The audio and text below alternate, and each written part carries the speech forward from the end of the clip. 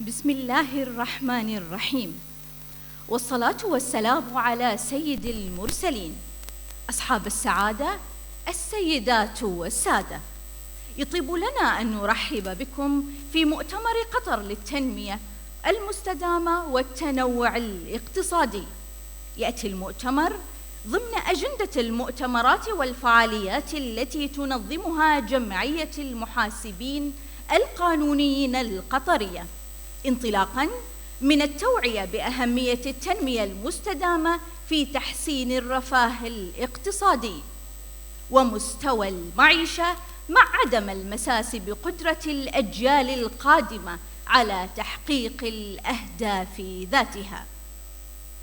ومن هذا الدور المتزايد والمتجدد جاءت الدعوة لانعقاد هذا المؤتمر لتعزيز الجهود في مجال التنمية والممارسات السليمة والخضراء، بما يتناغم مع أهداف التنمية المستدامة التي اعتمدتها جميع الدول الأعضاء في الأمم المتحدة في عام 2015، والتي تعرف أيضاً باسم الأهداف العالمية، باعتبارها دعوة عالمية للعمل على إنهاء الفقر. كما تهدف رؤية قطر 2030 إلى تحويل قطر إلى دولة متقدمة قادرة على تحقيق التنمية المستدامة وعلى تأمين استمرار العيش الكريم لشعبها جيلاً بعد جيل. والآن مع كلمة الدكتور هاشم السيد، رئيس مجلس إدارة جمعية المحاسبين القانونيين القطرية.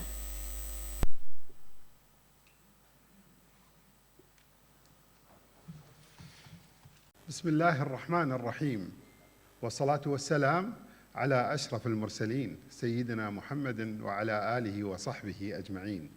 أصحاب السعادة، السيدات والسادة، يسرني بالإصالة عن نفسي وبالإنابة عن الزملاء أعضاء مجلس إدارة جمعية المحاسبين القانونيين القطرية أن أرحب بكم وأن أتوجه لكم بالشكر على حضوركم ومشاركتكم في مؤتمر قطر للتنمية المستدامة والتنوع الاقتصادي. الأخوة الأعزاء، يعكس هذا المؤتمر اهتمام جمعية المحاسبين القانونيين القطرية والتزامها اتجاه تعزيز الجانب التثقيفي والتوعوي للمهتمين وذوي العلاقة في مجال التنمية، وذلك انطلاقاً من الدور الفعال الذي تلعبه المحاسبة في رفع كفاءة الاستثمار الأمثل للموارد وإنجاز أهداف التنمية، حيث يناقش المؤتمر التحديات والفرص لأهداف التنمية المستدامة والتنوع الاقتصادي، وذلك في إطار تعزيز المعرفة وعرض أفضل الممارسات بهدف تعزيز الوعي بأهمية التنمية المستدامة وتبني الممارسات الصديقة للبيئة والاقتصاد المستدام من خلال البحث والتدريب، ومن أجل تطوير حلول مستدامة ومبتكرة للتحديات التي تواجه العالم اليوم، مثل تغير المناخ وندرة الموارد والأزمات الجيوسياسية. الأخوة الأعزاء، يعد مفهوم التنمية المستدامة أحد أهم التحديات التي تواجهنا في العصر الحديث، فهو يهدف إلى تحقيق التوازن بين تلبية احتياجاتنا الحالية والقدرة على تلبية احتياجات الأجيال القادمة. إننا ندرك جميعاً أهمية الحفاظ على البيئة والمحافظة على الموارد الطبيعية، وذلك لضمان استدامة حياتنا وحياة الأجيال. وقد اعتمدت جميع الدول الأعضاء في الأمم المتحدة في عام 2015 أهداف التنمية المستدامة، والتي تعرف أيضاً باسم الأهداف العالمية، باعتبارها دعوة عالمية للعمل على إنهاء الفقر وحماية الكوكب وضمان تمتع جميع الناس بالسلام والازدهار بحلول عام 2030.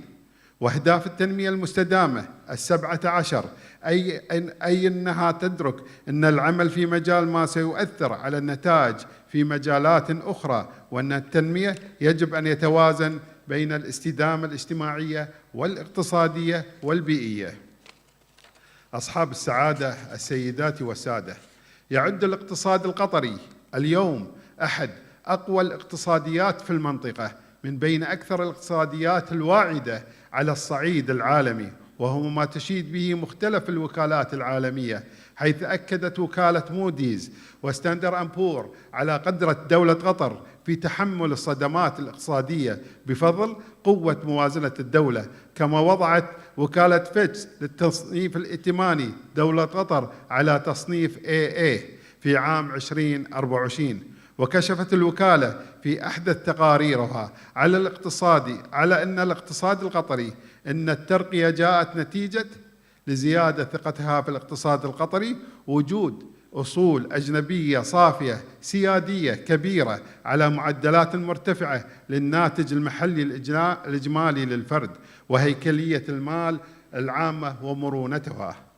ونجحت دولة قطر خلال السنوات الماضية في ترسيخ مكانتها المتقدمة على خارطة الاقتصاد العالمي وفق النهج الذي رسمه سيدي حضرة صاحب السمو الشيخ تميم بن حمد آل ثاني أمير البلاد المفدى حفظه الله، لمواصلة مسيرة تحقيق رؤية قطر الوطنية 2030 نحو إرساء اقتصاد متنوع وتنافسي مبني على المعرفة والابتكار، حيث تمثل رؤية قطر الوطنية 2030 بركائزها الأربعة البشرية والاجتماعية والاقتصادية والبيئية استراتيجية شاملة لتحقيق تنمية مستدامة تهدف إلى تحويل قطر بحلول 2030 إلى دولة متقدمة قادرة على تحقيق التنمية المستدامة مع الحفاظ على البيئة والاستمرار في تأمين العيش الكريم لشعبها جيلا بعد جيل.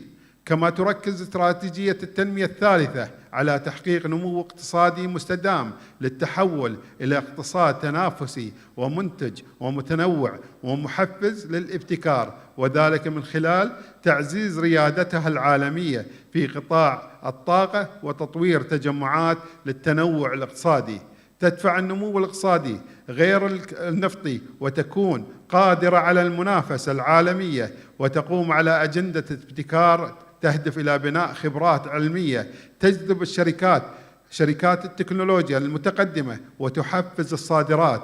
كما ستعمل على خلق بيئة ملائمة للأعمال والمستثمرين تعزز ريادة الأعمال والاستثمار الأجنبي وقدرة الشركات المحلية على المنافسة، وإدراكا منها لأهمية الموازنة بين سياساتها الاقتصادية الهادفة إلى تنوع الاقتصاد الوطني وتعزيز مواردها وثرواتها الطبيعية، فإن من المتوقع أن تبلغ إيرادات الغير نفطية لدولة قطر 43 مليار ريال في عام 2024 بنسبة زيادة تقدر بنحو 2.4 مقارنة بموازنة العام المالية 2023.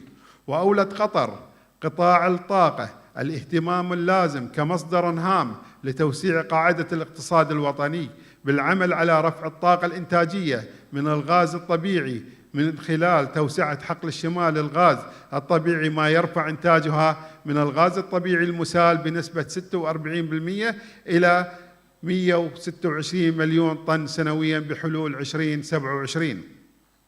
وساهمت هذه السياسات الاقتصادية الممنهجة في دعم كافة قطاعات الدولة لتصبح شريكاً فعال في تقوية الاقتصاد الوطني وتدعيمه وتعزيز ثقة المستثمرين به، ما جعل دولة قطر في مقدمة الدول الجاذبة للاستثمار.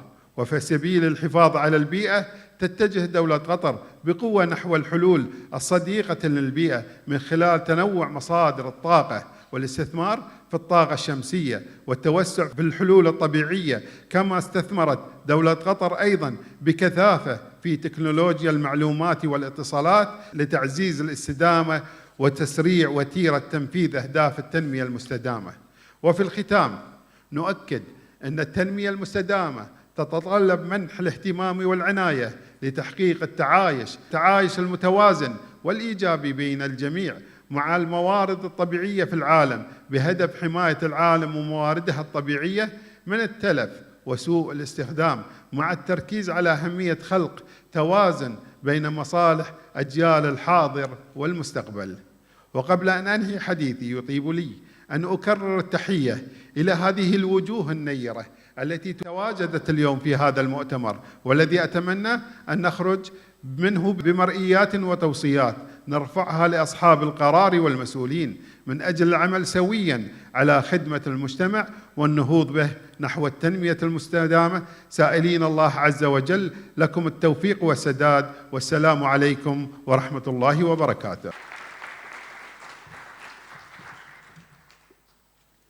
شكراً الدكتور هاشم السيد.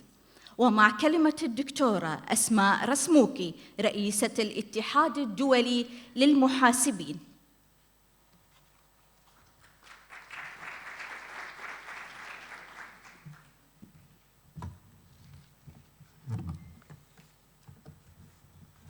بسم الله الرحمن الرحيم. السلام عليكم ورحمة الله تعالى وبركاته. السيد رئيس جمعية QCPA دكتور هاشم السيد، أصحاب السعادة، سيداتي سادتي، يشرفني ويسعدني أن أكون معكم اليوم في الدوحة بصفتي رئيسة الاتحاد الدولي للمحاسبة، وخصوصاً أنني مغربية أنتمي إلى الوطن المغربي العربي. وسمحوا لي نقول جوج كلمات باللكنة الدارجة المغربية باش نقول لكم شحال أنا فرحانة بزاف اليوم، ونعبر عن فرحي من قلب قلبي على المجهود الكبير اللي بذلوه الجمعية القطرية QCPA ومجموعة ACCA باش نكون طرف من هذا المؤتمر وباش ياخذوا باعتبار جدول أعمالي. شكرا بزاف بزاف.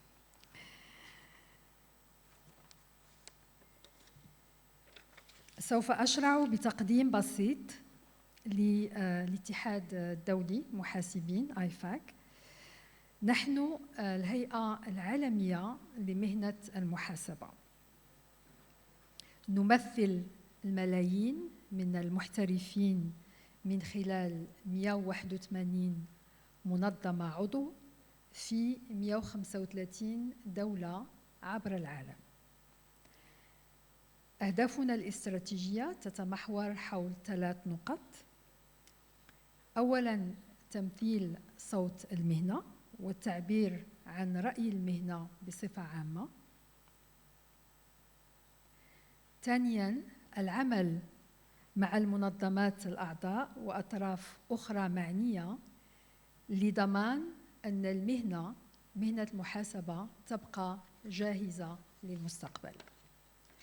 وثالثاً، دعم عمليات وضع المعايير الدولية المتعلقة مثلاً بالتدقيق، بالسلوك الأخلاقي، بالتعليم، بإعداد تقارير المالية وغير المالية، مع التركيز على الاعتماد والتطبيق. سوف أتحدث خلال الدقائق التي خولت لي عن دور مهنتنا في مجال الاستدامة، وكيف يقوم الاتحاد الدولي للمحاسبين IFAC بمساعدة أعضائه على لعب الدور الفعال المنتظر منها. فمنذ الأشهر القليلة الماضية شرع الاتحاد الدولي IFAC ومجموعاتنا الاستشارية في إعداد إطار عمل أو مجموعة من الإجراءات لمساعدة منظمات المحاسبة المهنية على وضع خططها المحلية بشأن الاستدامة. فنحن بالآيفاك في طور تأسيس خريطة مكونة من 4 أجزاء لمسيرة الاستدامة لمنظمة المحاسبة المهنية. وهذه الأداة ليست مخصصة لتقديم أدوات محددة حول ما ينبغي فعله، وإنما تقدم محفزات وأسئلة للمساعدة في التفكير في القضايا الأكثر ارتباطاً بالممارسة المهنية.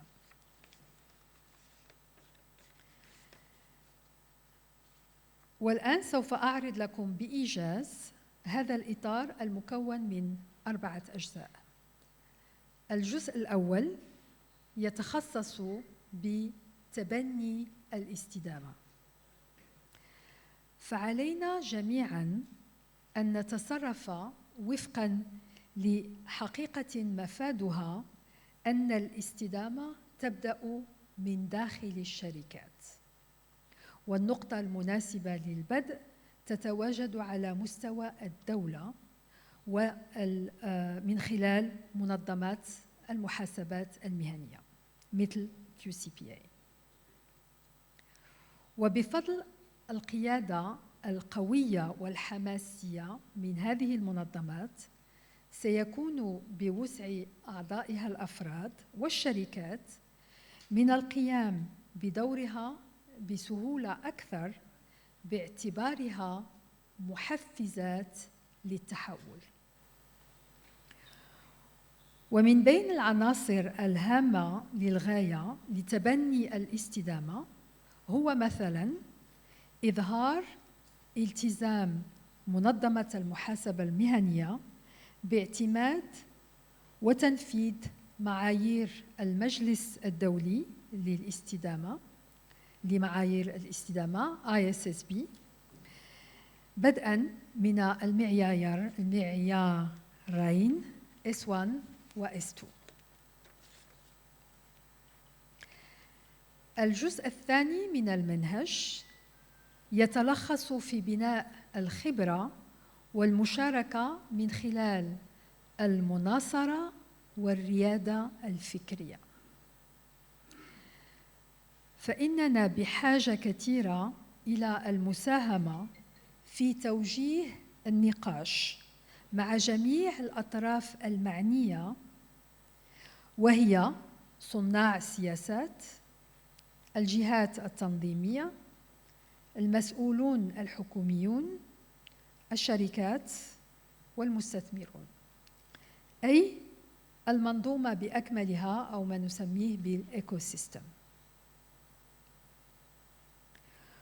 ويوفر البحث والريادة الفكرية على المستوى المحلي الأساس لسياسة تستند على أدلة. فالجهات التنظيمية بحاجة ماسة إلى الحصول على هذه البيانات والأدلة، وهذا يمكننا تقديمه كخبراء محاسبين. ومن الأمثلة التي يمكن أن أقدمها لكم على ذلك أننا في الآيفاك شهدنا إقبالاً كبيراً لدراستنا المقارنة حول تقادير الاستدامة وضمان جودتها. وهذه الدراسة التي أجريناها بالاشتراك مع إحدى الهيئات الأعضاء بأمريكا، هذه الدراسة تسمى State of Play. وأود تشجيع الجميع على الاطلاع على هذه الدراسة والتقارير المتعلقة بها من خلال زيارتكم لموقعنا بالإنترنت. الجزء الثالث للمنهج هو التركيز على المهارات والكفاءات، ويبدأ هذا بتطوير المهارات، حيث يتعين على منظمات المحاسبة المهنية وضع خطة ثم تولي إدارة التدريب والمناهج الدراسية. فمن الضروري التنسيق مع المؤسسات التعليمية والجامعات لضمان اكتساب الطلاب والمهنيين للمهارات المناسبة لتأهيلهم وعملهم. وهذا أمر هام لتنفيذ المتطلبات الجديدة لإعداد التقارير حول الاستدامة وللتكيف المستمر مع بيئة الأعمال التجارية والتنظيمية التي هي في تغير مستمر. وهنا ينبغي مواصلة التأكيد على أهمية الالتزام بأعلى المعايير الدولية خصوصاً في مجال السلوك الأخلاقي.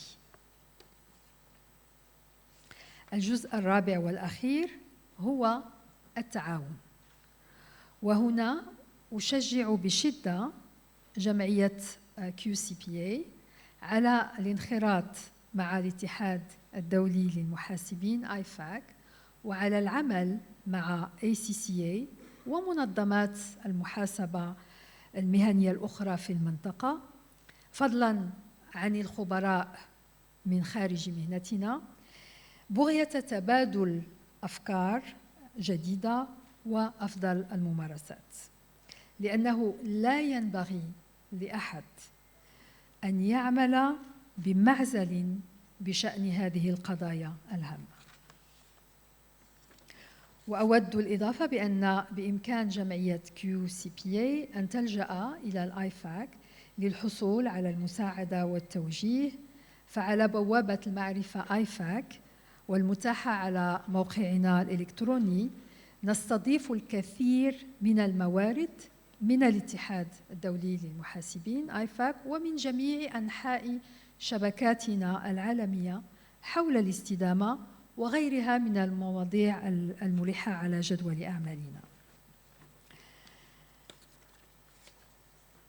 سيداتي سادتي، كخلاصة أود أن أؤكد أننا كمهنة عالمية نتمتع بأفضل وضع يسمح لنا بتولي زمام الأمور في مجال إعداد التقارير كمهنة عالمية وضمان الاستدامة، لكن علينا أن نبذل قصارى جهدنا، ومنظمات المحاسبة مثل QCPA لا غنى عنها في تحقيق ذلك.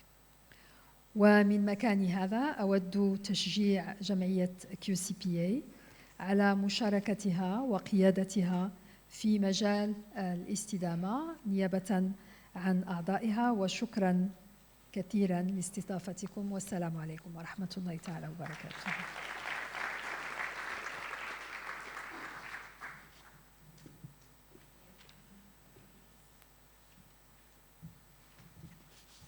شكراً الأستاذة أسماء. والآن يتفضل سعادة السيد سعد بن علي الخرجي رئيس قطر للسياحة والدكتور هاشم السيد لتكريم الدكتورة أسماء رسموكي رئيسة الاتحاد الدولي للمحاسبين.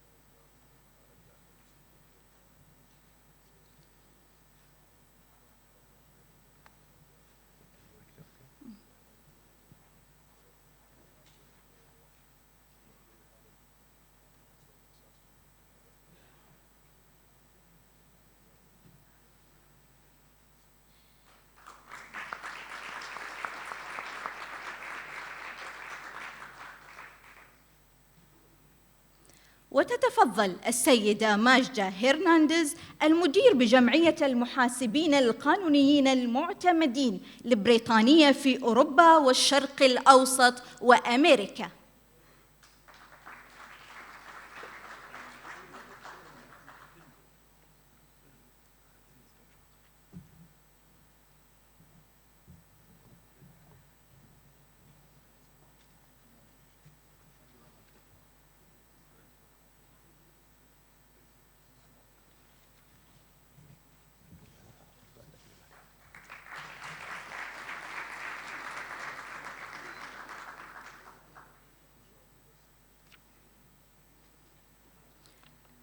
ويتفضل الدكتور هاشم بإهداء درع الجمعية لسعادة السيد سعد بن علي الخرجي رئيس قطر للسياحة الراعي الرسمي للمؤتمر.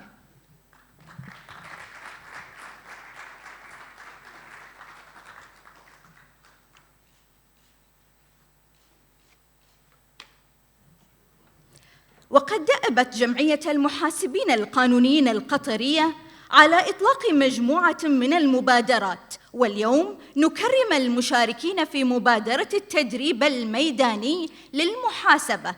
فليتفضل سعادة السيد سعد بن علي الخرجي والدكتور هاشم السيد لتكريم المشاركين. حصة أحمد المهندي.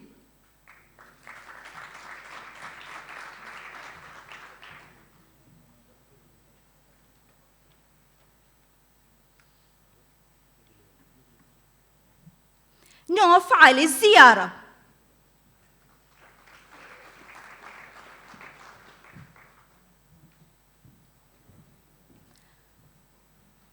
لولوى إبراهيم راستي. عائشة حمد المريخي. آمنة عبد العزيز الحداد.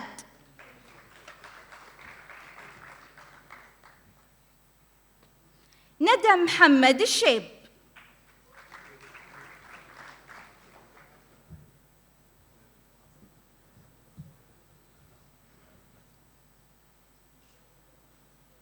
أسماء عبد الله الكواري.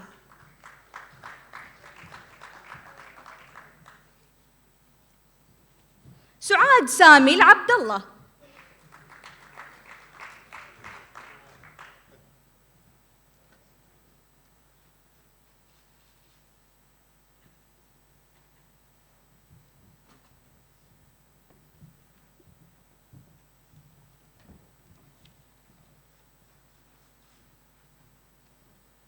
محمد سالم المناعي.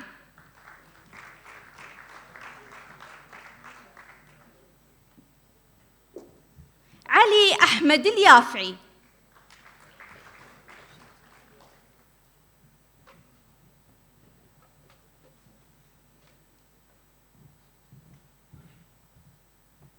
نورة محمد الكعبي.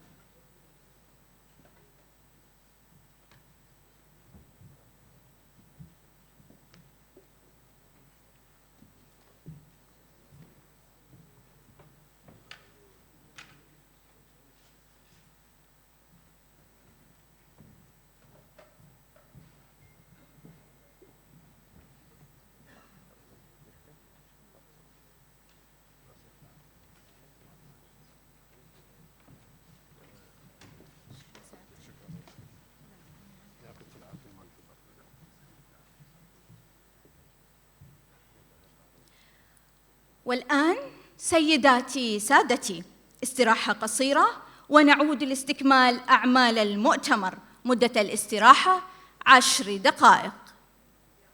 5 دقائق.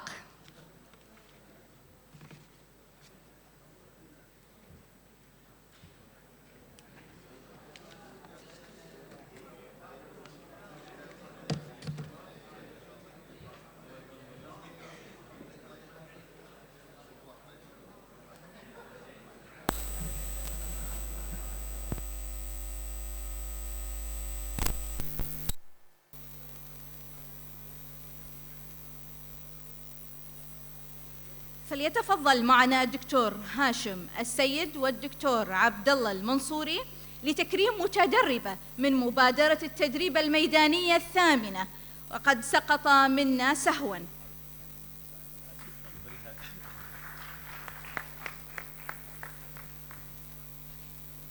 حصة هشام المناعي.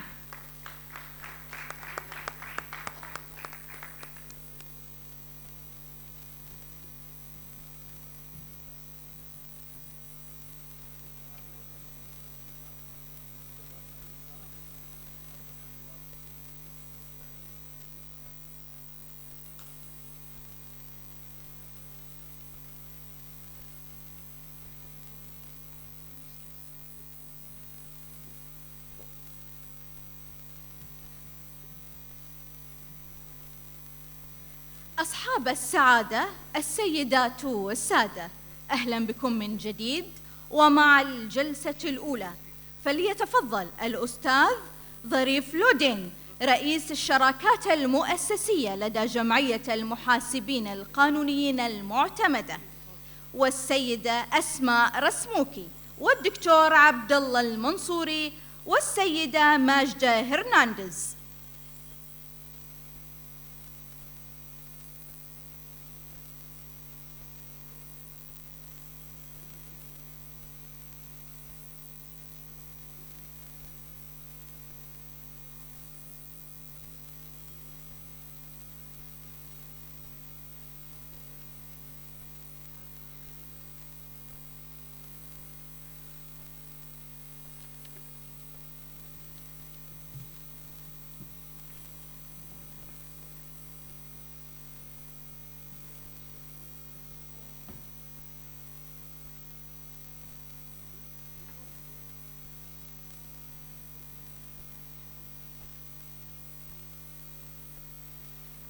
مع كلمة الأستاذة ماجدة هرنانديز، المدير بجمعية المحاسبين القانونيين المعتمدين البريطانية في أوروبا والشرق الأوسط وأمريكا.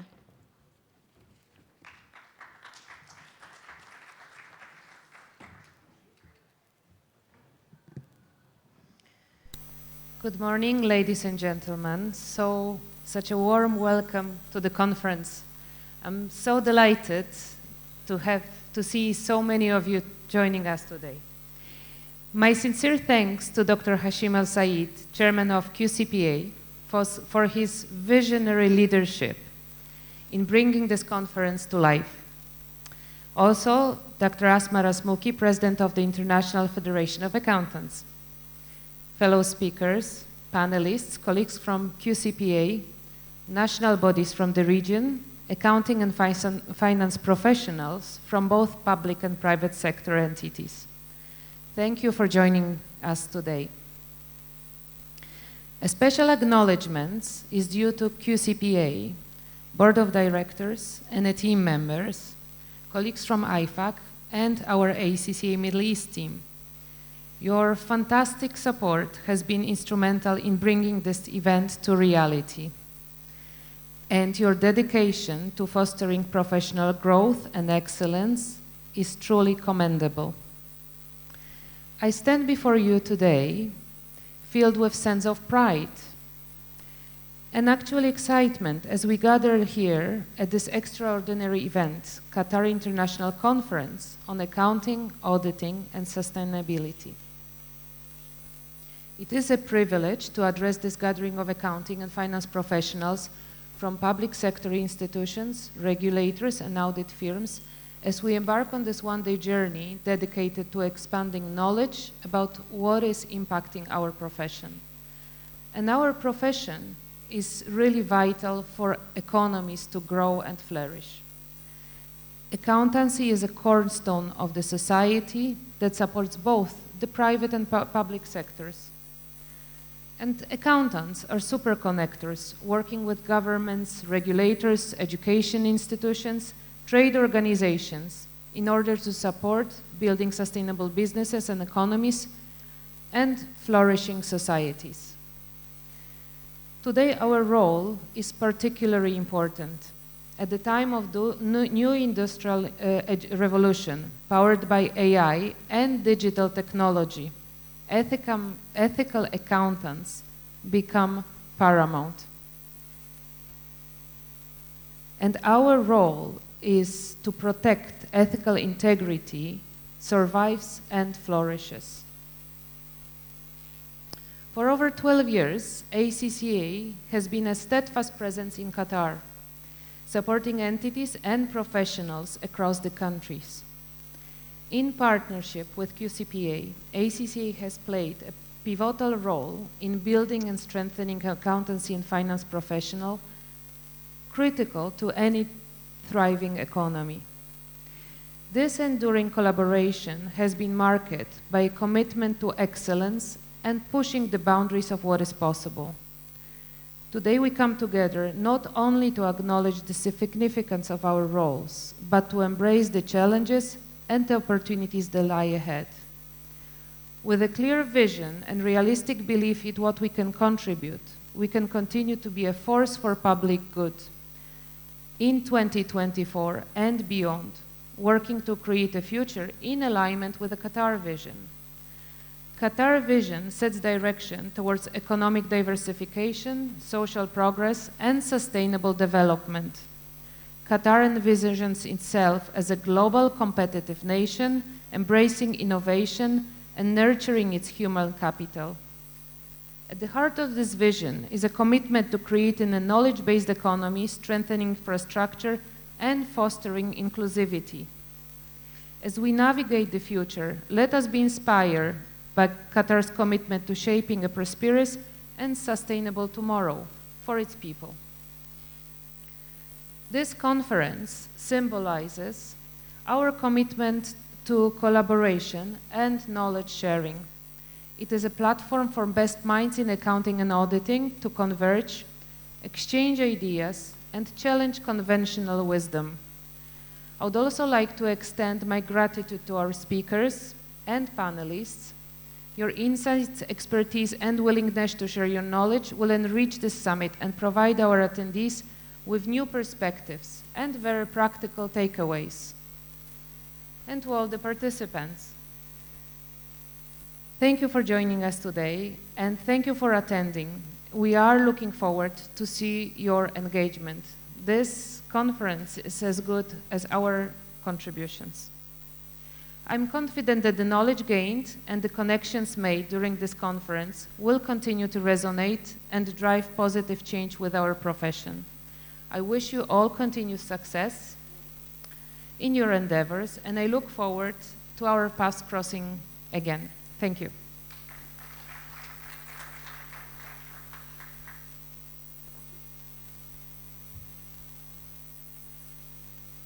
سيداتي سادتي، والآن مع الجلسة الأولى فليتفضل الأستاذ ظريف لودين رئيس الشراكات المؤسسية لدى جمعية المحاسبين القانونيين المعتمدين، والسيدة أسماء رسموكي، والسيد عبد الله المنصوري، والسيدة ماجدة هرنانديز، فليتفضلوا مشكورين.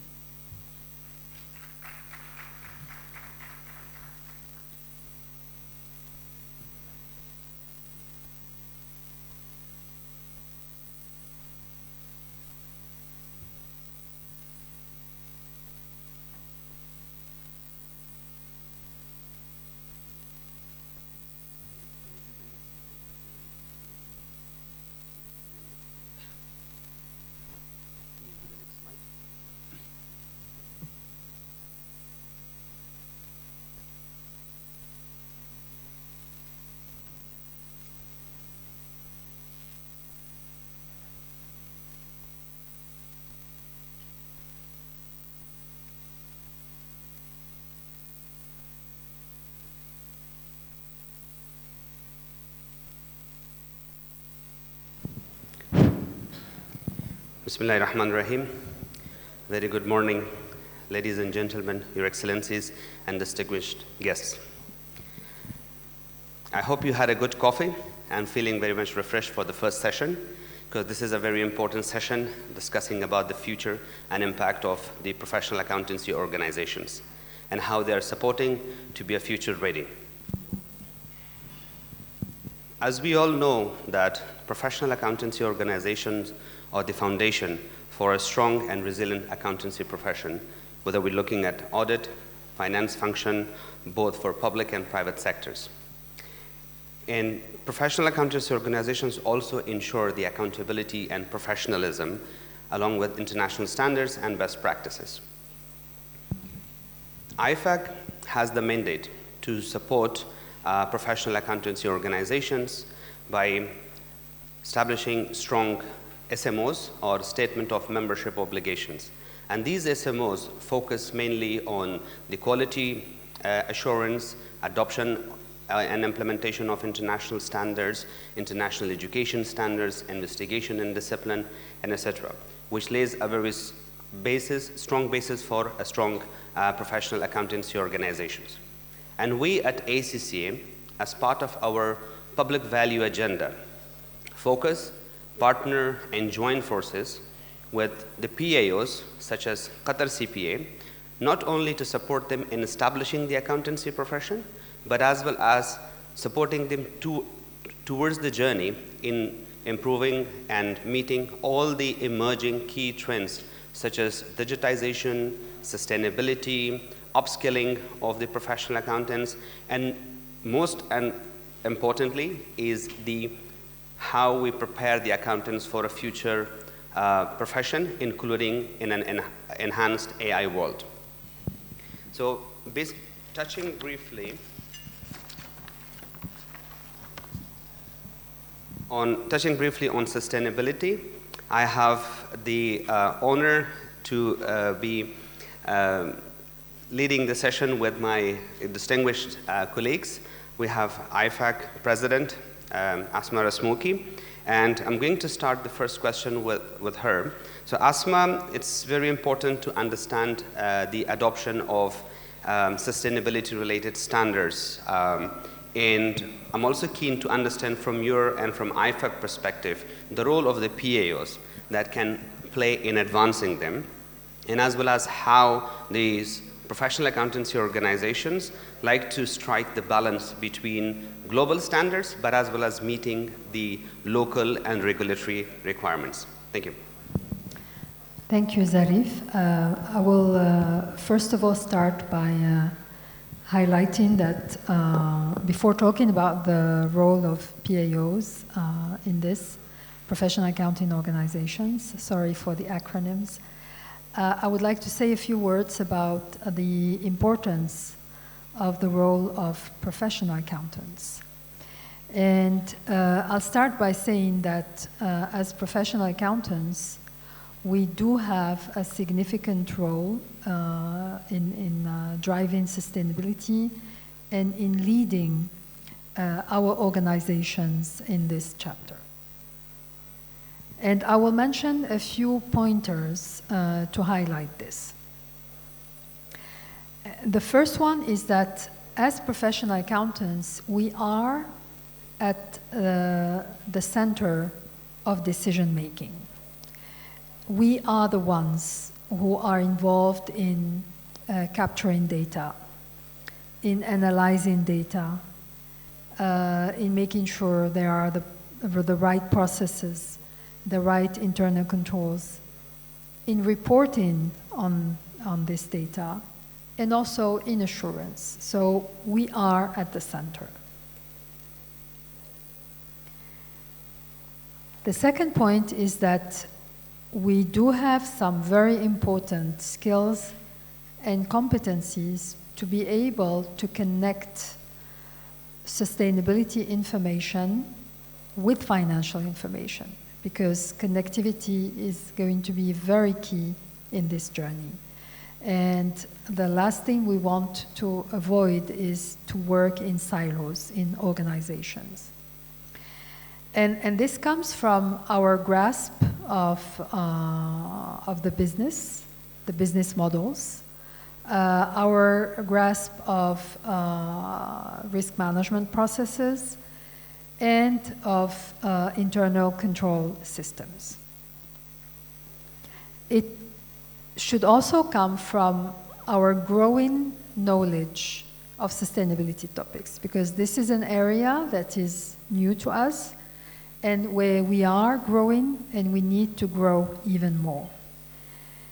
And in this, our ability to collaborate with experts in our jobs, whatever it is, we also have a lot of skills and competencies in working with other experts. And this is an area where we will not be able to do it alone. Again, it's going to be a lot about collaboration and working with specialists and experts. The other pointers is that as a global profession, we have a global reach like no other profession. When you look at the global markets, global investors, our global clients, they all call for our expertise and our connections. And most importantly of all, and I like to repeat that, our ethical integrity. That is something that distinguishes us as a profession and must continue distinguishing us even more so in this journey on sustainability. We also are the ones who provide high quality audit and assurance, and that is also something that is very important in sustainability. It's not just about reporting, it's also about assuring the information that will be reported, and our role will be key in this. And last but not least, and this is linked to also our ethical leadership, is our public interest mandate. That is something we should not forget. That is also what distinguishes us as a profession, and that what makes us subject to a very strong, robust ethical code. So, to do this, professional accountant organizations and professional accountants will have to continue seeking knowledge. And the good news regarding this is that we do have the competencies, the foundational skills. They are not enough. We will have to build more on that. And this is where the role of IFAC and its education panel is going to be key in terms of making sure that our members and the members of our members are well prepared and well educated in this. And on that, I will just say a few words before I close. Our education panel has issued a paper that sort of highlights what has changed in our role in sustainability versus what we already have as professional accountants. And in areas like business acumen, ethical behavior, technical expertise, etc.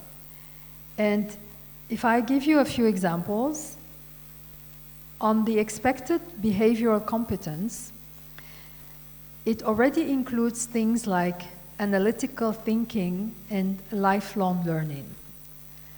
But what is new with sustainability competencies is that we're going to have a greater emphasis on self-learning and applying professional skepticism on a new subject matter, because this is a new subject matter to us. Another example is analyzing the adequacy of systems and processes and internal controls. This is something that is not new to us. But what will be new is applying this again to a new subject, and in the context of new disclosures.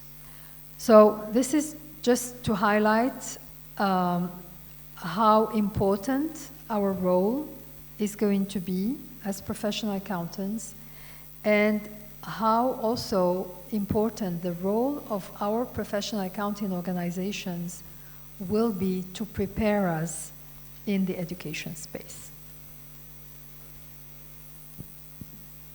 Thank you very much, Asma. I think the pointers are very important and interesting, and I'm sure the audience would have been already prompted with some questions with regards to the sustainability disclosures, and as well as the role for the professional accountants that they are required to be playing And I can see you put an emphasis, the accountants being at the center, the competence required, the specialists and experts being involved in the process, the ethical and the quality assurance element of it, and the education side of it as well. So just for the awareness of the audience, if you have any questions that you would like to ask the panel, at the end we will have a few minutes, so please feel free to ask us the questions.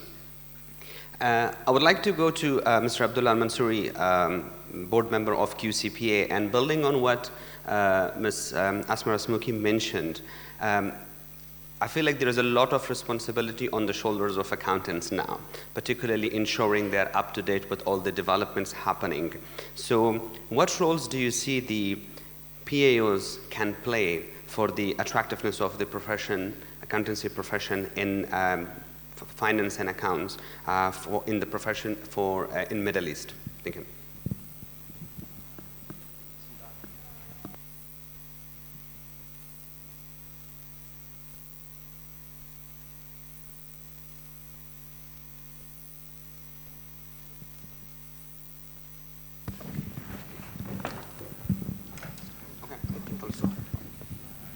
طيب، بسم الله الرحمن الرحيم. السلام عليكم ورحمة الله وبركاته. اسمحوا لي ان انا اعبر عن سعادتي صراحه بشوف الكوكبه الطيبه من المهنيين الممارسين للمحاسبه في قطر. استاذ زفير، انا شاكر لك سؤالك، وانا بعرج على ما ذكرته الاستاذه اسماء، وبحاول قدر المستطاع اني انا يعني اشرح بنقاط بحيث ان احنا ممكن تكون الاستفاده عامه. مثل ما ذكرت الأستاذة أسماء والكل يعرف الآن، المحاسبة ما أصبحت فقط هي تعني المحاسبين، وإنما هي مهارة حياتية ومهارة مهمة جدا في حياتنا وفي اتخاذ قراراتنا. فلذلك من المهم الآن، وأنتم تشوفون الآن هذا النقاش اليوم في هذا المؤتمر، والنقاشات الآن اللي تتكلم عن الاستدامة، نتكلم عن الديجيتايزيشن أو الرقمنة، نتكلم الآن عن الاي اي ودخولها. فكيف تأثير المحاسبة أو كيف تأثير هذا العلم والقطاع والمجال في هذه الأمور المهمة اللي حاليا تبحث؟ هذا من المهم جدا ان احنا نبين دورنا لسببين رئيسيين. السبب الاول ان تعنينا في عملنا مباشرة، وايضا احنا عملنا الهدف الاساسي هو المساعدة في اتخاذ قرارات رشيدة. وهذا يدل على النقطة الثانية، أو يخليني أذكر أيضا النقطة الثانية، موضوع العالمية والجلوباليزيشن. اليوم المحاسبة ما تعني فقط جهة معينة أو دولة معينة أو يعني ريجن معين، وإنما تعني العالم كله. الجلوباليزيشن أصبح اليوم في أي أمر جديد أو في لا قدر الله أي أزمة أو أي تطور اقتصادي، تلاقي مباشرة المحاسبين يدلون بدلهم. مثل ما قال الأستاذة أسماء، احنا في وسط اتخاذ القرار أو متخذين القرار، we are in the center. فهذه أيضا نقطة مهمة. لله الحمد اليوم، حتى وإن كان العالم الآن أو المؤسسات المختصة تحاول قدر المستطاع رسم سياستها ووضع خططها لهذه المواضيع الجديدة، إلا أن في تجارب جدا جيدة موجودة من كثير من المؤسسات. فأيضا أن احنا نبين هذه التجارب شيء إيجابي ومهم جدا، بحيث ان احنا نتعلم من بعض الاوقات نستغرب، نعتقد ان احنا هنا في المنطقه يعني ما يعني ان ما يحدث مثلا في اوروبا او في امريكا الجنوبيه او غيرها.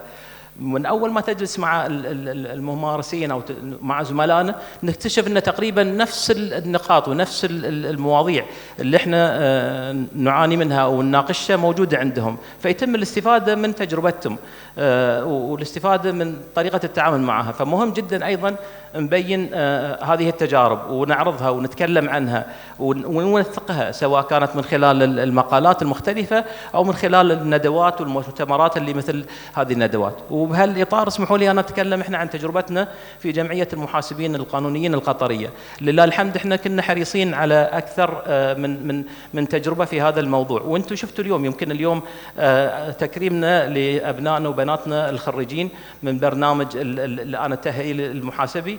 هذا مجموعه من الشباب والشابات الله يحفظهم، خريجين جدد، حرصنا ان ياخذون تدريب ميداني حقيقي بحيث انه يكون يدعمهم ويزيد من مهاراتهم وكفاءاتهم ان شاء الله تعالى بمجرد انخراطهم في جهات عملهم، وهم كلهم في جهات معينة، ولكن هذا نوع من التأسيس لهم. فأنتم شفتوا اليوم احنا حرصنا ودورنا في هذا الإطار في الجمعية.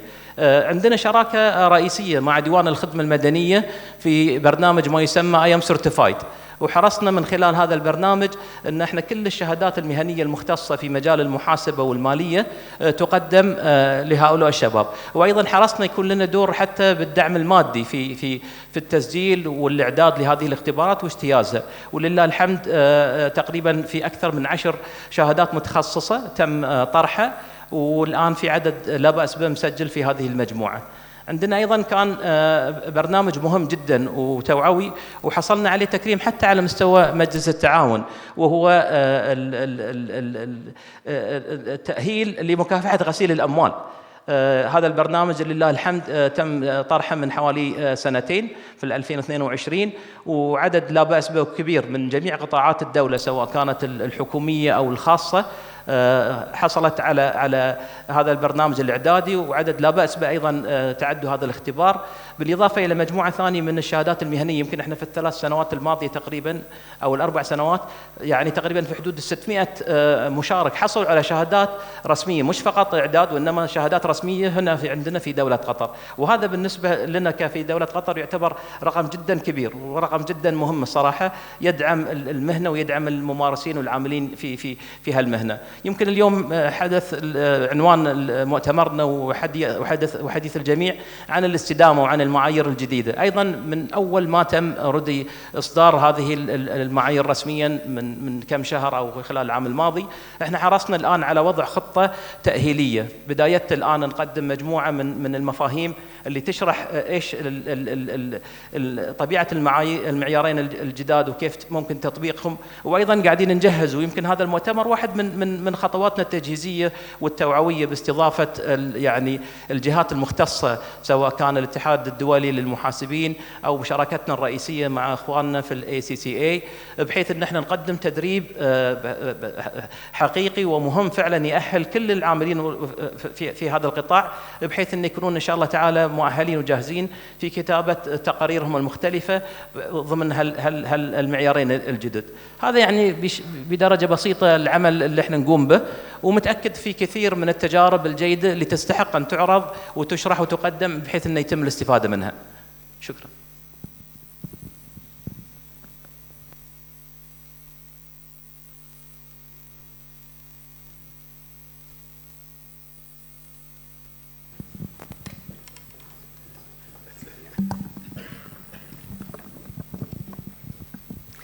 Thank you very much, Mr. Abdullah Al-Mansouri. Magda, I would like to come to you, but just highlighting a few points that Mr. Mansouri mentioned with regards to how PAOs can play the role in terms of ensuring that the profession remains attractive for the professional accountants, and how they demonstrate the value, raise awareness, and support them towards the journey. And as well as like today's conference is a good example of that. And within the conference, and earlier we had a celebration of the graduates. I think that's a good emphasis to showcase how Qatar CPA is committed to support. But it'll be good also to bring a bit of more global perspective into the attractiveness of the profession and where those experiences can be exchanged to further enhance the attractiveness of the profession in this country. So very keen to have your views on that. Thank you. Thank you very much, and thank you for laying the foundations for my answer. Look, attractiveness of the profession, it's a global challenge. It's, I think, a phenomenon that we all face across the whole globe. And the irony is that it comes at the time when the profession was giving the most diverse opportunities. I think accountancy is really addressing all the needs that the young generation has. It gives global opportunities. It is about such a diverse roles that it's not anymore only about tax, audit, or IFRS. There is such a variety of roles. Accountants became business advisors. They become strategic leaders. They are at the heart of the organizations. And yet, we cannot make it attractive enough. Moreover, there are now more roles coming. There are roles around sustainability. We did talk about sustainability reporters, sustainability assurers. These are the roles which should be so attractive to the young generation that wants to change the world, that wants to have a job, that has a meaning. And yet, we are struggling to make it attractive. I find this really a huge irony. But also accountancy really addresses other needs the young generation has. It offers really flexible working. It offers global mobility. It allows to use the most modern technology. And here is something that I would like to bring as a challenge to all of us. Our ACCA most recent talent trend shows that young people are really concerned about technology. They are concerned about AI because they do feel that they might be at risk, that the accounting profession might be affected by growing importance of AI. And I think this is something that we need to demystify, and if we manage to do that, it will sort a big part of the equation. And it is true that AI, as any other big development in the history, like development of electricity, computers, internet, will transform the way we work. There is no doubt about it. It will change accountancy profession and the job that we conduct. But my belief is that it will change it for better. It will remove the most boring, repetitive tasks that might be then taken by the AI, but it will allow accountants to flourish. It will allow professional accountants to use all their skills, critical thinking, strategic thinking, to really make the most of the profession, to make the most of their talent. So the question to all of us is how we sell it, how we promote it, how do we talk to young generation to make sure that we promote the profession, all the opportunities that it provides, and we demystify artificial intelligence. And it is really for all of us to take part. We all have a role to play in it, from IFAC, through international, global accounting body like ACCA, local partners like QCPA, and finally, every single one of us. It is about how we talk to young people, how we promote the profession. And to be honest, there is nothing more powerful than your stories. There is nothing more impactful than the successes that you have achieved, who you have become, what the profession has done to you, to your careers, to your lives. There is nothing more inspirational to the young generation. So that's probably my challenge to everyone. How we talk to the young people, how we inspire them, how we use our stories to attract them to the profession, to make sure that they have similar opportunities. Thank you. Thanks, Magda, and that's a very good challenge to start off with. What I really liked, the element of the attractiveness of the profession, linking it to the opportunity, right? And in the first round of questions, we spoke about the role of IFAC, how ACC and QCPA can do the foundational work, but I'm sure we have the room full of professional accountants, and I guess, Asma, I'm coming to you with what role do you see the professional accountants would play in sustainable business practices? And on an individual level, what the professional individual accountants need to do to get ready, and how the PAOs can actually support them. Thank you.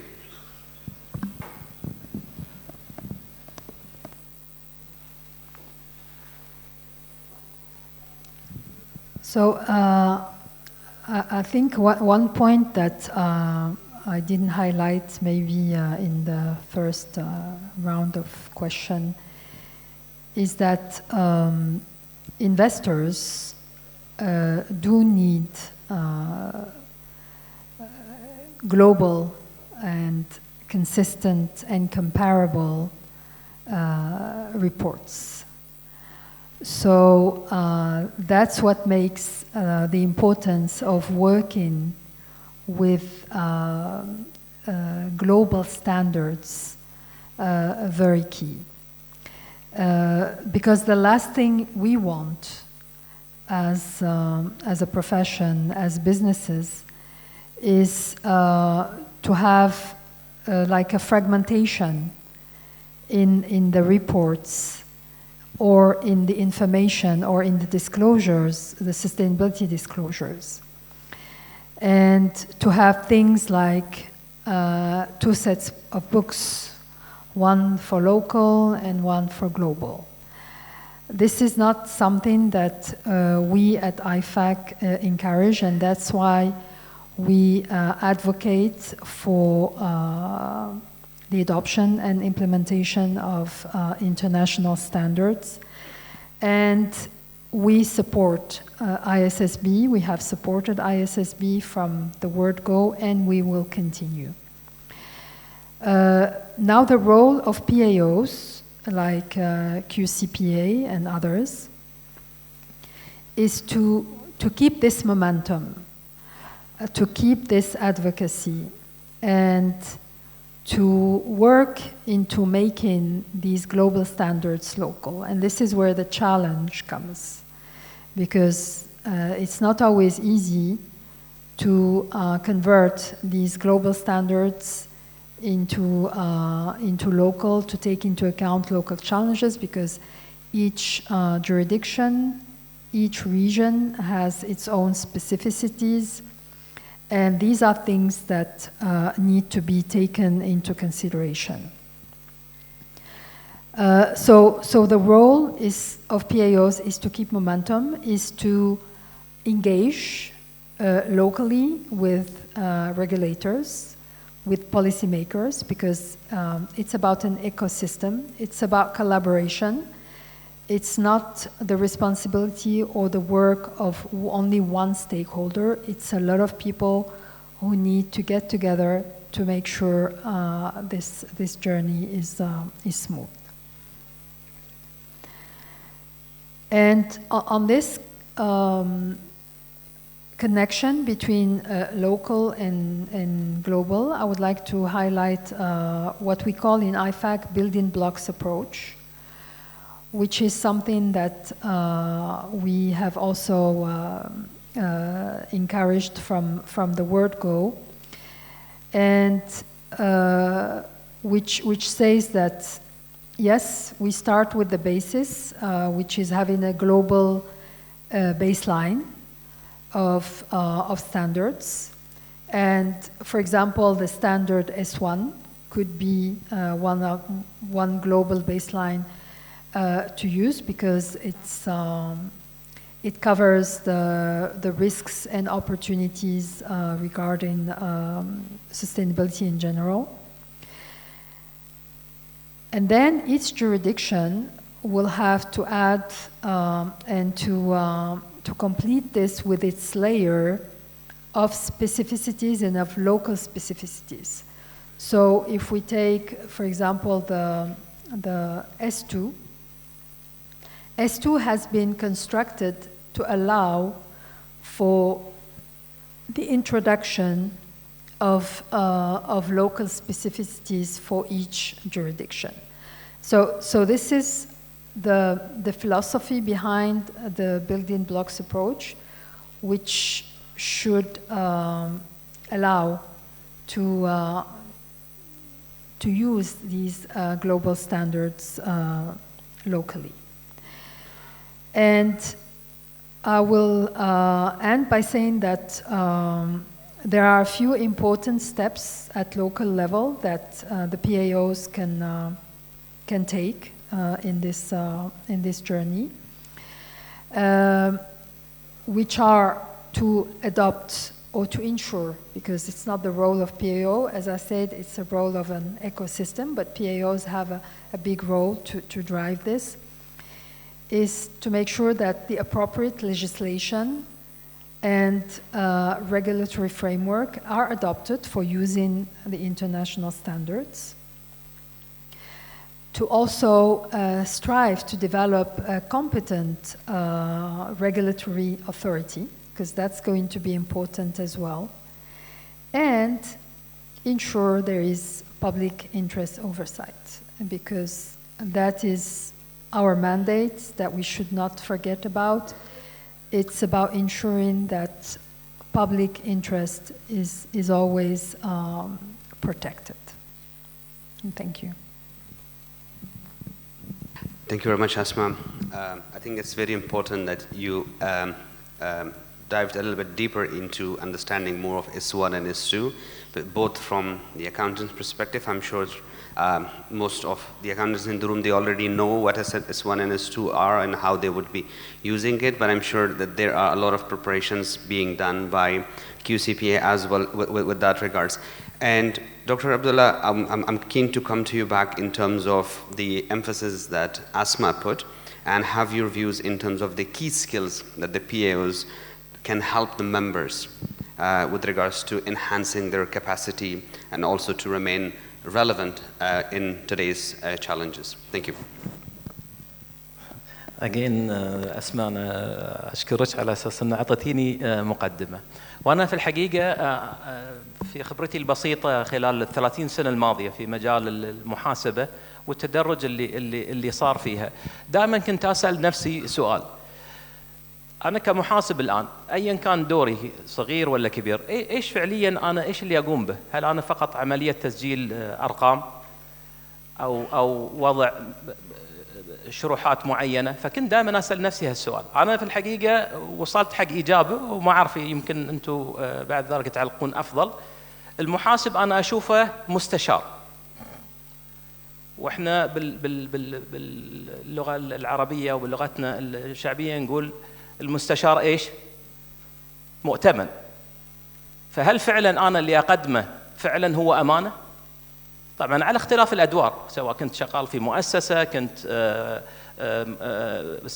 استشاري، كنت مراجع، كنت كذا، في النهاية أنا أعلق أو أنا أقدم بيانات المفروض تساعد في قرار معين: استمرارية، تحسين، تغيير، تطوير، تبديل. المهم في قرار لازم أنه يؤخذ بناء على هذه البيانات. فعشان كذي دائما أنا أسأل: هل اليوم الأرقام أو الجداول اللي انحطت هي كافية؟ ويمكن اللي كلكم تعرفون أفضل مني، المعايير وضعت في الأول كانت عبارة عن بعض القوائم، بعد ذلك صار فيه اهتمام كبير بالإفصاح، الديسكلوجر، وصار له إجراءات وقوانين. اليوم أنا كمحاسب وكمسجل اليوم فقط أعتمد على البيانات اللي موجودة من داخل الشركة، ولا ممكن أيضا أعتمد على بيانات أخرى؟ فهذه كلها الآن تتطلب من المحاسب أيا كان دوره، سواء كان عامل في شركة أو كان أوردي في مكتب تدقيق أو أيا كان مستوى محلل مالي. اليوم كيف أنا أقدر أقدم المعلومة المناسبة لمتخذ القرار، سواء كان حاليا أو مثلا ممكن مستثمر مستقبلي، أو الآن المالك الحالي، أو حتى حق الإدارة أو حق المجتمع، مثل ما قالت أستاذة أسماء. اليوم المحاسبة والبيانات المجتمع كله يحتاجها اليوم، وكيف إحنا فعلا نحمي هاي المجتمع، لأن لا قدر الله أي قرار خاطئ أو أي تأثير في قطاع معين أو في شركة معينة ما يأثر فقط على هذا القطاع، وإنما يأثر على الاقتصاد. واليوم شفنا إحنا اقتصاد في منطقة معينة أو في دولة معينة يأثر على العالم كله. فاليوم أنا بكل بساطة أتكلم كجمعية مثلا محاسبين، أنا دائما همي الأول كيف أرتقي بمهارات وكفاءات من يعمل في هذا القطاع أيا كان دوره وأيا كان مستوى. واليوم مثل ما قلت لكم ما أصبحت فقط إنه والله أنا دوري بس أقدم معلومة أو والله أقدم رقم، لا، في بيانات كثيرة اليوم تحتاج. أنا أشوف الأرقام اللي موجودة أو اللي أنا قدمته داخل الشركة، أحتاج أشوف البيانات اللي من داخل المؤسسة، أحتاج أشوف البيانات اللي في هذا القطاع، أحتاج أشوف البيانات والمعلومات عن هاي الدولة، عن هذه المنطقة، عن العالم الآن وإيش صاير فيه وين توجهه. فهذه كلها اليوم تحط مسؤولية مهمة على أي محاسب، على أساس أنه يطلع باستنتاج أو يكتب أمر لابد أنه يقدر أمرين: يقدر أنه هو مستشار، إذا هو يقدم نصيحة ويقدم معلومة لشخص راح يحتاجها ياخذ قرار فيها. والأمر الآخر أن اليوم ما أصبحت فقط دوري أنا كمحاسب أني بس أضع جداول وأضع قوائم، وإنما أشوف إيش البيانات وإيش المعلومات الموجودة واستخلص واستسقي منها النتائج والتوصيات. فلو قدرنا إحنا نشتغل على هذا الإطار بتلاقي نفسك كل يوم يمر عليك تتعلم شيء جديد. وقاعد إحنا نشوف الآن إيش الكثير من المواضيع وإحنا دائما موجودين في قلبها، دائما موجودين في أولويات. أول أي موضوع يتم طرحه جديد الآن تلاقونه مباشرة مجالنا وقطاعنا تأثر فيه مباشرة. فأنا بس بكتفي بهالنقطة على أساس أني أبين أن احنا اليوم مهمتنا كأشخاص وكمؤسسات على اختلاف أنواعنا أن فعلا كيف ننمي ونقوي. طبعا هذا مهم جدا. أيضا ذكرت الأستاذة أسمة أن اليوم الأمر مش فقط يعتمد علي أنا شخصيا أو على مؤسسة، لا، تكاتف وتضافر جهود الجميع. في شركاء مهمين جدا وكلنا نحتاج الجميع يكون له دور في هذا الأمر، سواء من قوانين، سواء من جهات حكومية، سواء كان من جهات مجتمع مدني، سواء كان من نحن كأفراد. فلذلك تضافر جهود الجميع راح يوصلنا دائما ان احنا نحقق الغرض او الهدف من وجودنا كمحاسبين وماليين.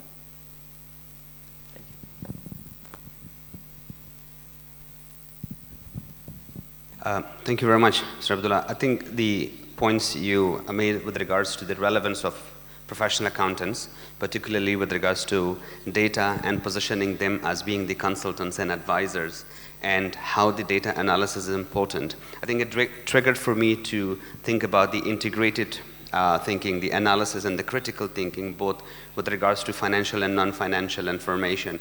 And Magda, coming back to you, building on the same point, I think now the building competences and sustainability becomes even more critical, right?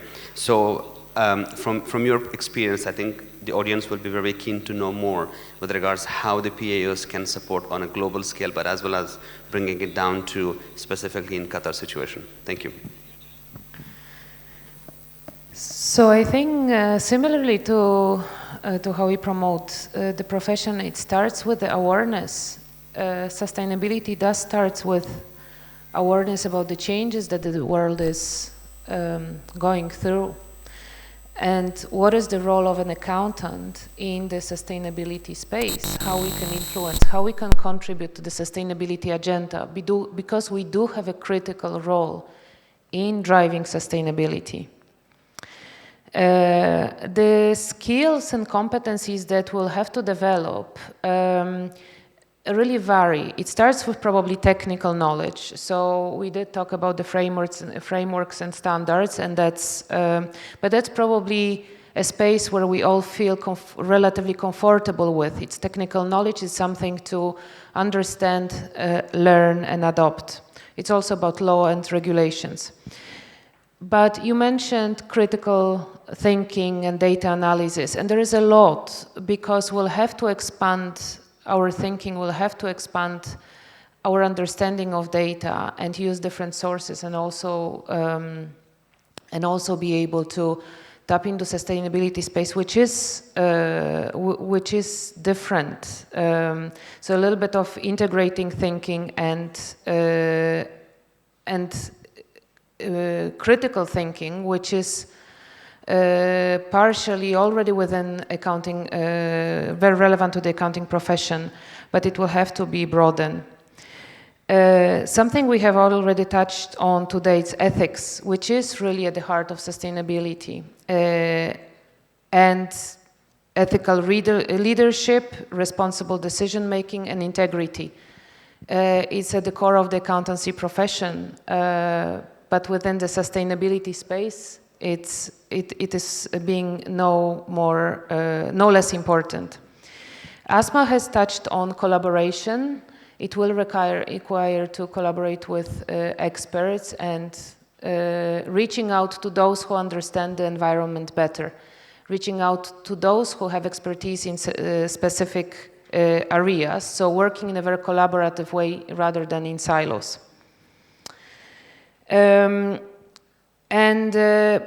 Something maybe that I would be very happy to share with the audience. ACCA has really thought how to support the members, how to support members of other professional bodies, but also anyone who is responsible, who is interested in the sustainability space. And we have just launched last Friday a professional diploma in sustainability, which consists of 4 certificates, which really cover, in a very comprehensive way, a broad knowledge about sustainability and how it is relevant to accounting. It starts with sustainability frameworks and ethics. It also touches the strategy, planning, governance. So that's another significant area. It does cover extensively sustainability reporting, and the final building block, it's sustainability assurance.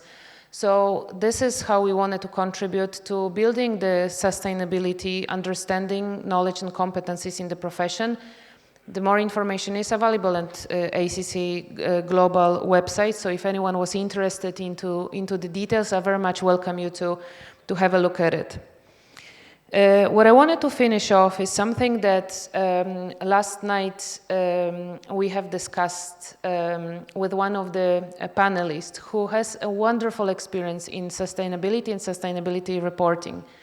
Someone who has worked for 15 years already in the subject, and it's really one of our best key speakers and guests today. And when I ask him a question, what is the key competency that we need to develop? What is the most important in adopting sustainability? He said courage. And it so much resonates with me. I think we do need to have courage to embark on this journey. We do need to have courage to learn new skills, competencies, new standards, to adopt them, but also to experiment. Because our work will not be perfect from day one. We will have to learn as we go, and we will have to have a courage to do so. So I initiated with a challenge to all of us, and I end up with a wish that we are all courageous. Thank you very much, Magda. Really appreciate the response, and I think that's a very interesting one. Let me see if I can summarize the whole session in 2 minutes. I think, and I want to start it back from the professional accountant's perspective. So if we summarize and we see starting from an IFAC role, and IFAC and also standard setter's role, initially is to develop the standards that we've been talking about, whether that's on sustainability, IFRS, or other related standards. But then the role of professional accountants, whether QCPA or ACCA, in supporting the implementation and adoption of those standards. But at the end of the day, it all comes back to the professional accountants, because every effort that, whether it's IFAC or whether it's member bodies are doing is all for the members in order to support them and enable them with the developing sustainable business practices. So with that, we have got a few minutes, 2-3 minutes. I'm very happy to open the floor for any burning question.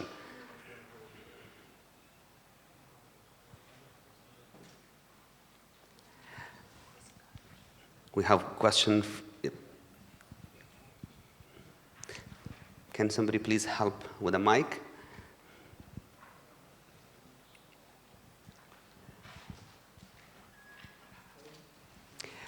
Second last row table, there is a sister, she wants to ask a question.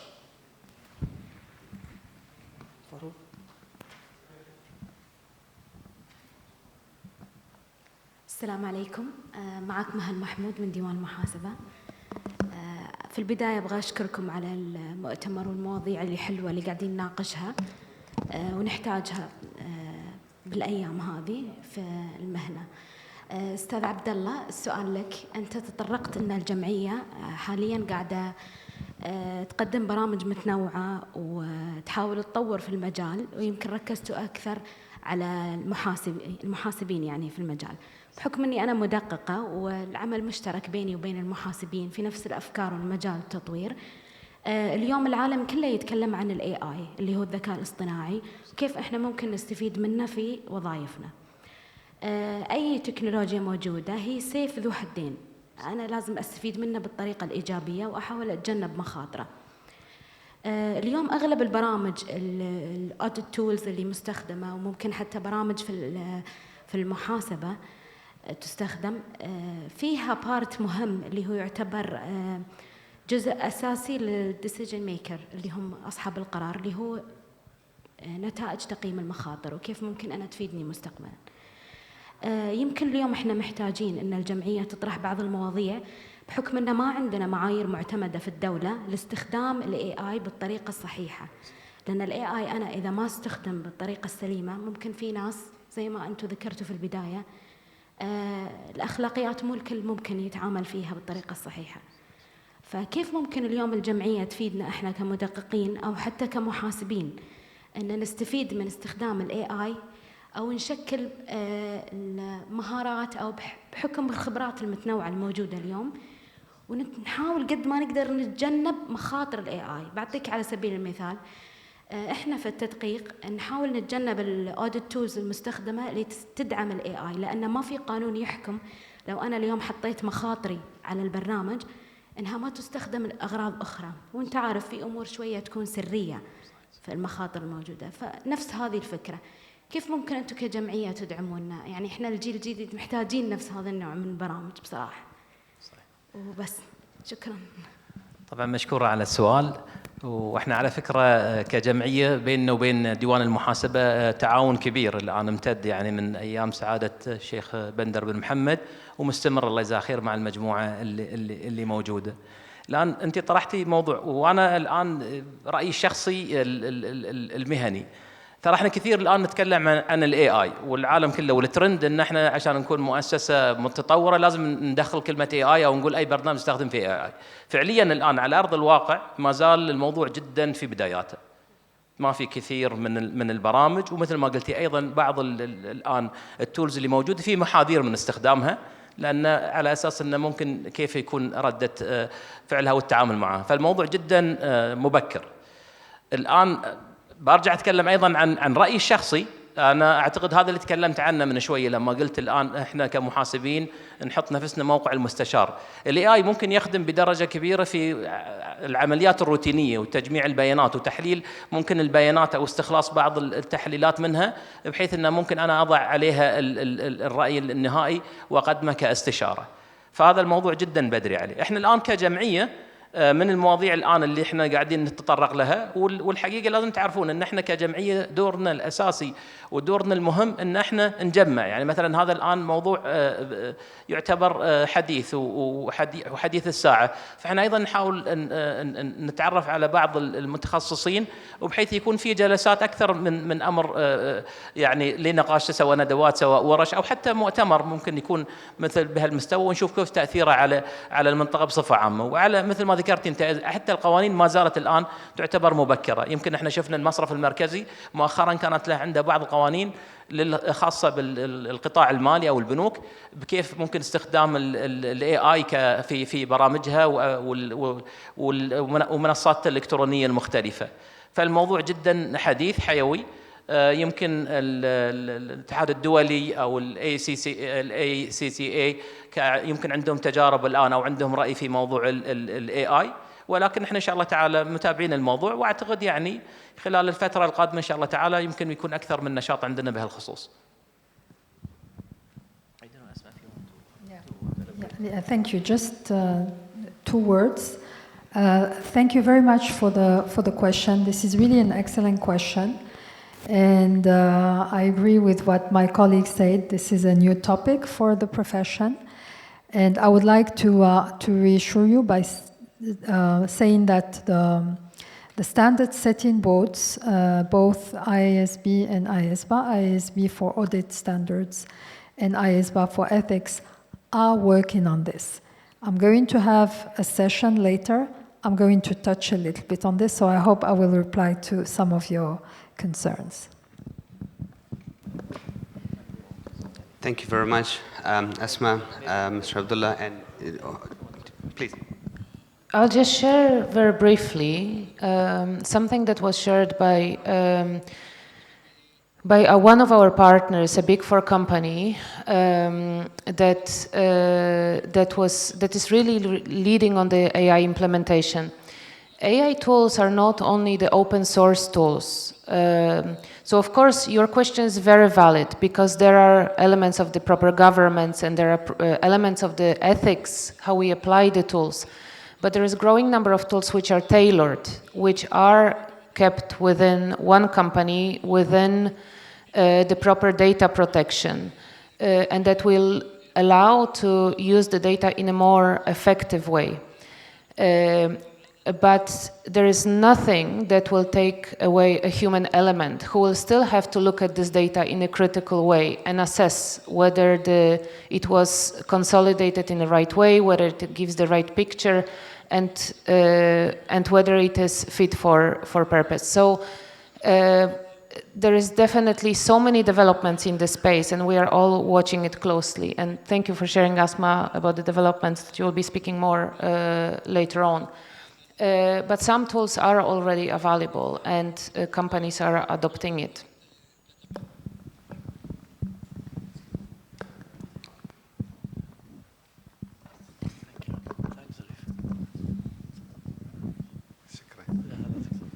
يعطيكم العافية وشكرا على الإيضاح وعلى النقاط اللي ذكرتوها، ولكن هناك نقطة أساسية يجب أن نذكرها يعني بحكم جمعية المحاسبين القانونيين القطرية. نحن دائما في جمعية المحاسبين القانونيين القطرية نأخذ مثل، والمثل الصيني المعروف: لا تعطيني سمكة ولكن علمني كيف أصطاد السمكة. هذه النقطة الأساسية لما ننادي بنظرية الذكاء الاصطناعي أو ننادي بكثير من النقاط. اليوم نخجل نحن في قطاع المحاسبة العديد من المحاسبين لا يعرف استخدام الإكسل، وهو النقطة الأساسية اليوم في عملنا موضوع الإكسل. كم واحد منا يعرف إكسل متقدم في عملية خدمة مهنته؟ النقطة الثانية كذلك موضوع المعايير المحاسبية. للأسف نأخذ ونتعلم ونمارس الأكاديمية ونتعلم في هذه العملية، ولكن نتجاهل موضوع المعايير المحاسبية. اليوم موضوع نقطة أساسية لخلق التنمية المستدامة والتنوع الاقتصادي: البيانات المالية. كيف نحقق البيانات الصحيحة؟ لأن الحوكمة والشفافية هي اللي تخلق الاستدامة. فإذا كانت عندنا بيانات مضللة وكذلك بيانات غير واضحة، هي تخلق عدم استمرارية المؤسسات والهيئات. ووجدنا هذه الأزمات. اليوم نعيش إحنا أزمة جيوسياسية حقيقية في المنطقة، ونعيش أزمة حقيقية اقتصادية. كيف نستطيع أن نحمي أنفسنا إلا بالبيانات الحقيقية والواضحة؟ هذه هي دورنا إحنا كجمعية محاسبين، نظهر الحقائق، نبين البيانات من خلال القوائم المالية، نظهر البيانات من خلال المؤشرات المالية. إذن هذا دورنا وهذا عملنا. من أراد أن يقرع الباب يعرف أين جمعية المحاسبين متواجدين، ونستطيع أن نخدم كل من يرغب. الشغف موجود لديك، ليس موجودة لدى الجمعية فقط. متى أردت أن تقرع الباب تجد وتعلم أين موجودة الجمعية حتى نخدمك فيها. على ضوء ذلك لا نستعجل لخطوات أمام ونفكر فيما هو أمام، ما هو موجود في الرقمنة والاستدامة وموضوع الذكاء الاصطناعي، ونحن نتجاهل القاعدة والأرض التي نقف علينا. لا نعلم عن الإكسل، لا نعرف عن المعايير المحاسبية، لا نعرف عن النظام المحاسبي. اليوم لازم نتكلم عن سياسات نقدية أو سياسات استحقاق أو غيرها من مواضيع مختلفة. إذن هناك قاعدة يجب أن ننطلق منها، نقوي أنفسنا حتى نستطيع أن نقارع الأمم ونصل إلى طموحات عليا. واسمحوا لي على الإطالة.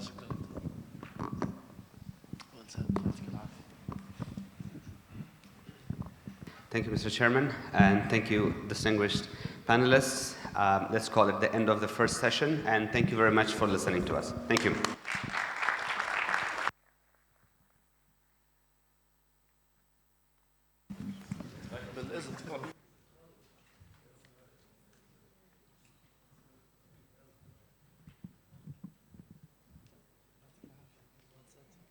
والآن مع جلسة بعنوان استكشاف الآفاق الناشئة والاتجاهات المستقبلية في مهنة المحاسبة، تقدمها الدكتورة أسماء رسموكي.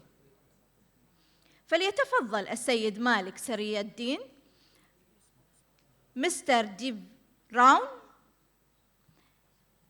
السيد عبد الله المهيثل، مستر توماس مولر.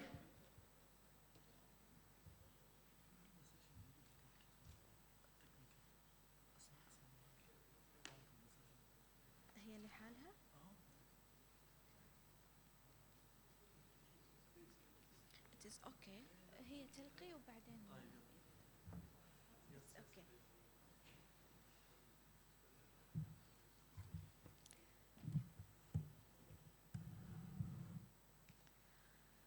Assalamu alaikum wa rahmatullahi ta'ala wa barakatuh. It's me again, and I promise this is the last time. So you won't hear from me again.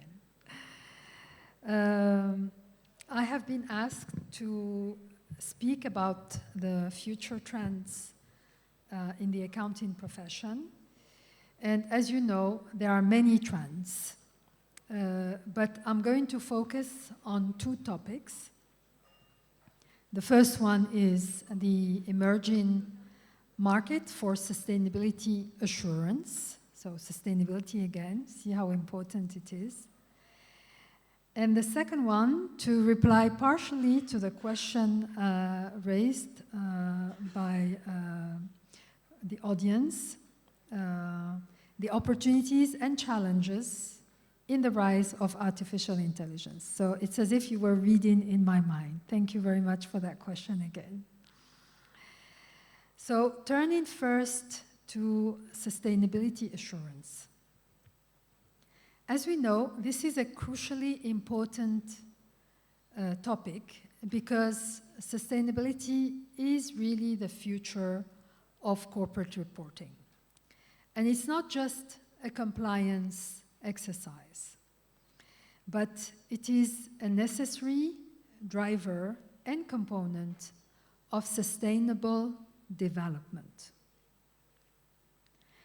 And as ESG disclosure requirements become or come into effect around the world, assurance is going to be the next step. To be truly decision useful to investors and capital markets, sustainability information must be as reliable and robust as financial information. And this cannot happen without assurance. The IASB, International Auditing and Assurance Standards Board, has been working to develop an ESG specific standard for sustainability assurance engagements, and it is called ISSA 5000. I understand that the board has approved it like last week or 2 weeks ago, and it's probably going to be issued very soon. So the IASB's goal is to have a globally accepted overarching standard that will apply to all sustainability topics and all sustainability standards. And also, and this is new, that will be applied not only by professional accountants, but also by non-professional accountants, such as consultants, engineers, or any other providers of assurance. And this broad approach is essential, covering the broadest range of possible engagements so that the standard can be adopted around the world.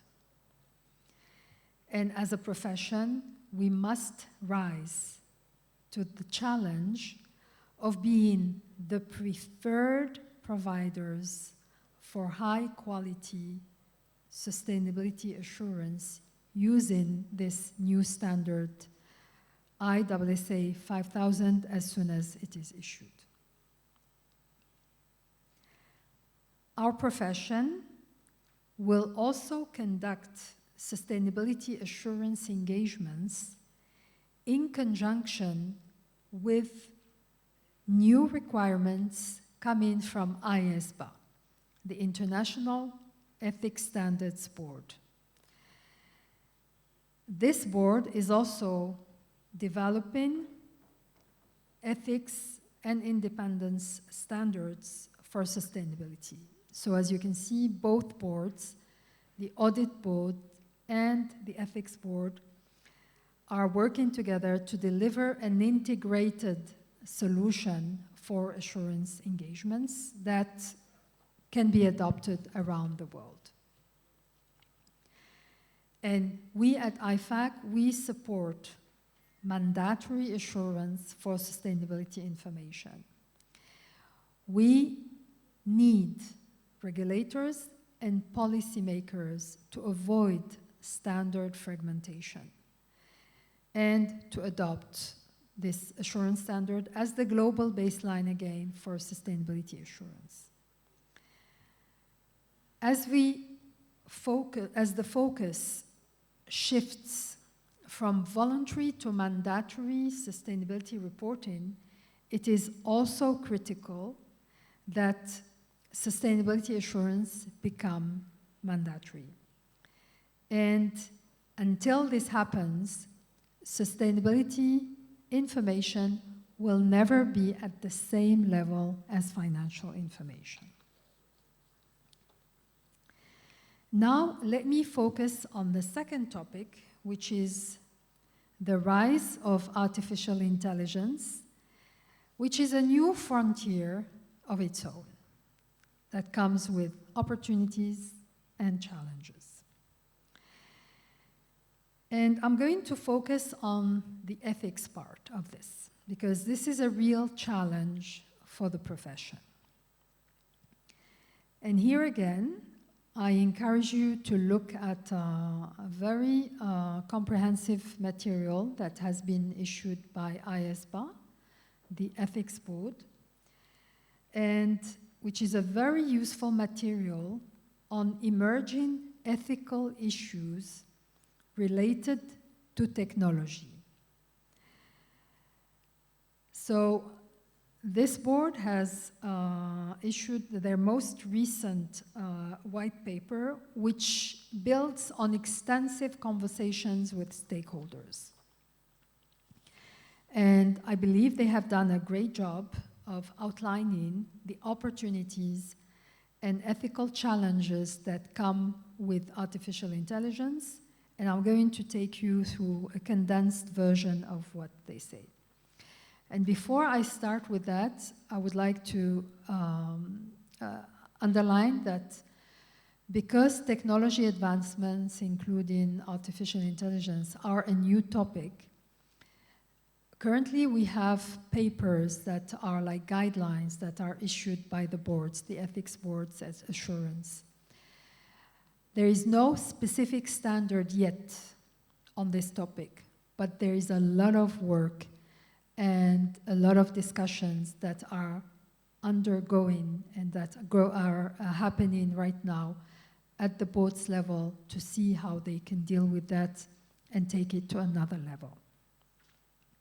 So let me start with the opportunities first.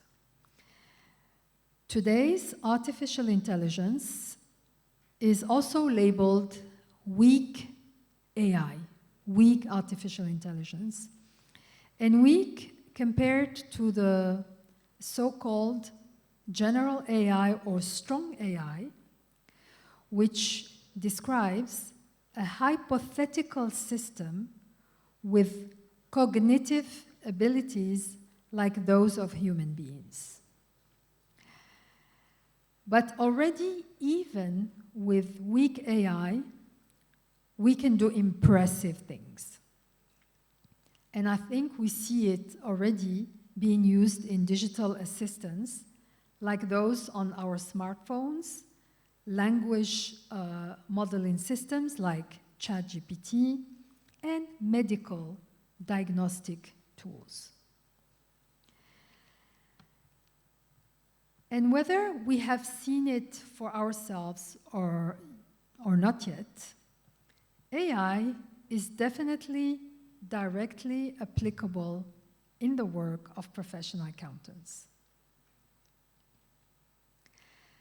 Data analysis with AI tools can enable professional accountants to uncover new relationships in the data of their organizations and use this clearer understanding to increase efficiencies. For example, AI software can offer powerful predictive models for financial processes, such as sales forecasting, which can lead to better decision-making.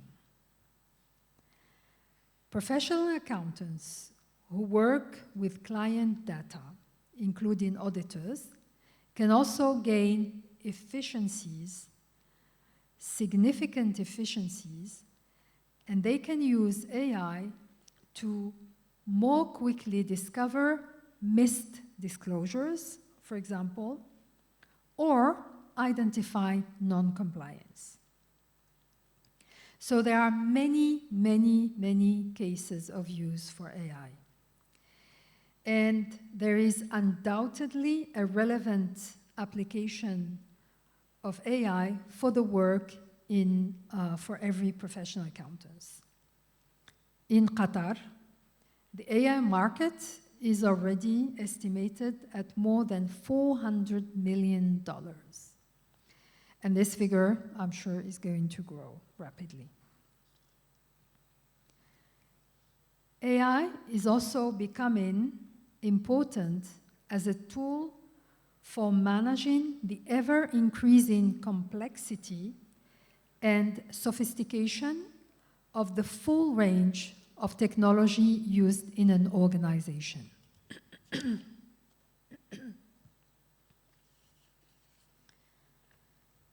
IT systems, for example, need continuous monitoring for cybersecurity threats. And the scale of this task threatens to overwhelm the traditional methods of monitoring. And as the digital transformation continues, the need for tech-enabled monitoring and evaluation of digital systems is likely to keep growing and become more complex. And this is where we even see now that AI is being used to manage other AI systems within the organization. So you can see how complex it can become. So now that we understand the opportunities, let me talk a little bit about the potential challenges and pitfalls. One considerable challenge in AI is bias. In a perfect world, we would like to be able to create AI systems that operate objectively and neutrally, and that do not inherit the flaws of humans who cover them. But in reality, we almost inevitably impart bias on AI systems, even when we try very hard not to do so. Data sampling is another source of bias. The over or under-representation of one group in an AI's training and testing data can lead the AI to treat that group differently and sometimes with harmful results in practice. So it is extremely important for professional accountants to be aware of the extent to which bias is affecting the outputs of an AI system they are working with, and to ensure that they acquire the appropriate mindset, skills, competencies, and technological tools to be appropriately skeptical and discerning.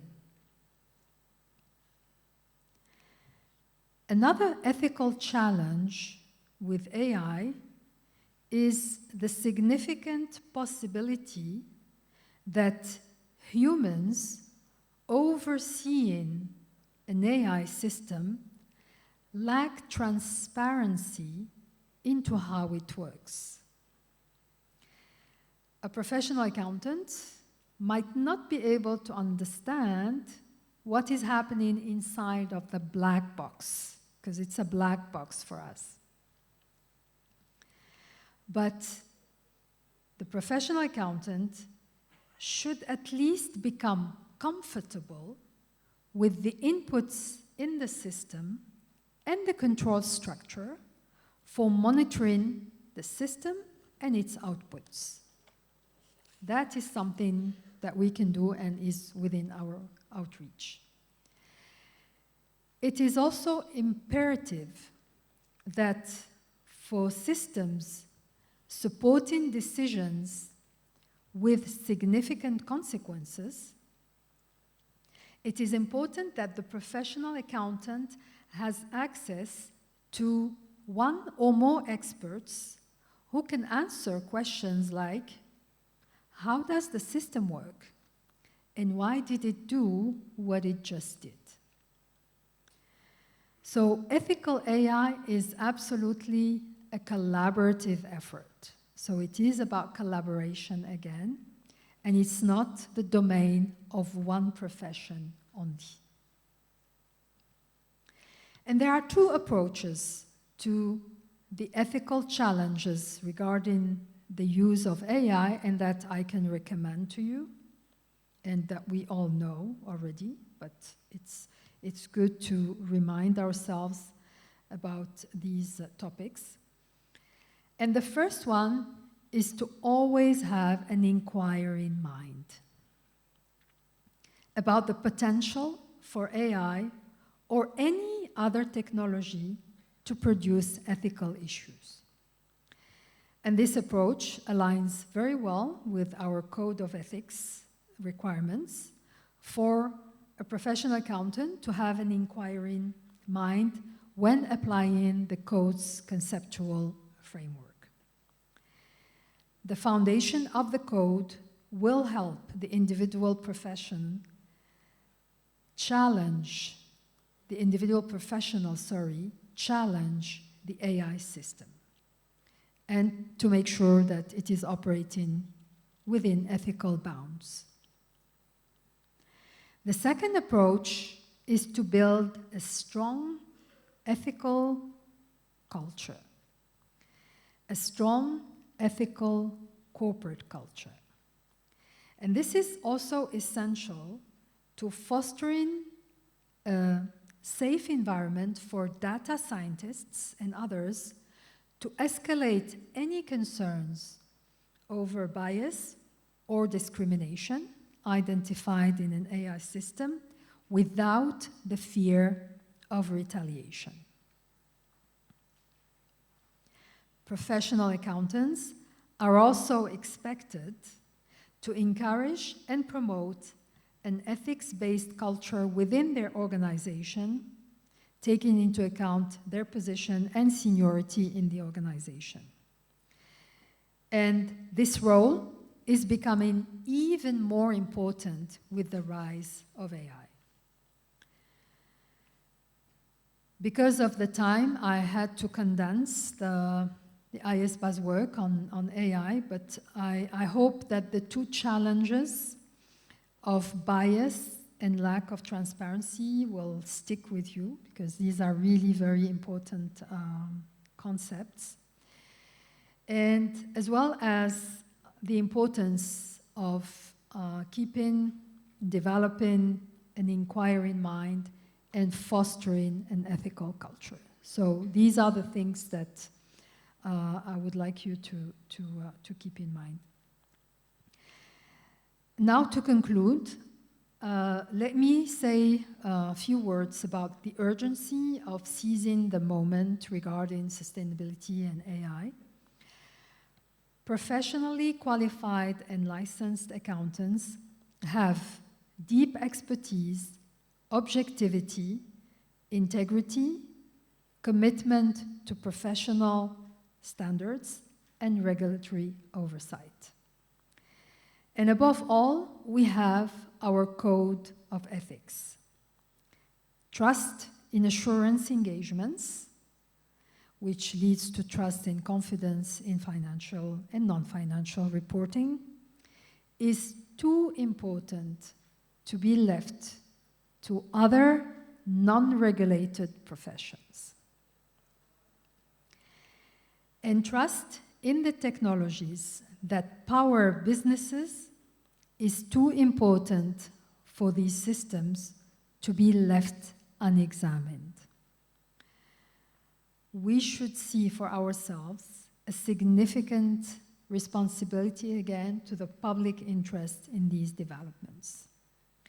And the good news, of course, is that we are also seeing a once-in-a-generation opportunity for our profession in assurance and in adopting new technology. So thank you again for your attention, and I hope I replied to your questions, partially at least. Thank you.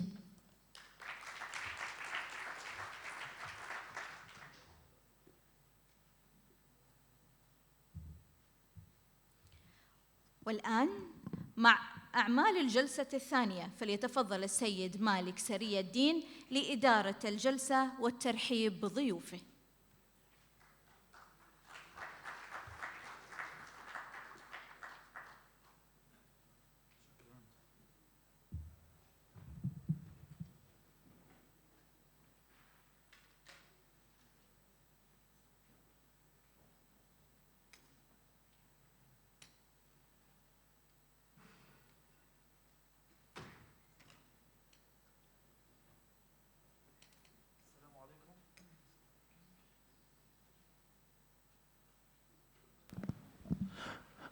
السلام عليكم ورحمة الله. صباح الخير بعد صباح. بداية أنا سعيد جدا بوجودي معكم اليوم. نحن هذا المؤتمر عزيز علينا كتير، هو والتعاون مع جمعية المحاسبين القطرية، وبالتعاون طبعا مع الآيفاك الاتحاد الدولي للمحاسبين. وجود معنا رئيسة الآيفاك السيدة أسماء، هذا شيء بيسعدنا وبشرفنا. وطبعا الزملاء بجمعية المحاسبين القطرية، أعضاء مجلس الإدارة الكرام، وكل الزملاء اللي اشتغلوا على المؤتمر سويا. نحن كACCA جمعية المحاسبين القانونيين الإنجليزية، ومبسوط سعيد بكل الوجوه الحاضرين معنا اليوم، إن كان ACCA members, finance professionals, accountants from both public and private sector. أهلا وسهلا فيكم. أنا عم بحكي شوي بالعربي وبعدين رح ننتقل للإنجليش. بإضافة لهالشيء طبعا قبل ما ننتقل للسيشن الثاني، حبيت بس أتشكر كل المتحدثين معنا اليوم، وسامحوني صوتي ما عاد عم بيطلع. هيدا اللي قادر أعمل، رح أحاول حافظ عليه لنهاية النهار. بدي أتشكر كل المتحدثين والبانلست اللي معنا اليوم، اللي سافروا من عدة دول بعيدة تيكونوا معنا اليوم. يمكن أول مرة بيجوا على دولة قطر وبيشاركوا معنا بالمؤتمر، نحن والزملاء من جمعية المحاسبين والآيفاك. شكرا لمساهمتكم ولدعمكم للمؤتمر، وإن شاء الله بيكون مؤتمر ناجح. أهلا وسهلا فيكم جميعا. And now it's time to move to our second session. I would like to call on stage, please, Thomas Müller and Abdullah Al-Muhdil.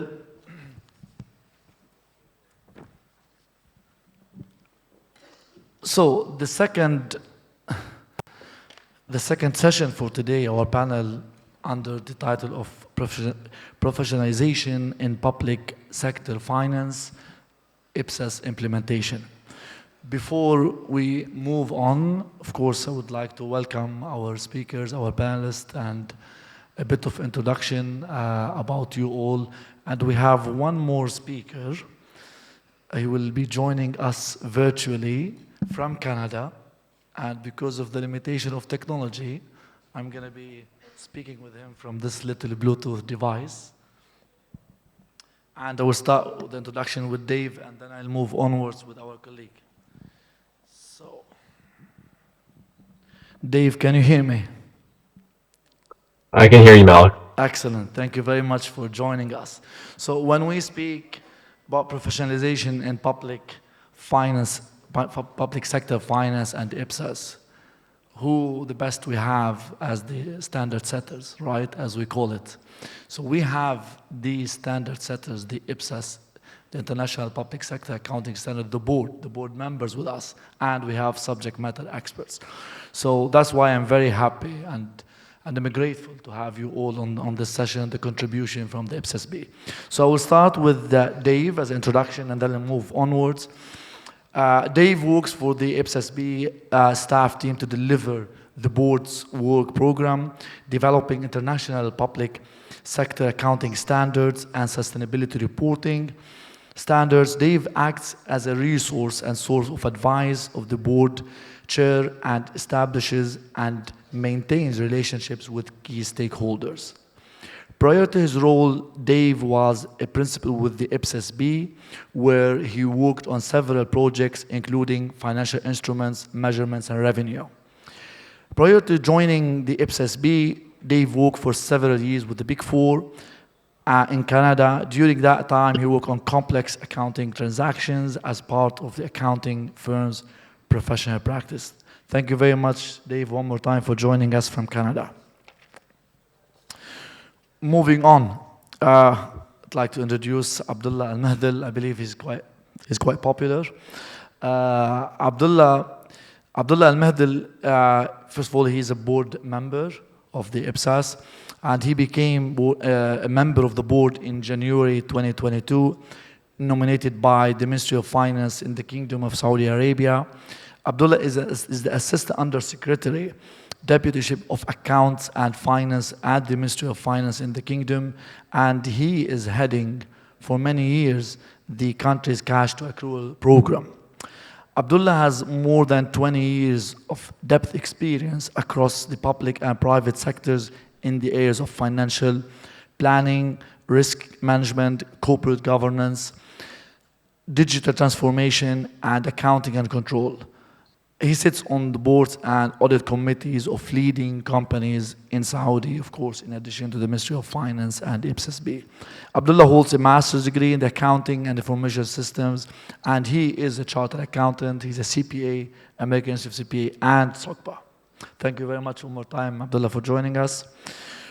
Moving on to our subject matter expert today, Thomas Miller. Thomas, he is the chair of a consultative advisory group at the IPSASB, 30 plus years of experience in PFM, Public Financial Management, IPSAS implementation as audit partner and the global leader, international public sector accounting at EY. Besides supporting many other countries, Thomas accompanied in IPSAS reform in Saudi Arabia for more than 5 years, starting with initial standard setting project back in 2017. 6 years as IPSAS board member representing Germany, and more than 6 years as a chair of the IPSAS-B Consultative Advisory Group, known as GAC, right? Currently, Thomas is working as a short-term expert for the World Bank Group and for the IMF, as well as an independent consultant in PFM reforms, particularly in IPSAS implementation. Thank you one more time, Thomas, for joining us. Before I start asking my question to our panelists, I would like to give the stage to Dave. You're still with us, so you can start your presentation, and then we'll move onwards. Thanks, Malik. And thank you very much for inviting me to attend the event today. Thank you to the QCPA for inviting me, and it really is a pleasure and an honor to speak with you today. Apologies that I can't be there in person. As my fellow panelists know, I usually take any opportunity I can to visit the region.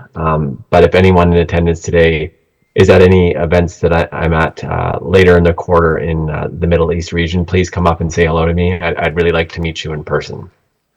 With that, I will start our presentation. And the way that myself, Thomas, and Abdullah have structured our discussion with you today is I will start at a very high level and talk about the IPSASB and the benefits of accrual accounting. I'll then pass it over to Thomas, who will take you through and share his perspectives on what's happening globally, and then we'll funnel down to Abdullah, who will provide a very unique perspective on what's happening specifically in the region and provide some feedback on his experience on the accrual adoption in the Kingdom of Saudi Arabia. So the IPSASB is an 18-member board with representation from each jurisdiction in the globe, and there's very broad representation from each region and across a broad range of professions.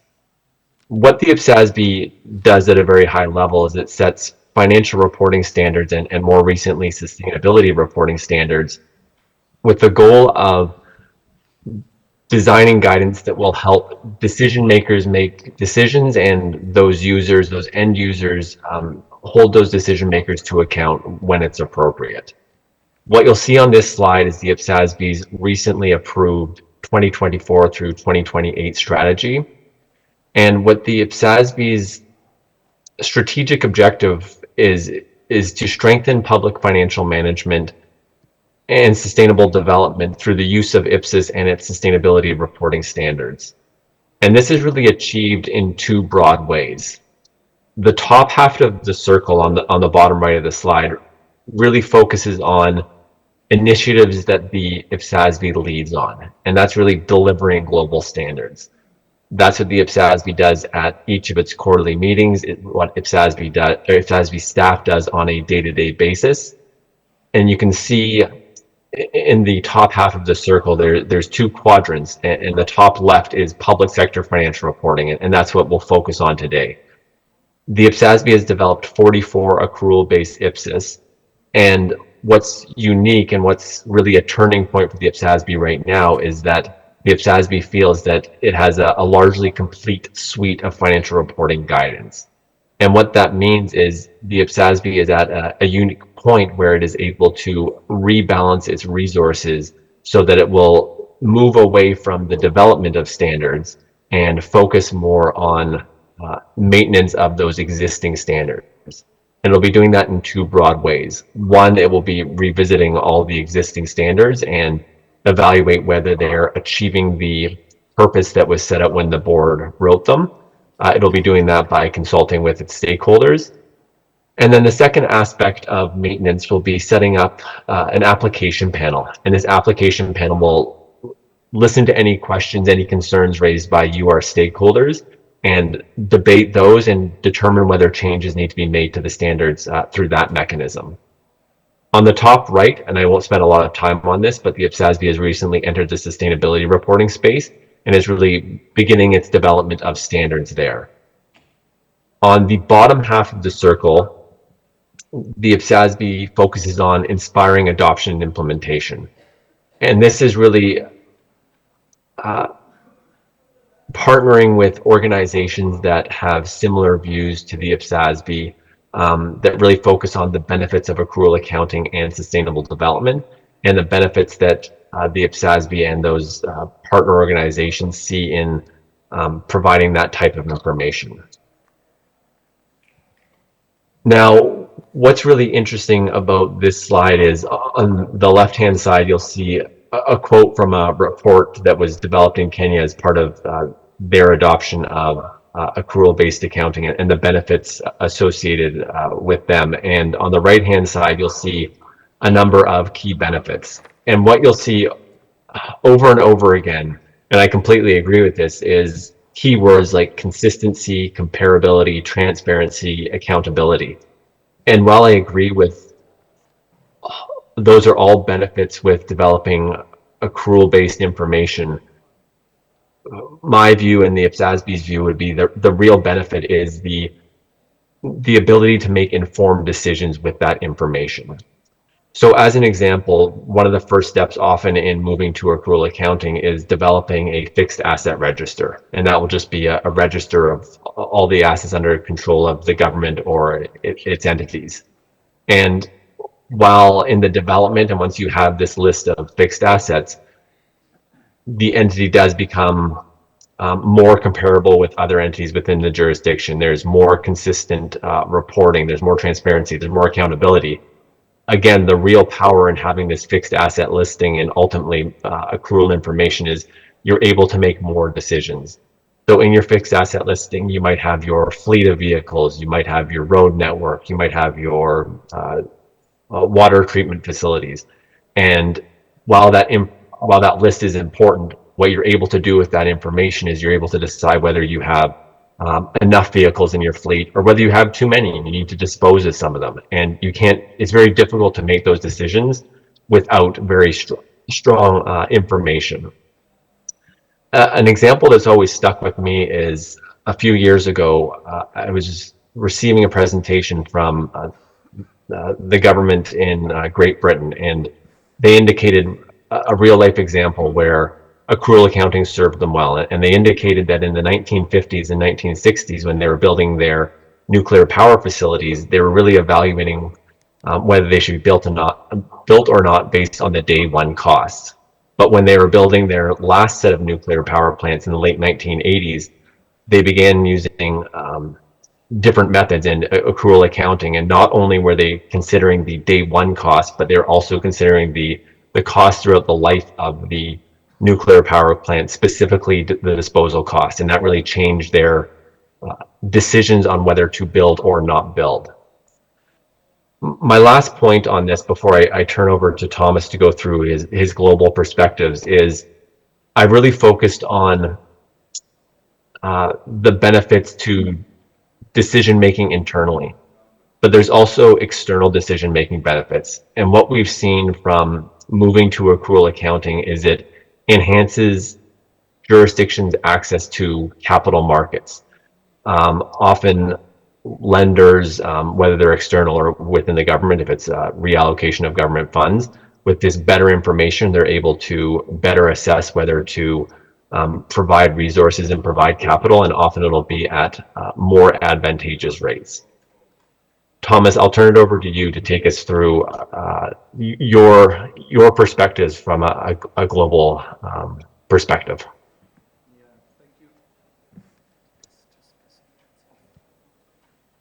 Turning on always helps. So first of all, thank you very much for the invitation to this really great and important conference, and thanks, Dave, for the introductory words. Wherever I go globally and talk about IPSAS and implementation of IPSAS and the benefits of IPSAS, as Dave just outlined, the first question I get is, what are others doing? So where do we stand in comparison to others? And the best source to find an answer to that question in regards of IPSAS implementation is okay, I have to speak twofold. Thanks God I have two hands. So the best source to find an answer to that question is actually to look into the Public Sector Accountability Index, which is prepared by IFAC and CIPFA. And the most current status report, which is available at the moment, is the 2021 status report. The way this index works, it looks at the current application of accounting in the public sector, and of course that's the 2020 data. It asks for a forecast for the next 5 years period, which is the 2022-5 forecast, sorry. And then it asks for a projection. Where do you think you will stand in 10 years' time, which is the 2030 perspective? The index covers 165 jurisdictions, so an increased number compared to the last version, which was prepared on the basis of 2018. And it asks actually two questions. What is your financial reporting basis? Meaning, do you apply cash? Do you apply modified cash or modified accrual? It's called partial accrual here. Or do you apply full accrual? And especially in the latter case, it's asking what is the financial reporting framework you're using? Are you using a national accrual accounting framework, or do you use something which is aligned to IPSAS or is IPSAS? So I thought we lost the slides, right? Dave, we can't see the slides anymore. He will be hearing you, Dave, so basically he can share the slides. Yeah, Dave, can you again share the slides? Yeah, fantastic. And now go to the next slide.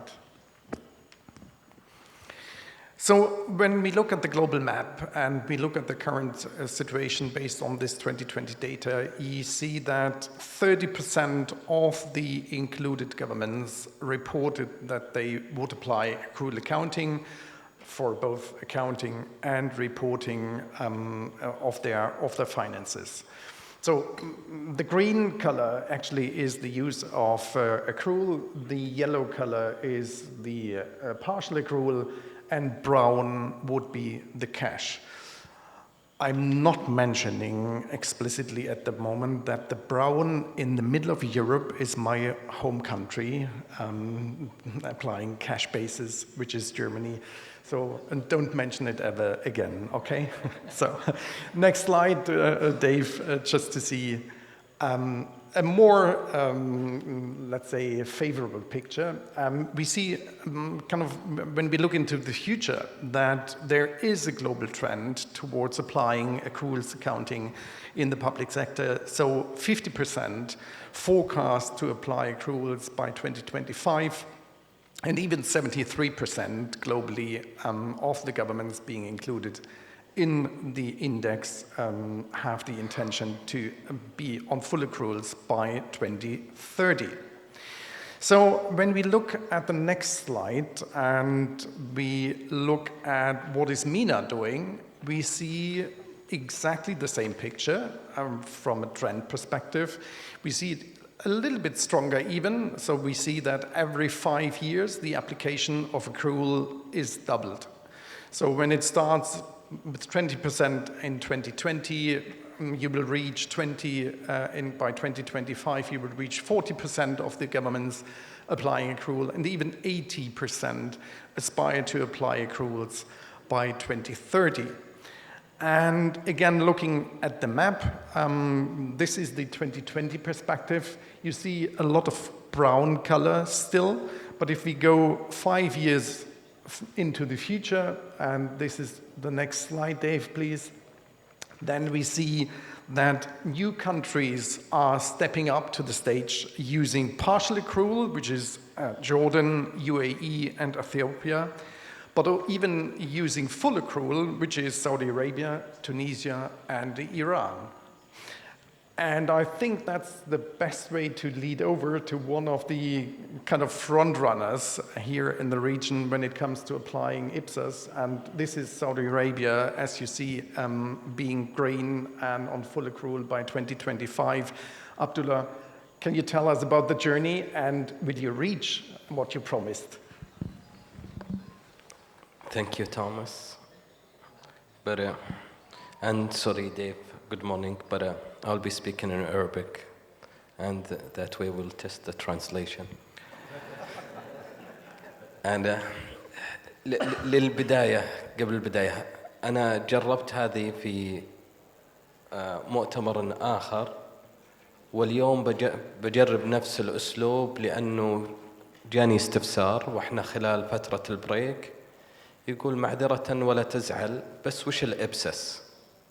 لذلك بسأل الحضور رجاء، ولا راح أتحسس، أنا ممثل للمنطقة، بس ما راح أتحسس إذا قلتم ما تعرفون الإبسس. إذا أسألكم إذا تتكرمون علي، كم أحد منكم يعرف الإبسس؟ يعرف إيش معنى إبسس؟ Good. أوكي. جيد إني أعرف المعلومة، وسيء إذا عرفت ثوماس إنه العدد اللي موجود في الصالة أقل من 10 أشخاص يعرفون الإبسس. الإبسس هي منظمة تعتمد معايير المحاسبة بالقطاع العام. هي للقطاع الخاص عندنا الآيفارس، في القطاع العام عندنا الإبسس. والإبسس تحاول أنها تبني معاييرها بناء على معايير القطاع الخاص الآيفارس، لكن هنالك بعض الأحيان التي نضطر أنه نحيد ونستخدم شيء للقطاع العام. بمعنى القطاع الخاص إذا عنده مستشفى يبغى يشغله علشان يجيب أقصى حجم من الإيرادات، صحيح؟ القطاع العام يبغى يقدم الخدمة علشان يقدم خدمة تشغيلية للمواطنين، فهو يقدم خدمات ولا يقدم شيء تجاري أو شيء مالي. فمن هنا يبدأ الاختلافات بين القطاع العام والقطاع الخاص. المدارس كذلك، وجود منطقة اللي هي سواء وزارة المالية أو الخزانة، وهي اللي تمول الأعمال اللي موجودة في القطاع العام. فهذا اللي يسبب أنه الإبسس هي معايير تهتم بالقطاع العام، وهي موجودة. أنشئ المجلس وبدأ الأعمال من عام 2002 2007 تطور، والحين ولله الحمد عند المجلس أكثر من 48 معيار موجود. فأرجع الآن لتجربتنا في المملكة، وأتمنى أن بعد هذا في نهاية اللقاء بسألكم كم أحد يعرف إبسس، بيكون العدد أكثر من 10. فالمملكة في عام 2016 المملكة العربية السعودية كان عندنا رؤية المملكة 2030، وكان واحدة من النقاط والمرتكزات للرؤية أن يكون عندنا تحسين جودة الحسابات وتعزيز الشفافية.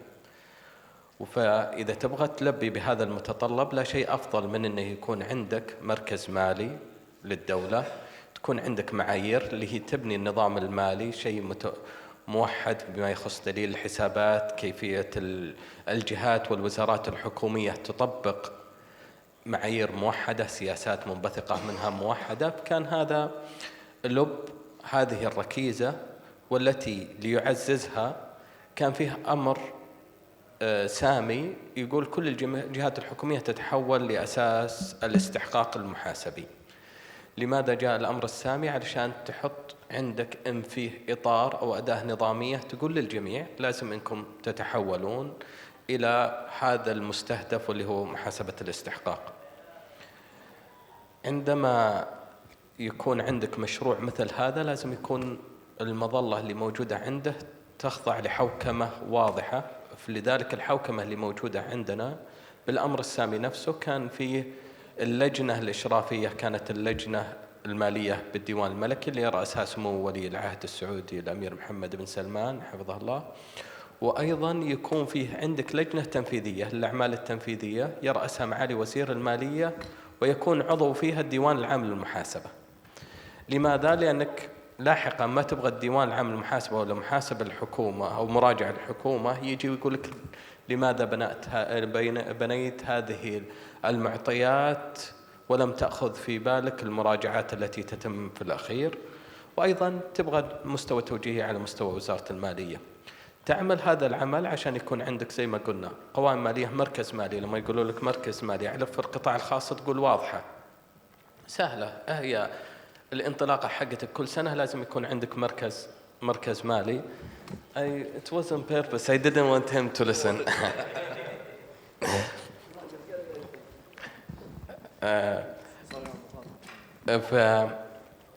فعندما تبدأ في هذا المشروع اللي موجود اللي تكلمنا أنه فيه مركز مالي، واحد من المستهدفات، بس المركز المالي هذا لاتخاذ القرار. في القطاع العام ليس سهلا زي القطاع الخاص. هناك الشركة عندها مجلس إدارة وعندها المعايير والسياسات حقتها واضحة وعلى مستوى واحد. عندما تذهب إلى الحكومة بتحصل عندك وزارة بيئة، وزارة شؤون بلدية، تحصل عندك وزارة اقتصاد، وكل واحدة من عندهم public programs تخدم البقية. فلذلك بيكون مثل هذا البرنامج موجود. إذا تبغى تبداه لازم يكون عندك الحوكمة وأيضا خطة واضحة من البداية. لذلك عندنا في المملكة، وكانت في المرحلة الأولى فيها قلنا خلاص يكون عندنا، لو نروح للسلايدز. Dave, can you share the slides? Can he hear us? Dave, please, can you share the slides? It would be the second slide exactly? The second slide. The second slide. For me. فلذلك لحد ما تطلع سلايدز أنا بتكلم. إحنا قسمنا عملية التحول إلى أربع مراحل أساسية. في المرحلة الأولى اللي نسميها عملية تتحسس الوضع، تبغى تشوف وش اللي يحتاج من تشريعات إنك تعمل عليها.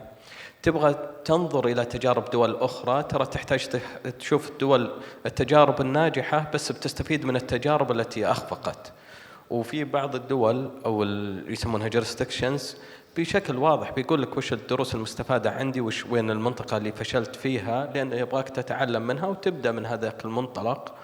أيضا كانت المرحلة الأولى كان فيه تداخل بين المرحلة الأولى والمرحلة الثانية. في المرحلة الثانية قلنا هذه المعايير اللي نبغى نتبناها، وكانت واحدة من القرارات اللي ارتكزنا عليها هنروح معايير الآيفارس، نسوي معايير لنا داخلية في المملكة، أو نروح المعايير الإبسس اللي هي القطاع العام. سوينا تحليل ومقارنة بين الثلاثة، ووجدنا أنه إذا أنت تبغى تشارك مع العالم، تبغى تسوي مقارنة بينك وبين الآخرين، وتبغى شيء له مصداقية أعلى، خلاص بنحط المعايير عندنا في المملكة هي متوافقة مع الإبسس. يمكن عندنا اختلافات لا تتجاوز 3، وكلها أحيانا في الكلمات، وأحيانا بس في معيار واحد كان هل أنا بسوي عملية توحيد أم لا أعمل عملية توحيد. وباستراتيجيتنا كيف ان احنا بنروح مع الجهات الحكوميه، هل بنروح مره واحده بيج بانج اللي يسمونها، يلا تقول يلا بطفي النظام النقدي وببدا نظام الاستحقاق في يوم واحد، ولا بتقول بحط لهم خطه على حسب استعدادهم، على حسب الكوادر البشريه اللي موجوده عندهم، ببدا خطتي في عمليه التحول. فلذلك اخترنا انه ناخذها بشكل تدريجي. وكانت ايضا نسوي خطة لرأس المال البشري. بكذا انتهينا الخطة الثانية. لو تشوفون الأولى والثانية كانت تتم بعمل مركزي على مستوى وزارة المالية. بدأنا المرحلة الثالثة كنا بنسوي تطبيق تجريبي، وأيضا نشوف كيف إن نقدر إن احنا نغطي كل المحتيجات للجهات الحكومية. أعقبتها المرحلة الرابعة اللي احنا فيها اليوم، احنا ولله الحمد نختتم المرحلة الرابعة اللي هي تصدر قوائم مالية للجهات الحكومية.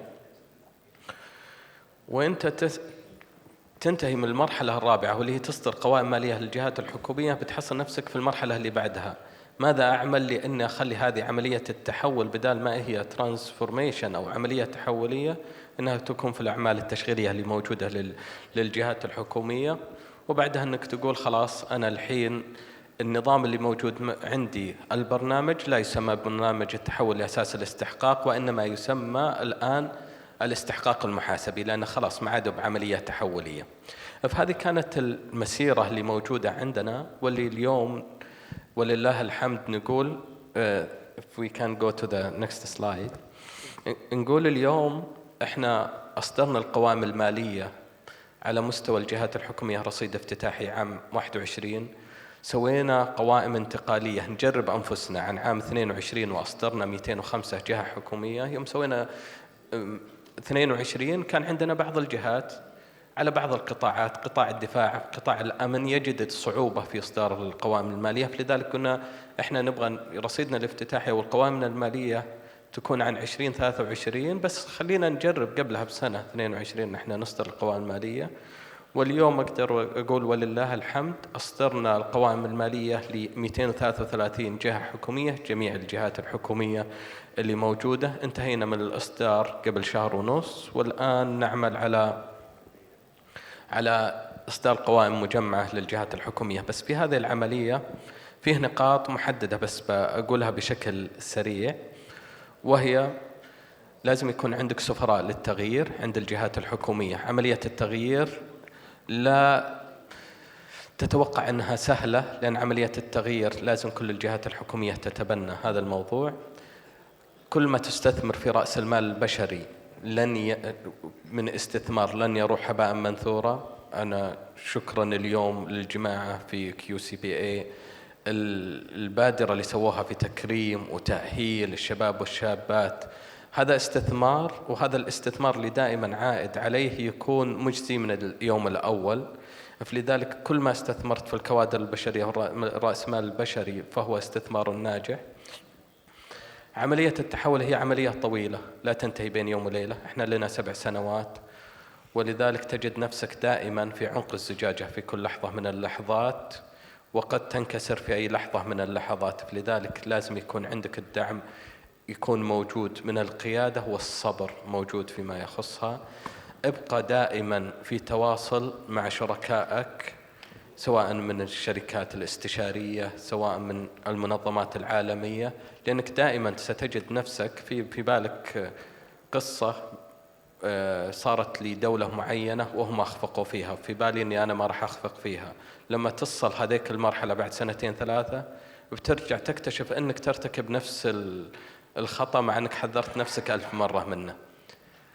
ماذا تعمل عندما تقع هنالك؟ ارجع للمنظمات الدولية، ارجع لنفس الدولة اللي تواجهت هذا التحدي، بتحصلها موجودة عندهم في الليست حقت الليسن ليرند أو الدروس المستفادة اللي موجودة عندهم. وأيضا لازم يكون فيه كارج. أنا سمعت كلمة إنه لازم يكون عندك كارج حتى في الاستدامة في عملية الاي اي بي اي. ما تكلمت عن البانيلست يتكلم عن كارج. الاستدامة بتكون سهلة إذا كنت أنت على أساس الاستحقاق وتبنيت المعايير، أنت بس تبغى تضيف لها اللمسة اللي هي لوكال أو اللمسة المحلية اللي موجودة عندك. فهذه بشكل عام إنه وين وصلنا. تعدها المرحلة اللي بعدها if we go will be in the lesson learned. بس قبلها لما تحول للاستحقاق في البداية يكون عندك عملية شك، بعدين عملية ثقة بسيطة. لما تصل إلى مراحل معينة تبدأ تحصل كل المنظومة تستفيد مما وصلت إليه. بيكون عندك سجل أصول بتحصل فيه من المنظومة من يشتغل على تقنين مصاريف الصيانة والتشغيل، بس ما عنده سجل أصول، بيرجع لك بيقول عطني سجل الأصول. تتكلم عن أعمال التخصيص، وأنا أتوقع أنه موجود عندنا في دول الخليج كلنا متماثلين، نبغى نسوي التخصيص لدعم القطاع الخاص. الحوكمة في أعمال التخصيص، معرفة بياناتك المالية للمشاريع التي ستخصص، راح يجون ويرجعون ويحصلونها موجودة عندك. عندنا من العقار وكيفية قياسه موجودة عندنا، في الاستفادة منها بيكونون يربطونها على اللي موجود عندك. في الأخير أبغى أقول الدروس المستفادة اللي موجودة عندنا وشاركها دائما. إدارة التغيير والتدريب ليسوا نفس الشيء، إنما عنصرين لهم أدواتهم مختلفة. إدارة التغيير دائما تكون مبنية أنك الدعم من الأعلى، وهذا شيء جيد، وأيضا أدواته مختلفة. التدريب اللي موجود عندك. النقطة الإضافية دائما ما يكون عندك مركز تميز هو اللي يتولى هذه العملية. استفدنا منه من اليوكي أو اليوكي اليونايتد كينغدم، استفدنا منهم، قالوا هذه النقطة لازم تركزون عليها. الآن أنا نقولها أنه لازم تركز عليها، لأنه لازم يكون فيه ملكية في مكان معين. لازم تركز على تبني معايير، لأنك إذا بتقول بتبنى معايير الوطنية، ترى لنا تجربة في السعودية بدأت 2003 وانتهت 2014، وإحنا ديبيتنج وش المعايير اللي نبغى نتبناها، خلينا نحطها، ترى بتصير ناشونال بشكل معين. فلذلك وجود المنظمات العالمية جيد إنك تستفيد منهم. إذا تبغى تضيف اللمسة الوطنية عندك تقدر تستفيدها. فلذلك تبني المعايير وتتبنى المعايير كلها من المرحلة الأولى. شفنا تجربة عندنا في الخليج، كان يبدون يقولون والله بنستفيد من 10 معايير هي اللي ناخذها. لا لما تصير في عملية التحول بتأكد إنه المعايير كثير اللي بتحتاجها في عملية التحول. العنصر التقني قد يكون هو الممكن أو هو المصيبة لك في عملية التحول، فلذلك لازم يكون عندك انفستمنت فيما يخصه من البداية. النقطة الأخيرة الصبر في عملية التحول، لأن الفوائد اللي موجودة عنده لا يمكن أني أوجزها، بس اللي أقدر أقوله أنه الطلبات اللي تجيني اليوم يومياً من جهات القطاع العام للحصول على فائدة من البيانات اللي موجودة عندنا غير محدودة، وإنما تكون من الناس اللي أنا رحت لهم في البداية أقول خلونا نبدأ مع بعض، let's start. يقول لي بالطريق قدامك مسدود، ما عندي لك أي بيانات. الآن أحصلهم هم اللي يطلبون مني البيانات. فهي عملية شاقة، بس هي عملية صدقني إنها تستاهل كل استثمار، سواء في العنصر البشري في الوقت أو بالمال اللي أنت تقدمه. أعتذر إذا أنا أطلت. لا أبدا، شكرا جزيلا عبد الله، يعطيك العافية. قبل ما انتقل للأسئلة ضويت على نقاط جدا مهمة، يعطيك العافية. وخاصة آخر نقطة صبر، احنا بنعرف شو بده الموضوع صبر، وخاصة عم تحكي عن تجربة المملكة العربية السعودية، أكبر دولة خليجية وأكبر دولة بالمنطقة وقطاع عام كتير كبير ما شاء الله ضخم. أنا شخصيا بشتغل مع المملكة من زمان، وخاصة مع القطاع العام، وبعرف عن شو عم تحكي تحديات. فطبعا هذه الجلسة موضوع بحد ذاته الإبساس، والمعايير المحاسبية قطاع موضوع مهم وبده ان ديبث، يعني جلسة حوارية واحدة واثنين طبعا كلنا متفق مش كافي، بس نحن اليوم بنحاول قدر المستطاع نستفيد من وجودنا بهالجلسة مع الحضور الكريم وياخذوا الخلاصة انه بده نقاش طويل وبده جلسات وبده مؤتمرات. Back to David. To Dave.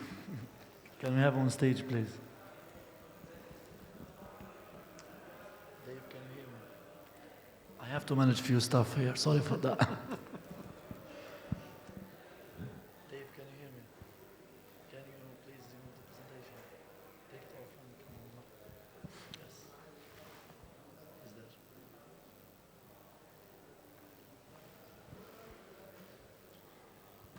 Dave, are you there? Can you take off the slides?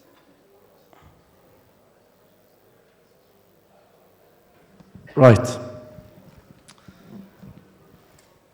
Dave, back with us. Okay.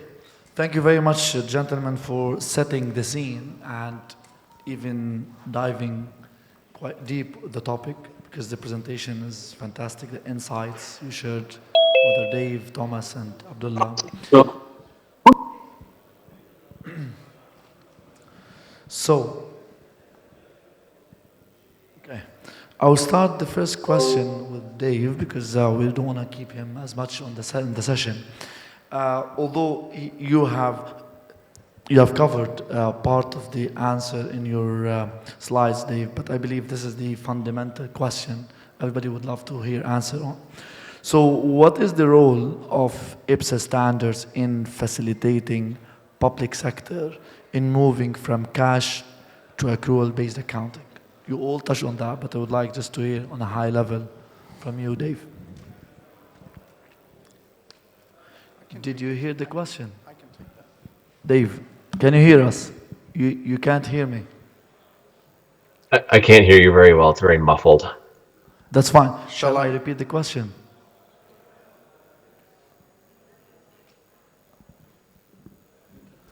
That's fine. No, That's fine. I can. Yeah, I can please go ahead. Go ahead, No, Thomas. I can take the question. Don't worry.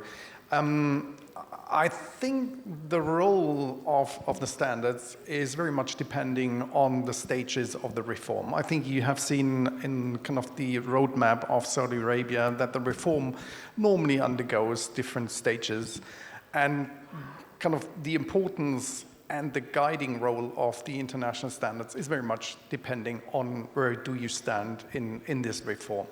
So in the initial awareness raising stage, I would call it, I think what is important to understand and again emphasize is that IPSASs are independently developed in the public interest, using a comprehensive due process. And as globally accepted suite of standards, IPSAS show the required building blocks of financial accounting and reporting in order to achieve transparency and accountability on government's activities.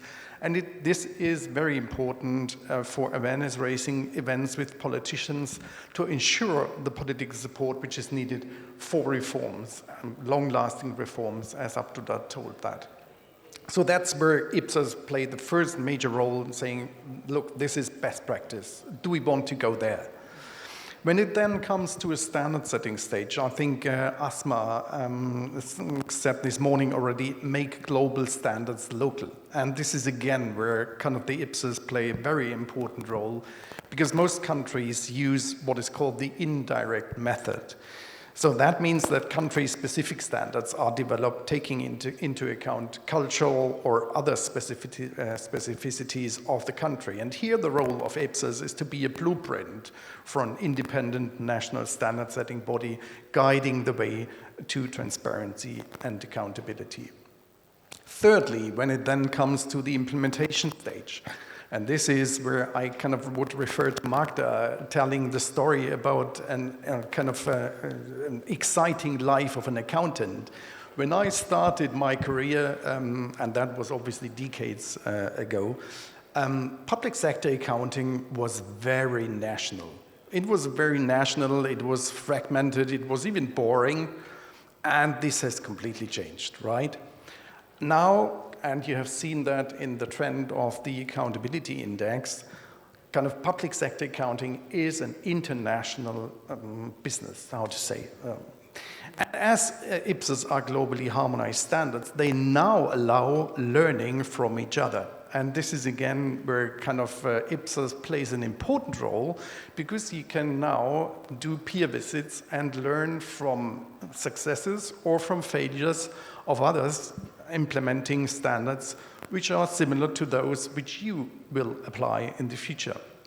But it's important to understand that IPSAS is not limited to standards alone. There is comprehensive support material available, such as the pathway to accruals or train the trainer material. And this support material is of great value, even if the country standards are not 100% aligned with IPSAS. And last but not least, when it comes to the material application stage, IPSAs are continuously improved and extended, so closing potential gaps or giving answers to newly arising accounting questions. And that obviously is also guiding independent national standard setting bodies in kind of doing their work. And one example is the accounting for natural resources and connected topics, where the board just last week, with the support of Abdullah, approved an ED for new guidance on tangible natural resources. And here IPSAs take the role of a thought leader for continuous improvement of own country standards. And alongside that, and I think it was mentioned a couple of times already, alongside with this first ED on financial accounting for natural resources, the IPSAS-B also developed the first ED on sustainability reporting, and that can also help guiding the way for national standard setting activities. Excellent. Thank you very much, Thomas, for elaborating on that and the way you just categorize them in 4 different, yes, I'm sure there's a lot to be done on that. So moving on to Abdullah, I would like to hear from you. I admire how you set the scene from the beginning, the basic definition of IPSAS. What is IPSAS? In our profession, we have thousands of acronyms, whether it's IFRS, IPSAS, IFAC, ACCA, CPA, IWSB. We can count till morning. So thank you for doing that, the basics.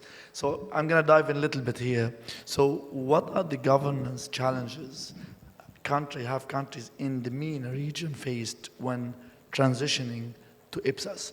And that's the beauty of IPSAS-B, because you work with many jurisdictions, and especially would like to hear, because that's important for the audience in this part of the world. Well, I will talk more about the Gulf region. Yeah, that would be great. Yeah, أنا بتكلم عن دول الخليج أكثر من المينا ريجن، لأنه يمكن هنا بيكون أكثر relevant للحضور اليوم. صحيح. إحنا عندنا الجهات الحكومية أو جهات القطاع العام، يكون السؤال اللي تفضل فيه مالك، يقول كيف أمور الحوكمة بتشكل تحديات في عملية أن الجهات الحكومية تتبنى أو تتحول الأكرول اللي هي تعد قوائمها المالية اللي يصير عندها بيانات مالية منضبطة. وأنا أراها من ناحية أخرى إنها فيه ميزة وأدفانتج في الدول عندنا أكثر من إنه تحدي. إنه عندنا فيجن مثلا قطر 2030، عندنا فيجن السعودية 2030، فيها سمعنا فيجن 2040 في عمان. فهذه عملية التحول دائما ما تكون جيدة، أو الاستحقاق لازم ما يكون جيد إذا كان جزء من عملية التطوير ناحية المالية العامة جميعا. لأنه إذا بدأ تحول الاستحقاق لوحده، تقول لماذا وزارة المالية ما تسوي بيانات مالية وتسوي زي accounting hub وتعدها؟ بينما وجودنا في الخليج أتوقع نوع الأنظمة والهيكلة اللي موجودة هي تساعد في عملية تخطي على التحدي. أنا بضيف موضوع آخر زي ما عرفت الإبسس، بعرف مرة ثانية لماذا القطاع العام يختلف عن القطاع الخاص بحاجة واحدة وأضيفها لهذا الموضوع. عندنا القطاع العام عندك إيرادات سيادية، عندك أصول سيادية تأخذها بحق السيادة، ليس كشركة أنك لازم تنفذ خدمة فيجيك فيها بالمقابل. القطاع العام بحكم السيادة مدخولات النفط والغاز هو للدولة، لم تعمل شيء بس بموجب شيء غير تبادلي بس يحقق السيادي. بحق مواطنيك عليك عندك التزام لتقديم خدمة التعليم والصحة أو تشريعها وتنظيمها. فهذا اختلاف القطاع العام عن القطاع الخاص، وهنا يأتي دور الإبسس اللي مختلف عن القطاع الخاص، أني أنظم هذه المواضيع. تكلم توماس عن معيار الأصول الطبيعية اللي اعتمدناه الأسبوع قبل الماضي. احنا نتكلم عندك أصول طبيعية أنت تملكها كدولة، الغابات اللي موجودة عندك، المناطق المحمية اللي موجودة عندك، كيف بتثبتها، كيف بتقيسها، كيف بتسجلها. إذا أثبتها وقستها بتجي بتقول إيش الفائدة اللي أنا أجيبها، يا خدمة يا مردود مالي أقدمه يأتيني وأقدمه للمواطنين لرفاهيتهم والتأكد من أنهم يحصلون على الخدمات بشكل مناسب. شكرا لك. ممتاز، شكرا جزيلا عبد الله. فعلا اللي تفضلت فيه هذا اللي دائما الأساسيات، نرجع للأساسيات، وخاصة كمان الفرق الأساسي والبسيط بين معايير القطاع الخاص والقطاع العام. وطيب gonna go back to Dave. Can you hear me, Dave? Okay. So, question for Dave. To build up on what exactly Abdullah has just said, but in different perspectives. So, given the diverse economic and environmental structures across MENA now, not only the GC, if of course, countries, how do you strike the balance between standardizing IPSAS while allowing room for necessary local customization? Did you hear that? Yeah, so Malik, did you ask me how we strike a balance between Exactly. standardizing IPSAS, Yes. How jurisdictions should whether adopt directly or indirectly? Yes, exactly.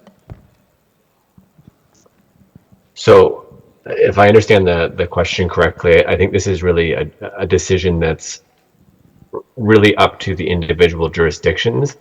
What the IPSASB tries to do is we really make an effort to develop financial reporting and sustainability reporting standards that can be applied at a global level, and that's to enhance consistency and comparability across global entities should that be necessary. But at the individual jurisdictional level, you need to evaluate your specific needs. And I think IPSAS is an excellent basis to begin your journey to accrual accounting. But in some cases, you might feel that you might need to make jurisdictional specific changes because there are unique scenarios in your jurisdiction. Or what we've seen in a lot of cases, there may be jurisdictions that may apply IPSAS verbatim, but they don't want to lose control of the standard setting process. So as a result, they might take everything that the IPSASB issues, but has an approval process within their jurisdiction, again, to maintain control. So we see, I'd say, only a few jurisdictions that really take everything that the IPSASB does without having an additional approval process by their national standard setter. So again, ultimately it's going to be a decision jurisdiction by jurisdiction, but the IPSASB itself will continue to write standards that can be applied globally. Great, thanks, Dave. Abdullah, would you like to comment on a little bit on that? بتكلم عنها. المشكلة أن عندي قبعتين الحين، أتكلم عن السعودية صحيح، وأيضا أتكلم عن وجودي في مجلس المعايير الإبساس. بس ليس لي وجودي في المجلس، وإنما هو نقطة الانطلاقة وجودها هو الخيار الحكيم أنك تبدأ من الإبساس، وجود معايير الإبساس لأنها بتساعدك في عملية المقارنة مع الآخرين. إذا تبغى تسوي فيه انفستمنت، فيه فلوس أنت تستثمرها، تقول أبغى أجيب لي معيار يتوافق مع حالة معينة، إيه هي الحالة المعينة؟ في الغالبية بتكون مشاركة مع دول العالم. إذا عندك ناشونال كونتكست ولا شيء طبيعة وطنية، ابنها على هذه، لأنك بتبدأ في صياغة المعيار، التأكد من صيغة المعيار، من مرفقات المعيار، بأن الأدلة الامبلمنتيشن جايدنس متوفرة. فلذلك إذا كان فيه دو بروسس عملية بشكل منضبط ومشارك فيها 18 عضو من دول العالم مختلفة، فأتوقع أن الخيار الحكيم أو الصحيح والذكي أنك تبنى من معايير ستاندرايزد عالميا وتبني عليها الناشونال كونتكست اللي موجودة عندك. تمام، شكرا عبد الله. Move to you, Thomas. So, I move a little bit from the standards itself and the implementation to different question, different perspective. So, what do you think? What is the role of accountants and finance professionals in the way public services are delivered? Yeah, that's a very good question, because I think when we come to what are the preconditions for service delivery is then I think delivery of public services needs resources at the right place, in the right condition, at the right time. And for multi-year programs, it's now and in the future. And if you look at the way how governments express their political priorities, it's by allocation of budget and resources to tasks. And it is accountants and finance professionals who ensure that governments have an overview on the existing resources and on the financial performance and financial potential for governments to invest in new resources. So in order to enable them to kind of follow them and support on their political priorities. And very often, finance ministers ask very simple questions. And I just come back from an IMF mission where the treasurer complained about exactly that to happen all the day. The finance ministers coming and saying, or asking very simple questions like, how much money do we have in the governmental system at the moment? Where are tangible assets located and in what condition are they? Do we need to invest in new assets, in new infrastructure? How much revenues have we achieved this year? What do we expect next year? Or what is the impact on debt and deficit of a new governmental program if it was to be launched? Very easy questions, very simple questions, but very complex to answer, very hard to answer in the required short time. And you know, ministers are not patient people. They ask you now and they want the answer now. And so if the information is not readily available, governments can't deliver. And it is the role of accountants to establish systems and processes that the decision makers can be provided with the required information in a timely manner and in a reliable way. I think that's important as well. It's not just about throwing numbers. It has to be reliable, because a finance minister obviously is measured in reaching what he kind of proclaimed when it comes to debt and deficit at the end of the financial year. And finally, I think, and we touched on that already a couple of times, accountants have an important role now to ensure that the public services are provided in a sustainable manner. And it is therefore very consequent that the Ipsos board took over the responsibility to act as a standard setter also for sustainability standards. So I think we have an important role to play here from that angle. Right, I totally agree with that, Thomas. And I'm sure all our colleagues and they agree on that. And here just to touch a little bit on the role of global institutions like ACCA and others, of course, in that perspective. So from ACCA, I'd like to share that, and of course you know that, and many they know, and we have ACCA members today with us. We're happy to have them here, other finance professionals in the room. So that we realize the role, of course, the importance, the role of accountants, and in particular ACCA members. Hence, we contribute what we call the continuous professional development. And part of that, when it comes to IPSAS, we were the first global body to develop a program dedicated to IPSAS. That was more than 10 years back in English. And then we took an initiative 8 years back and developed the program fully in Arabic. And it was the first program globally organized from ACA in IPSAS with one objective is to help with capacity building, upskilling finance professionals, in particular in the public sector. And then later we developed another program, for example, in PFM, because we know how they complete each other, this public financial management. And then again, we took another initiative as ACCA, and we Arabized the full program. We know colleagues at IMF, World Bank, they have similar programs, but none they have in Arabic. And as a support from ACA to this part of the world, to the public sector in the Arab countries, we took that initiative. So by that question, we need to wrap our session. I would like to thank you all for your contribution, for the professional insights you have shared on this topic. As I've said in the beginning, and we all agree on that, this topic is very, very rich. And we know many governments, they have started in the region, the MENA, or globally. And a lot, as Abdullah said, a lot of lessons to be learned, right? And we learn from failures as much as we learn from success. And that's why, and we know we are in Qatar, we know the government, they haven't started that. We know that. We know from, I mean, as ACA members or accountants in the room, yes, we know IPSA has not been implemented yet. However, there is a plan. And we had our engagements and our meetings with the regulators, with the Ministry of Finance, and hopefully we'll be able to support on that. So, one last word. Yes, and we'll give the floor if they have one question. Yes, one last marketing comment, because I will be kind of criticized by Dave if I don't mention that. And you said Qatar has not yet kind of fully started on embarking on the accrual journey. You have seen that Qatar and Oman are gray spots on the map. Gray spots means that no data is available as per yet about what is going on.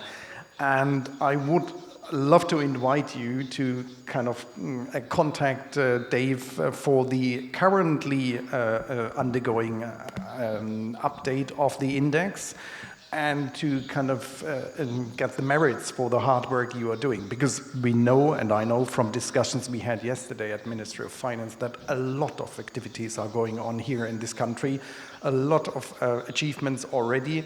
And I think that should be reflected in the index. So again, the invite, kind of contact Dave and inform him about what is going on. Yes, thank you very much, Thomas, for sharing that. Thank you again for traveling all the way from Germany to be with us.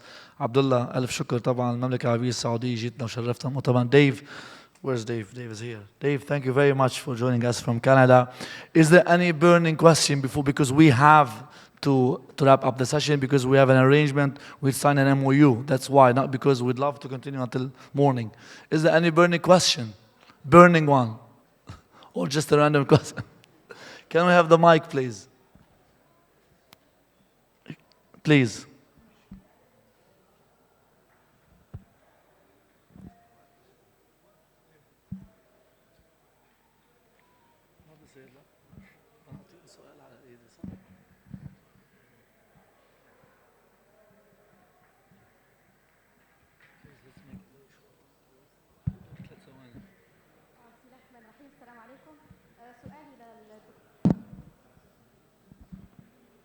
It's not working. Can you try? ممكن تجربي الحين لو سمحت. It's working. تفضلي. السلام عليكم. دكتورة سهيلة، دكتورة في القانون ومستشارة قانونية ضريبية.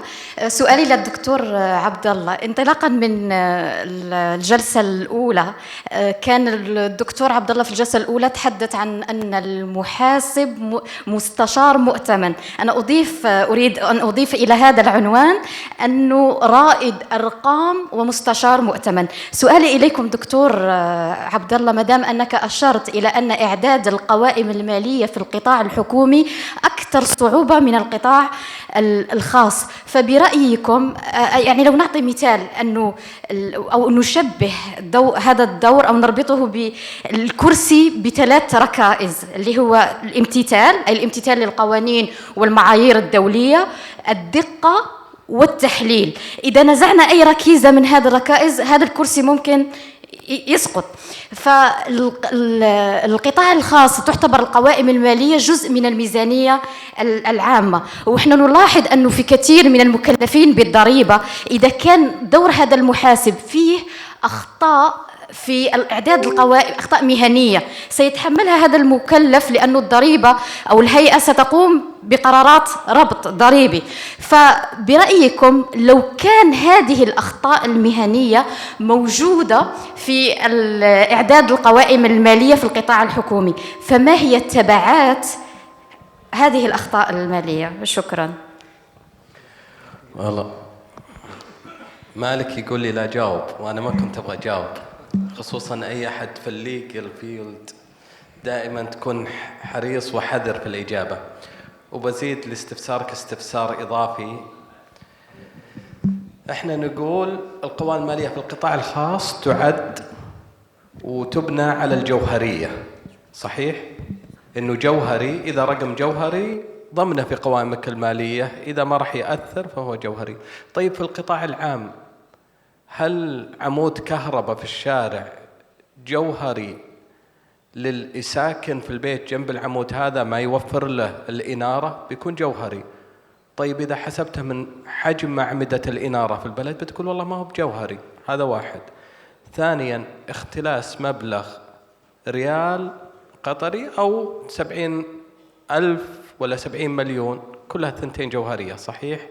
فهذا complexity في القطاع العام أضيفه على الأسئلة اللي أنت تأخذينها. فإذا كانت الاحترازات التي تأخذها في القطاع الخاص معينة، فأنت في القطاع العام أكثر بكثير.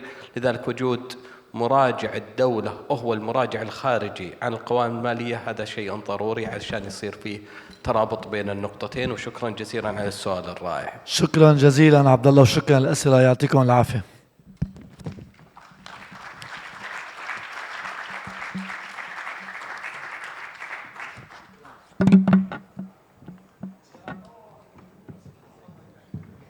والآن مع جلسة بعنوان الاستدامة في المحاسبة، فليتفضل الدكتور إيهاب شلبي رئيس مجلس إدارة شركة ديكربون العالمية بتقديمها.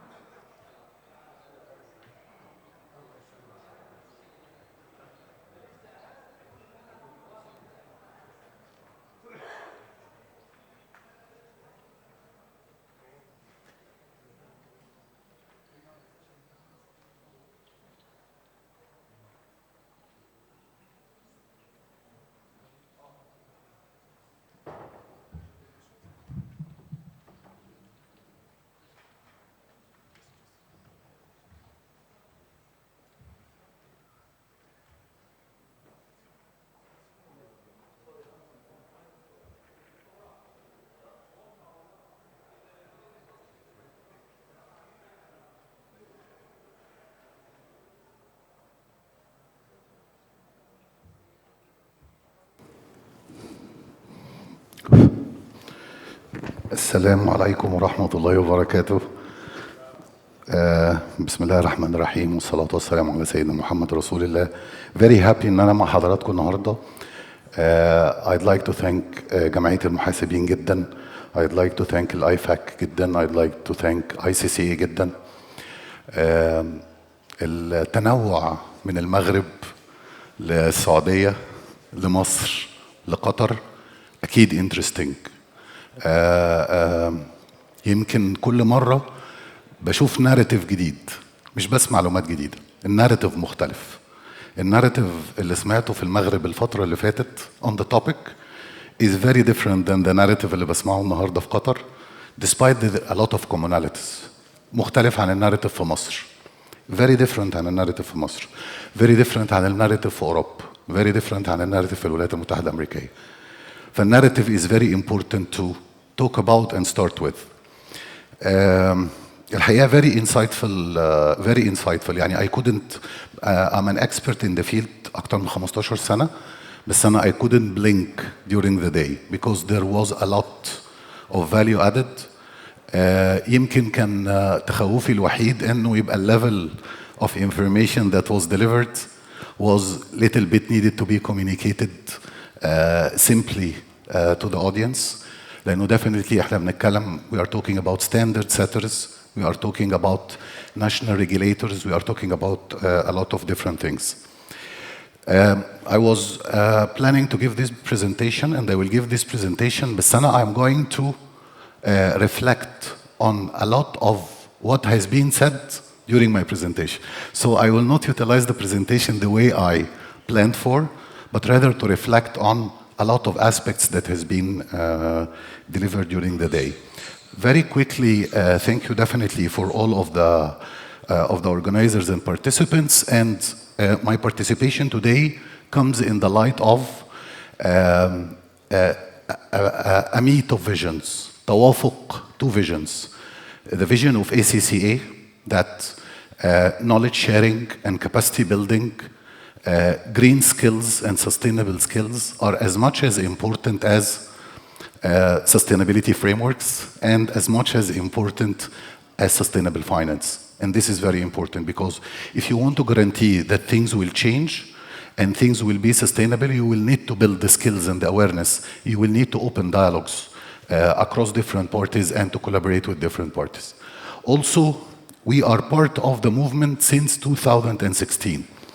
So since lately, 2022, in Glasgow, the ISSB was established.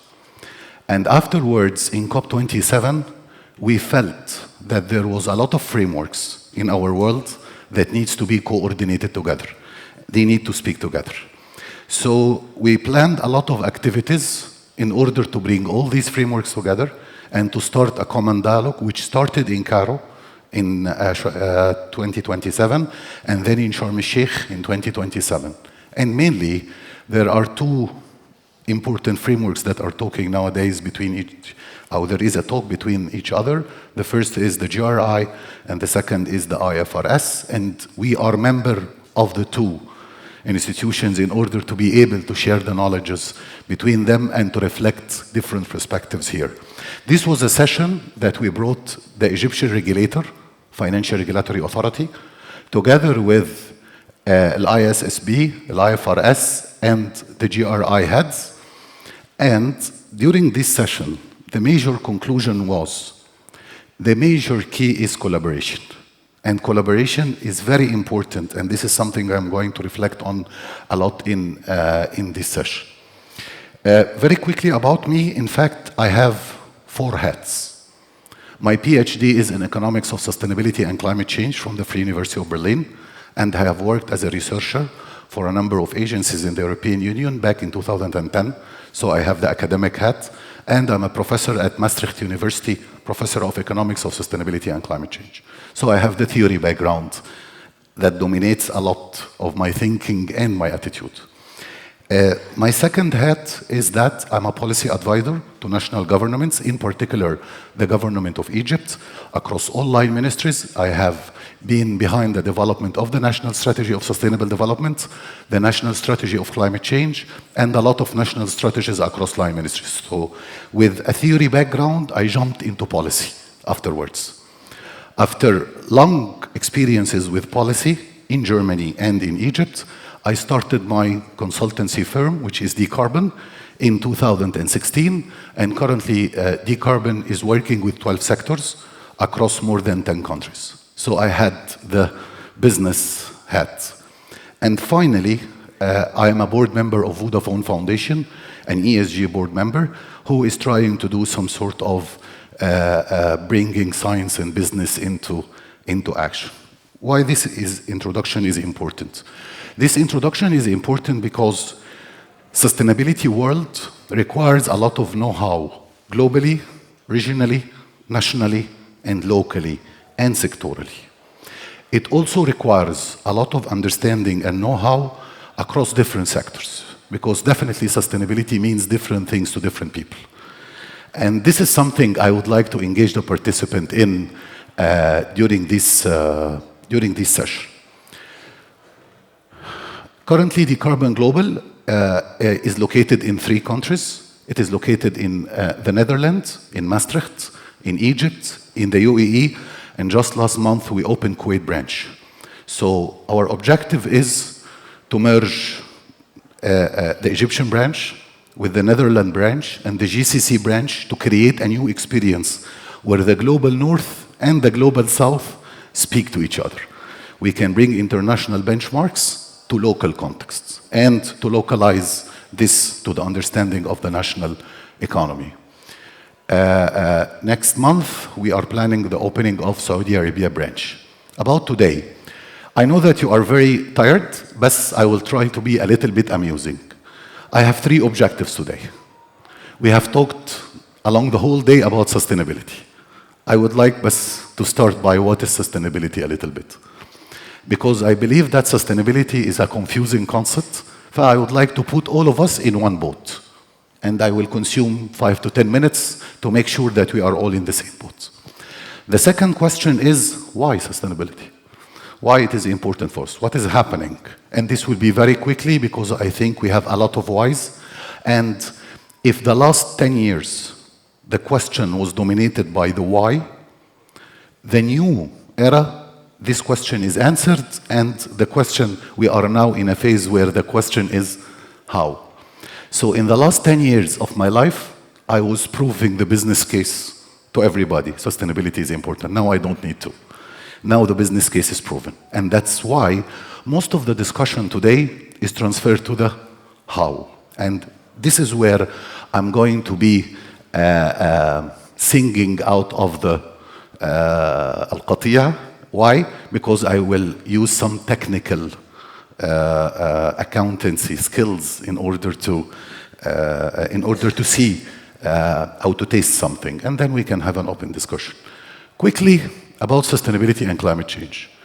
This is a very nice meme that has been created by one of our designers. It simply says, if you want to destroy a meeting, tell them sustainability. And why this happens? Because in fact, once the designer designed the meme, I found it circulated tremendously across the social media in Egypt and elsewhere. So I came back, closed my office, and sit a little bit. Why does people felt this very truly? People felt this very truly because sustainability means different things in different contexts. In Canada, sustainability context is completely different than when I'm going to say sustainability in Qatar. Yes?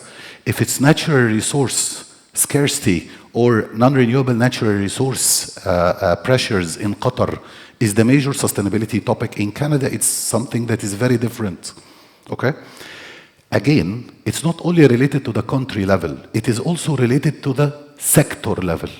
Sustainability for the oil and gas is something that is very different than sustainability for the iron and steel, than sustainability for the telecom. So, again, sustainability is very different. Third, sustainability is very different from one department to another. Sustainability for HR is something, sustainability for accountancy is another thing, sustainability for operational managers is something else. And that's why saying sustainability in a boardroom may cause a lot of confusion because everyone will touch upon a point that is completely different and out of focus of the other one. And that's why the best way to address sustainability is to have a lens and not an objective, and before having a framework. Sustainability is a lens, هي نظارة. It's an eyeglass that you need to wear in order to be able to see in different contexts what does sustainability means. And this is what consultancy profession provide us as an advantage. We are working with different sectors, we are working with different people, and accordingly this is very important. 5 minutes, very quick 5 minutes to take you thoroughly to where we are today. These 5 minutes starts by that the world has achieved one specific strategic objective to achieve on the macro level, which is growth rates. Growth rates was the key point or the key objective that the world wanted to achieve for long. To achieve growth, we needed a framework that assists us to understand how to know whether we are achieving growth or not. And this framework was defined as being called the GDP, Gross Domestic Product. So Gross Domestic Product was a framework that the world developed to know whether we are growing or not. What is the message here? The message here is that we have grown from less than 1 trillion of GDP in 1960 to more than 100 trillion of global GDP in 2020. What does this reflect for us? This reflects that when the objective is clear and the framework is clear, we were able to achieve an objective. On the micro level, this is, for example, the GDP growth rates in Qatar. I will reflect a lot on Qatar during this session. This is the GDP growth rate of Qatar, which is revolving around 4 to 5% annually. On the micro level, it was the shareholder value. The objective was very clear. For corporates to grow, it's the shareholder value. And for the same reason, we invented a lot of frameworks that was shrinking until we reached something, the IFRS and the GAAP as framework to measure corporate growth, to measure shareholder value growth. So again, on the micro level, when we have an objective and when we have a framework, things were much easier to be achieved. This is the second message. But where the problem is that we faced some social challenges, and I will run very quickly on them. The major social challenge that from the beginning of humanity until the year I was born, 1975, we were 4 billion.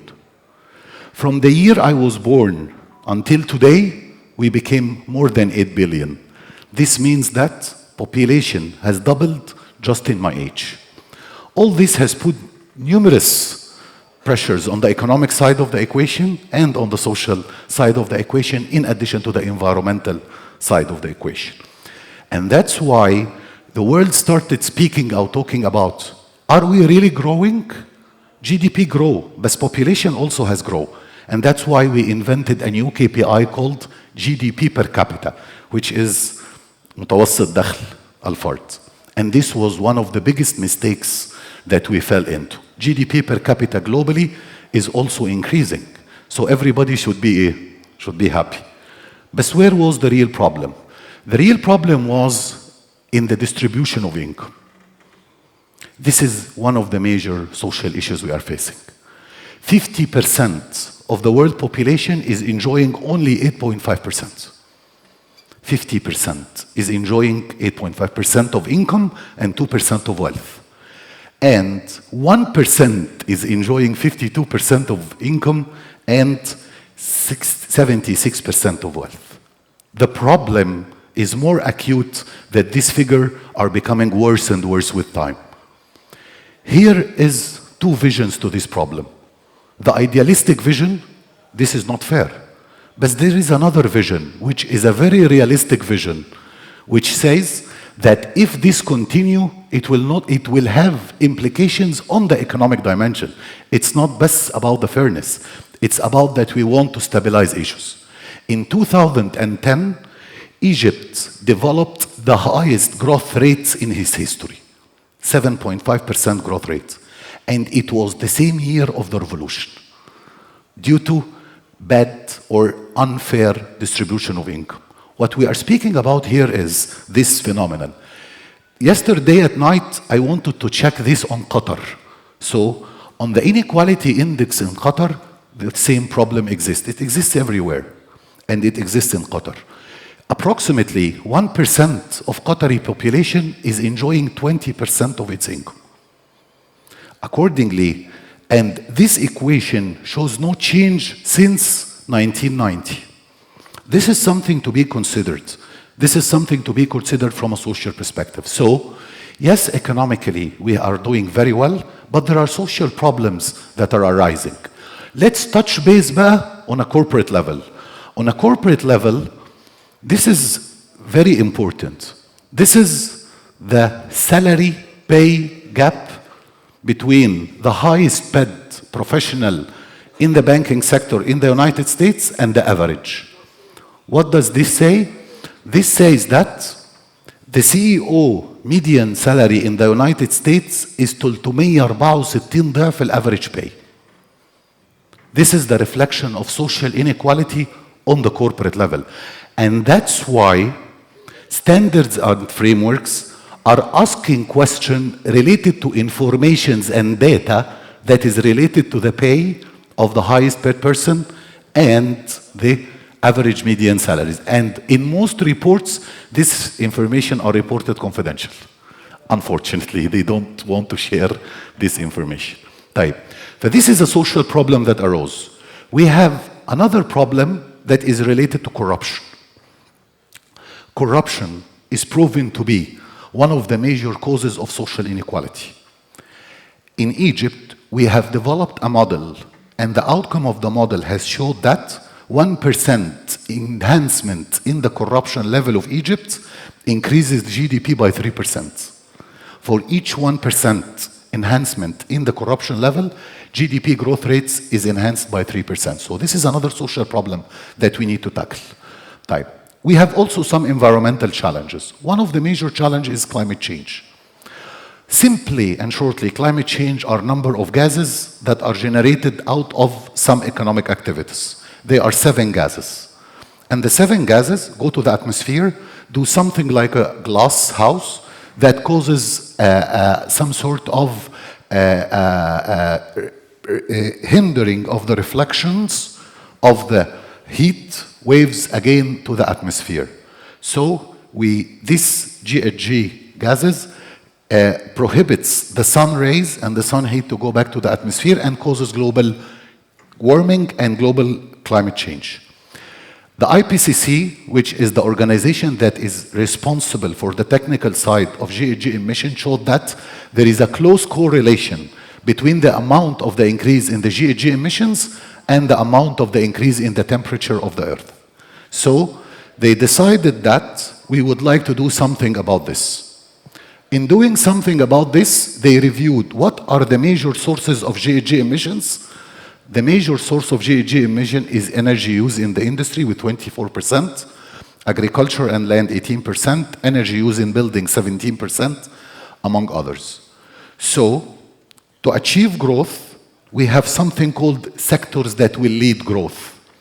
And for sectors to lead growth, we need to decouple their economic growth from their environmental degradation. And this is something that is critically important. Right. Impact on the corporate level. And this is something that is technical and philosophical that I would like to take the discussion with you on. Definitely, climate change is something that is very important in itself. But what was recently brought to the vision is that climate change is an environmental phenomenon that we don't like, but كمان this environmental phenomena has an economic impacts. And this is where exactly the IFRS will intervene. It's not only about the economic impact, but also about how these environmental impacts may risk or impact the financial statements. And that's why we intervened here with this perspective. Type. Let's have examples. Massive fuel shortage due to heat waves in Kuwait caused electricity cut down just the last month. For Qatar, this is a very important paper that I brought to you because you will utilize it as accountants, and I will show you how. The paper by Science Direct is simply saying that the cost of the amount of energy that will be consumed in Qatar until 2030 will increase by 6% due to increased temperature. Remember the financial statements, remember your OPEX, because we will utilize it at a later stage now. Okay?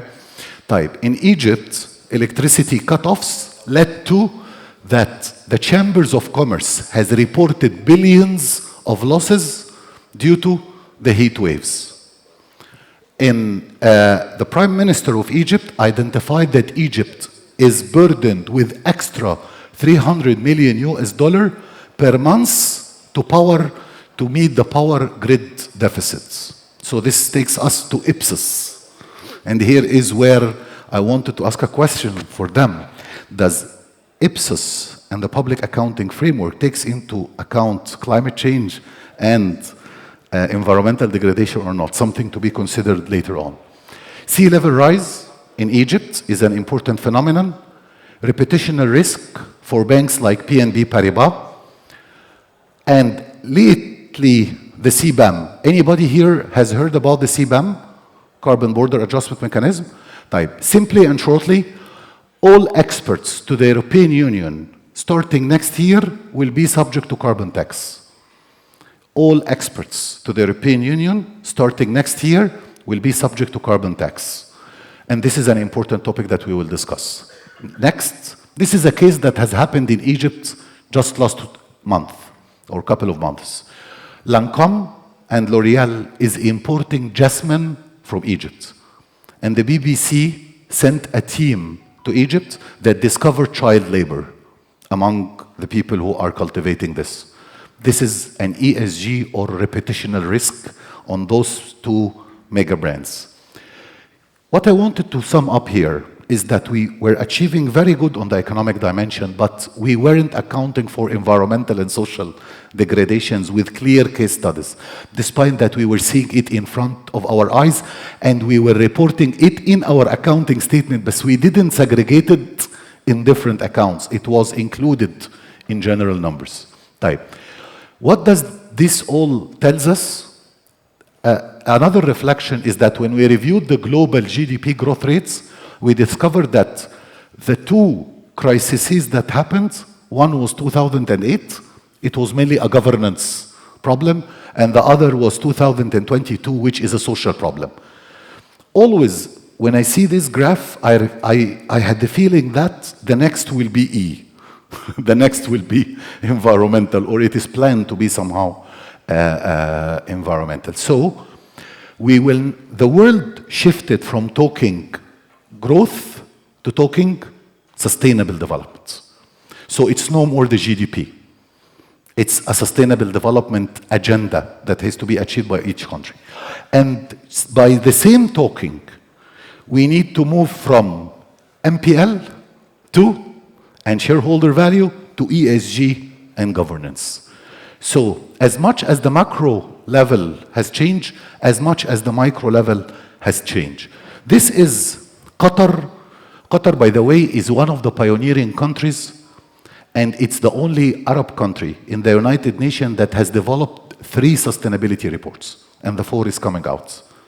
So it's a very old, but yet, Qatar ranking on the SDG index globally is the country number 102. Qatar SDG score is 64. All what is in red is problematic in Qatar. All what is orange is doing a little bit well, and what is in gray is no data available. What does this reflect from me from the Ipsos session? If we now have an Ipsos system in Qatar, this system will assist us into enhance the efficiency of public expenditures to meet these goals. And already the United Nations has developed a tool, a satellite model, that goes with the Ipsos in order to tell you, a model that shows you what is the impact of each and every dollar spent on the 17 goals, 169 indicators, and 69 targets. This is the average of the region. So Qatar is just doing better than one country, which is Kuwait. What I want to say here is that we have now, and this is the end of the what, there is something that is very important in the narrative that needs to be communicated with you. We have now, towards sustainability, 2 general approaches. An approach that I may call an idealistic approach. And the idealistic approach wants to preserve the environment for the sake of preserving the environment because this is the right thing to do, and want social equity because also this is the right thing to do. This is what we may call, or I call, the idealistic approach. And there is another approach which is called the realistic approach. And the realistic approach is simply saying, if you went with these words to the CEO of the organization, your company or your bank will tell you, get out of my office. It's always about the P&L, okay? And the realistic approach is simply saying, we care about environmental and social dimension if they have implications on our financial statements. So, the difference between the GRI narrative and the IFRS narrative is the GRI is talking about something that is called double materiality. I will measure all my positive and negative impacts that has financial implications on me or those that don't have any financial implications. This is one way of the narrative.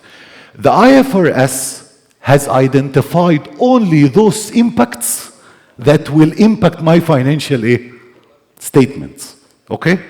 And that's why, to close this point here, the major message we want to talk about, and I welcomed so much two things in your statements. The first thing, that the assurance provider will be accepted from the accountants, professional and non-accountants, and this shows a level of understanding.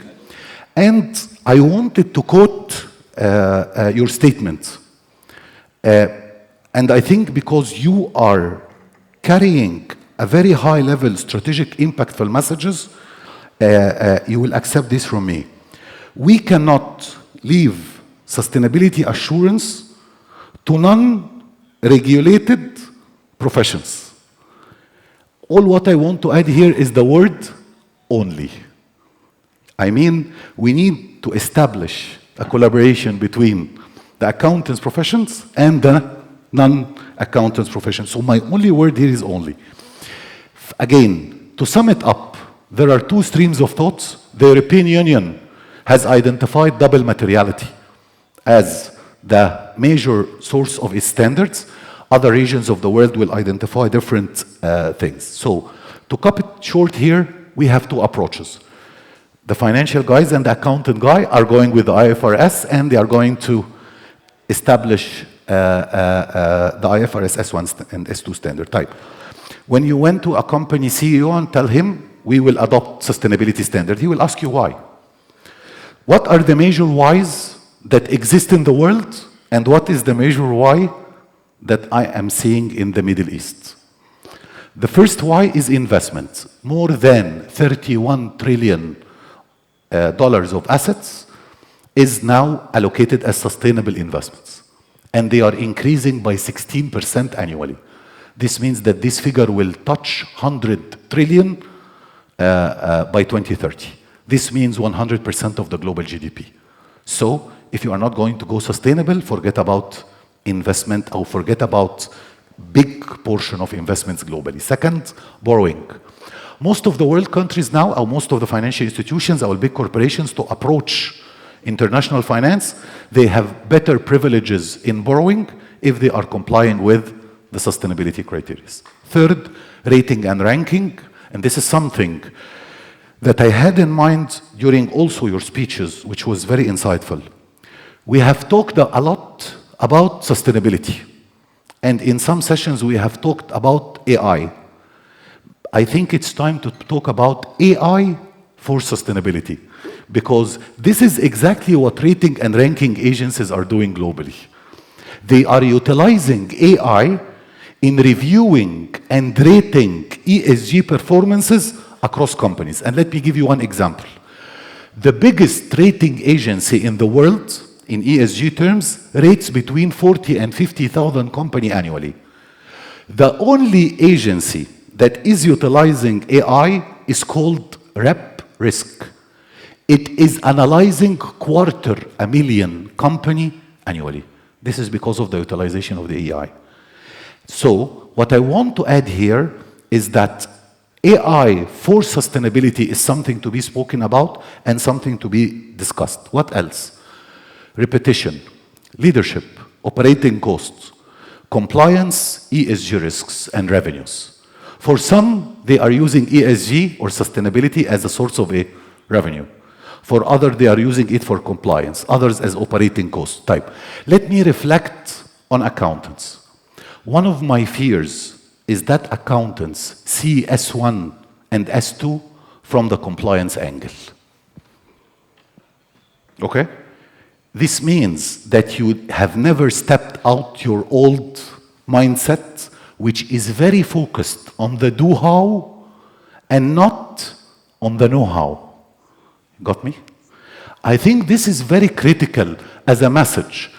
And what was insightful for me also today that is transforming out the transition from the do-how to the know-how involve a lot of courage needed. Why this is the case? Because you are coming out of your comfort zone. Because you will be subject to a lot of subjectivity and not objectivity with numbers that you were used to. Because in our world, 1 plus 1 does not equal 2. And it will be very hard for you to accept these facts. We have done, until now, we have applied the S1 and S2 on 12 companies in 12 different sectors. And the same reaction I get from the head of finance every time. I will never accept this. I will never accept this. I can't accept this. I can't accept this. Okay? And that's why one of my recommendations for every and each one of you is to run mock exercises on the last year financial statements in order to see what kind of implications may appear and then work backwardly on solving these implications, something that we can discuss technically afterwards. Type ESG risks is definitely something that is very important, and this is the major focus of type. Let me ask you a question back. In the Middle East, what was the major motivation for all the clients who worked with us? We are working in 7 countries.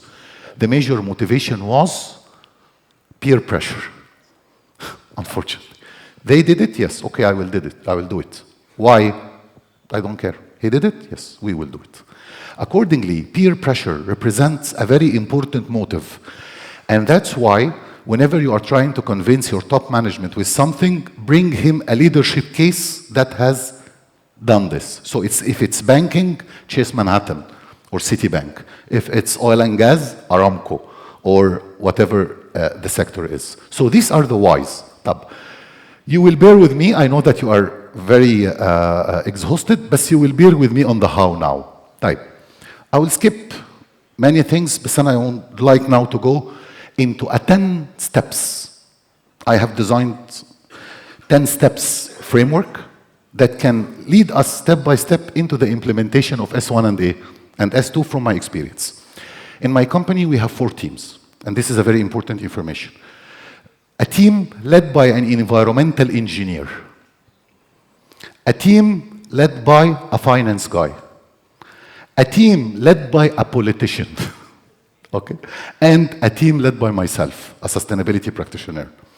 And the 4 of us is working on developing and implementing S1 and S2 to see by the end what kind of results and how different approaches and methodologies would lead to different implementation, because we are all now trying together. And the best thing that I can communicate with you now, that if you started now working on the S1 and S2, you are starting with the world.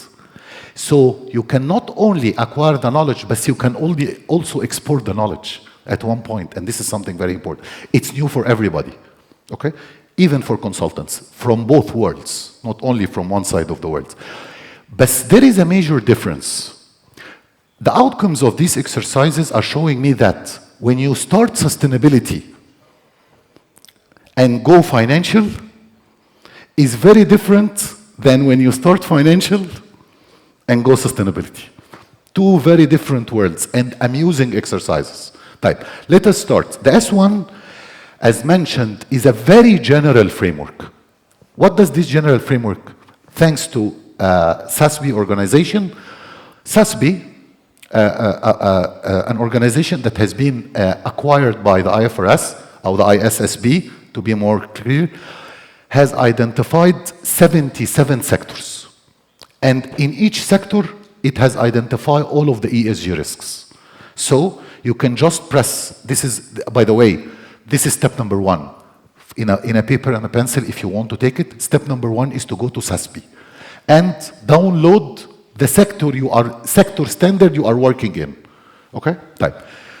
If we took one of the most important sectors here, which is commercial banks. Okay? If you are working in commercial. Why commercial banks is the most complicated? Because commercial bank carries all the risk of the 77 sectors, because you are not here dealing with a bank, you are dealing with a portfolio. And accordingly, commercial banks are the most, anybody here from commercial banks? Okay. Commercial banks are dealing with the portfolio of the 77 sectors. So let's have a look at the SASB standard in commercial banks.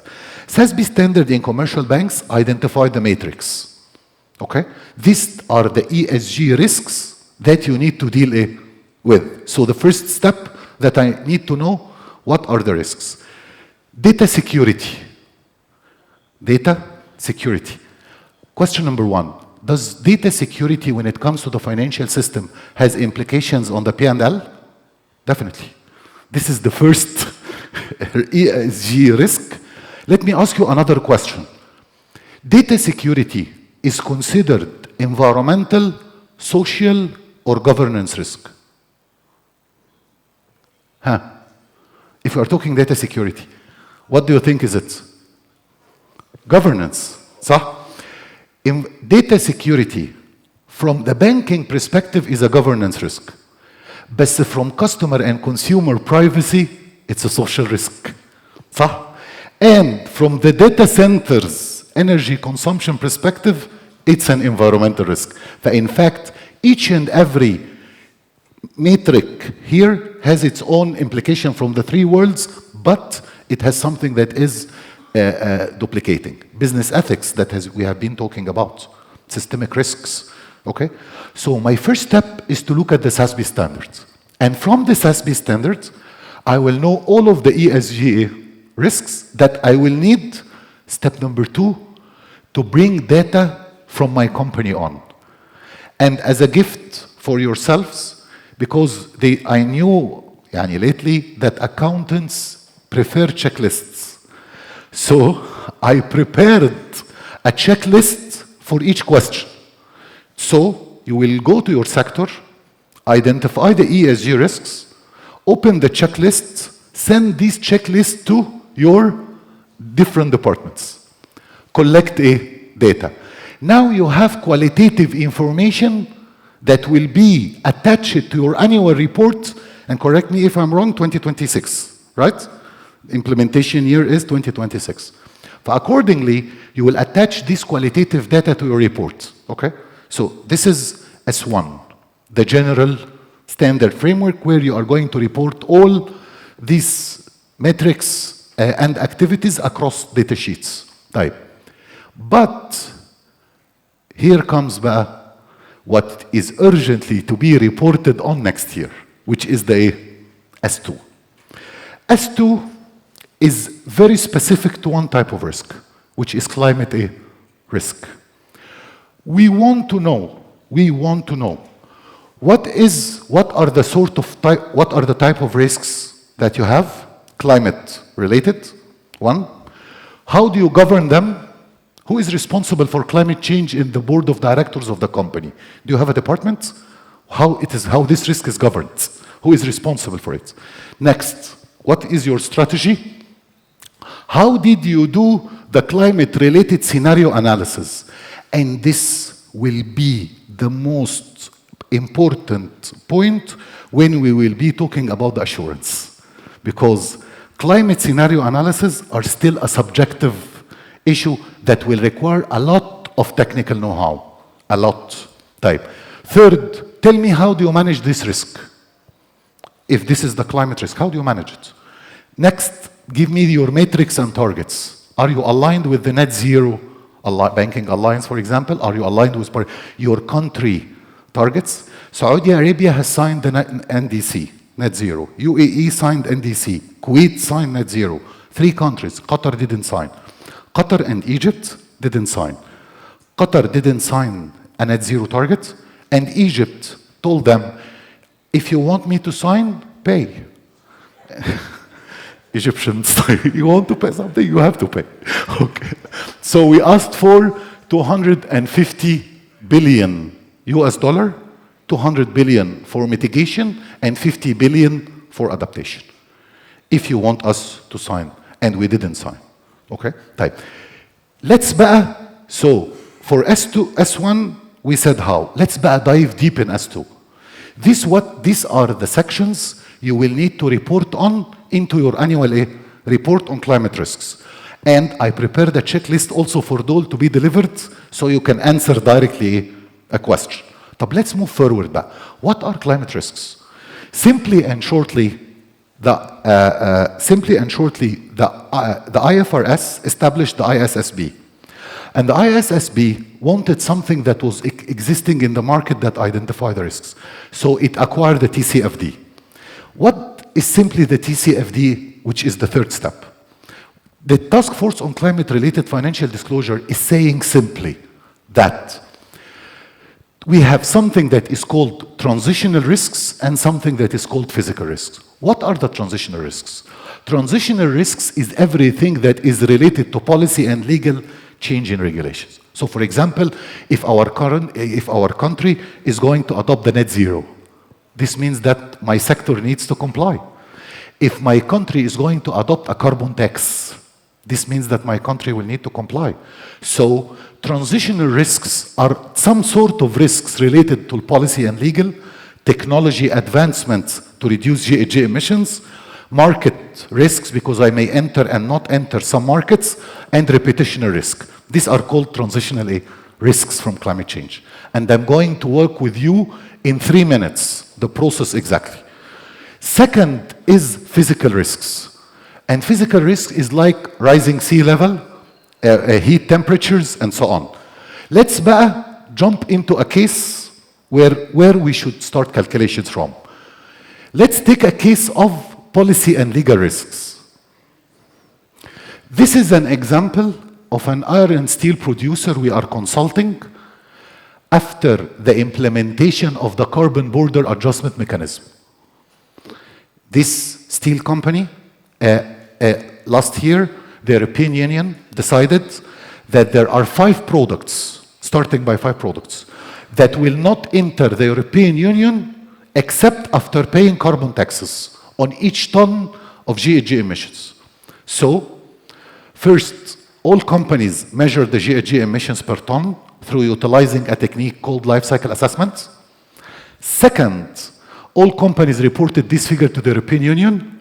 Third, all companies will pay this tax starting 2026. How this tax will be quantified? They have something called the carbon market, in EU ETS, and the EU ETS will identify the price of the certificate at the date or at the day of entering the commodity. So you will pay this tax. So we ran 2 minutes. We ran the exercise on the P&L of a steel and iron company. What was the outcome? The outcome is that the impact of the P&L is the reduction of 21%. Type. I would like to ask a question. When we took this result to the CEO, this what will happen in you next year due to something called transitional risk. What is transitional risk? These are new policies and regulations that will be implemented. How it will impact me? You will not be able to enter the European Union, or you will need to pay the tax. Oops. Give me the figures. I need to find a solution. What does he do here, Ba? At this point, they took the decision to make one of 3 decisions. The first decision is not to go to the European Union and diversify his exports into other countries. The second decision is to pay the tax. And the third decision is to update the technology.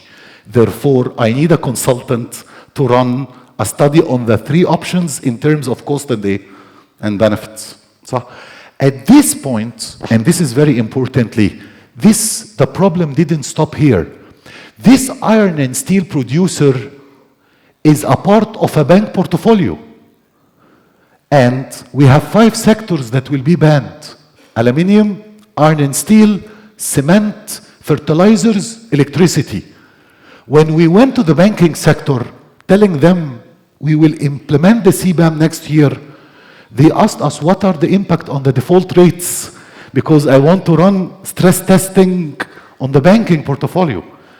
And this is the result of what happened. 1 minute. This is the result of what happened in Turkey. I'm leaving you the outcomes. These are the default rates. Increase in the default rates across the 5 industries. from very strong to good financial. In default, in the fertilizer sector alone, 4 companies. This means that the transitional risk does not impact only the sector or the company, but it impacts also the banking sector. And that's why currently all of the banking sector has asked the 5 sectors to provide reports on how they will deal with the CBAM. Who is the first country in the region that will be impacted? United Arab Emirates. And I left you the study that is saying that the UAE will be the first country in the GCC that will be impacted. Because of the time, we have mentioned now one transitional risk. Did you understand now what is meant by transitional risk? Change in laws and regulations. And from change in laws and regulations, you have to go through the way to tell me what is your management approach. I'm an investor in the company. I want to understand. A final thing, لأن مالك هيقتلني.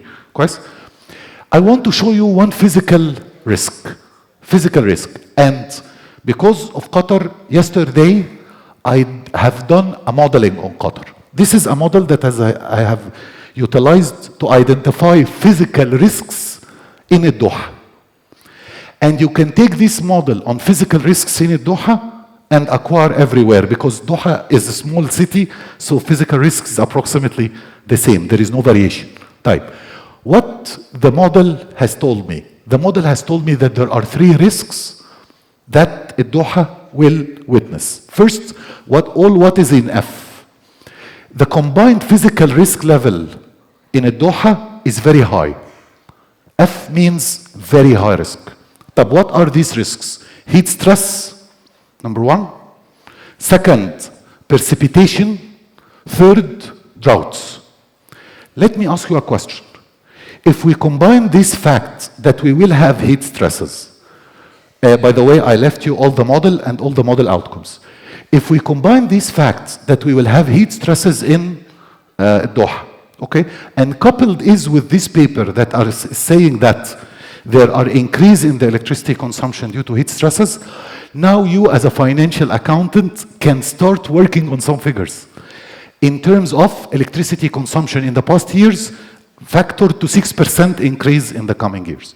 This is a very simple explanation of how you can deal with one of the directions. A final thing here is that this is, I have took the S1 and S2, okay, cut it in all type of information pieces and left it to you. But this is very important in one thing. This slide, you are going to report on the current and the expected. And this is what new in the accountancy world, okay?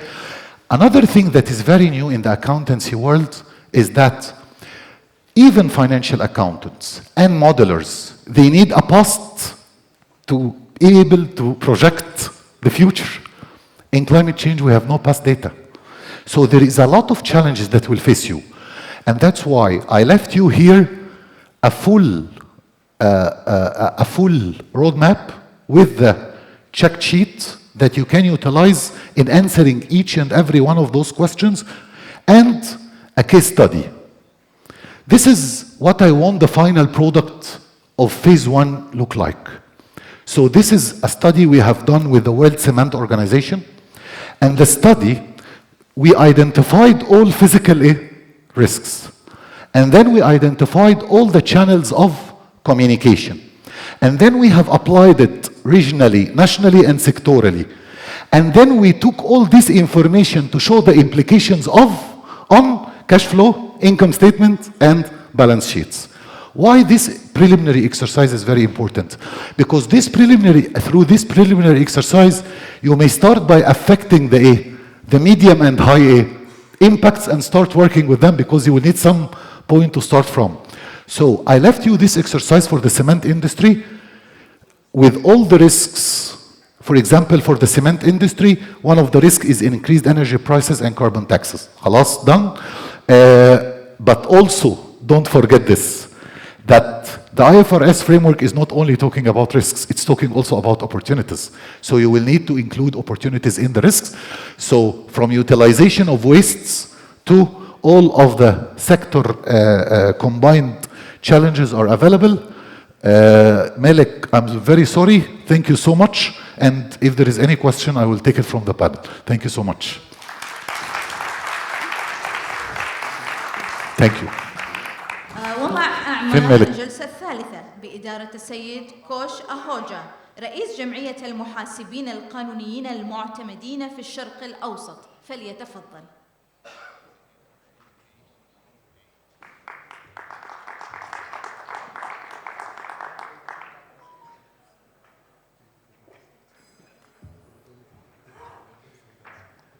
Good afternoon, everyone. I'm joined by an esteemed set of panelists, and Ihab, can I have you back on stage? Also, Damien, Mr. Ewell Mueller, and Neil Morris, please. And as they come on stage, let me use this time in order to introduce these esteemed panelists. Damien had recently joined Anthesis, a global sustainability advisory firm, as the sustainability services leader for the Middle East. He has over 25 years of experience working with PwC and Deloitte in both the UK and the Middle East. Much of that helping clients with their sustainability reporting, independent third-party assurance, and strategy development requirements. I will not be introducing Ihab. I think you already heard, and he's introduced himself. Mr. Ewell Mueller is the Managing Director, Supervision and Authorization, with responsibility for banking, investment management, insurance, anti-money laundering, and macroprudential analysis at the Qatar Financial Center Regulatory Authority. He's also a member of the Global Forum for Ethics and serves on the Intergovernmental Working Group of Experts on International Accounting and Reporting at UNCTAD. Lastly, Neil. Neil is a member of the IAASP since Jan 2023. And Mr. Morris, he's currently heading the Global Assurance and ESG methodology at KPMG. He's a chartered accountant with 24 years of experience. And I know we're short on time, so pardon me for the short introductions, esteemed panelists, but let's jump right in. And Neil, if I can maybe direct this towards you since I introduced you last. What do you think is the role of accountants and finance professionals in practice and in business? You know, how should they play their role in creating sustainable organizations? Thank you. I mean, thank you very much. And I think firstly, if I can just give an offer of thanks to including the IAASP in today's conference. It's really good to be here. Asma, you provided such great support for the work that the IAASP is doing, and we really appreciate that. We were super excited about the approval of that ISSA 5000 standard just 2 weeks ago, and hopefully we see that driving assurance. And so now coming to your question, the role of accountants, I mean, I think they play an important role in first and foremost understanding the information that's available to them. The accountants, as we've heard today, have got an incredible capacity to read frameworks, understand frameworks, and translate those into disclosures that users can understand. And so we know that those skill sets exist within organizations and within the audit and assurance profession. So first and foremost, I think, go towards your strength, which is around your ability to consume information and present it back to users in an understandable manner. So that for me would be the key thing first and foremost. Other skill sets that I certainly see, though, is that this is new information and it's often incomplete. And so left to the accountants on their own, they're excellent at presenting information which is made available to them, but that information is often incomplete. And so the accountants will provide you an answer which is accurate for what was provided. It has the evidence to support what is provided, but it may not be a complete answer. When I encounter the subject matter specialists, they probably give me a more accurate answer, but they can't support it and they don't have the information and the evidence. And so the role of accountants in organizations is to seek out the specialists that will help them find more complete answers, to provide that and present that to the users in their organization. So those are some of the key skill sets that I see that the accountants can play, and I've seen it over the years playing really fundamental and important roles in improving the information that's available, and improving this information will improve the decisions in relation to environmental, social, and governance matters, and that will lead us all to a better place. Let me leave it there. Thank you, Neil. That's interesting that you should talk about understanding of the information, translation to disclosures. And a lot of times that we come across as people are also struggling with where to get the information from, what's the best source. But, I won't get further into that, but maybe I can invite Damien. Would you like to weigh in on the same question?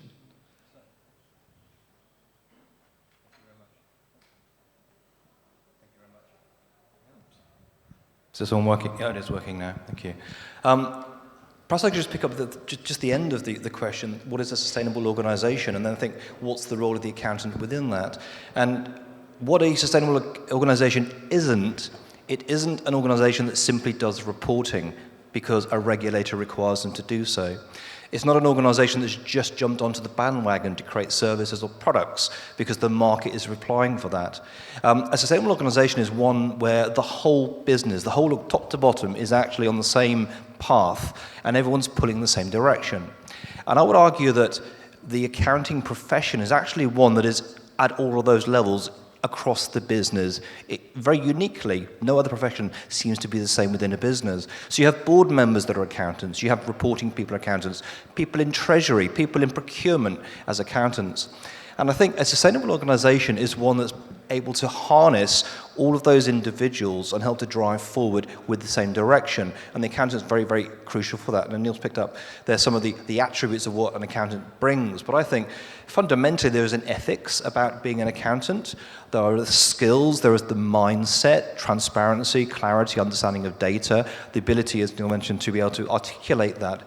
But I think, very fundamentally, it's the mindset of an accountant within an organisation to be able to do the right thing. And I think a sustainable organisation is doing the right thing in the same direction, and that's where the accountant's got a key role to play across all those different roles. It's so interesting that the same question, and what is the different perspective and lenses you can see it through. Can I invite your views on what's been said? I think I would summarize the role of the accountant to be the bridge. And I think you've already heard that. But I want to pick up on something that was said earlier, because I think that is also critically important. As a regulator, I find it depressing when people do things purely because we tell them they have to. Accountants must get out of a compliance mindset and pick up on what Damien was saying there. Being that bridge, it is to get a united vision, to get a sustainable organization to actually understand and, very importantly, quantify. Because I think that comes back to the comment that was made earlier. You talk to the finance director and they say, I'm not going to take this, because they don't have a faith in what it is, in the measurement, in the completeness, in every one of those aspects. And I think that is where the accountant can play such an important role. But get out of the mindset of I do this because I have to, and get out of the compliance mindset completely. We are here to add value, to recognize the different capitals. I always go back to integrated reporting as being the key to making the value of the accountant absolutely clear. If I could pull that thread a bit, when you talk about the mindset and versus the compliance, just stretching this along, what do you think are some of the ethical dilemmas in regards to ESG considerations, because also from a regulatory perspective, how do you see this? Yeah, the ethical part in the global forum, I think we've spent the last few meetings talking about this at great length. The ethical dilemmas are not new, but they are different. And I think a lot of the ethical dilemmas are pegged very specifically to the question of reliance and belief in what is being presented. It comes back to the question of completeness, the accuracy of measurement. A lot of this comes down, particularly in the initial stages, of sustainability reporting, ESG reporting in a broader sense, to things that are not necessarily 100% mathematical or scientific. And from that, it's the building of the faith that poses an ethical dilemma. But I think the biggest single ethical problem is leaving things out of the picture. The act of omission is the most important, because the pressure on the accountant and the pressure on other people that are involved in the reporting cycle is going to be to present the best possible picture. Ethically, you have a problem when all you are doing is trying to make this look good. And I think that, yes, we talk about greenwashing all the time, but to me, personally, I think the act of omission is the biggest, the simplest form of greenwashing and the biggest ethical dilemma that we will face. Very true, and I think that stakeholders, especially from the CFO and senior finance professionals, they almost have a fiduciary expectation. What you said, in your presentation that we had just heard, you talked about all the standards and how we can practically go about it. Would you like to touch upon what do you think of the ethical piece here, that Ewald has just talked about?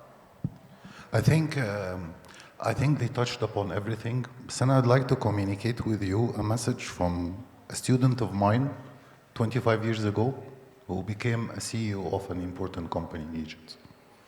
And when I met him, he told me, what is sustainability?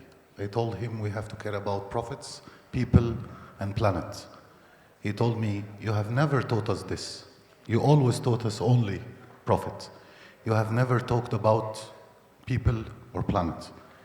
In addition, we are sitting in this room while we are bombing people and planet.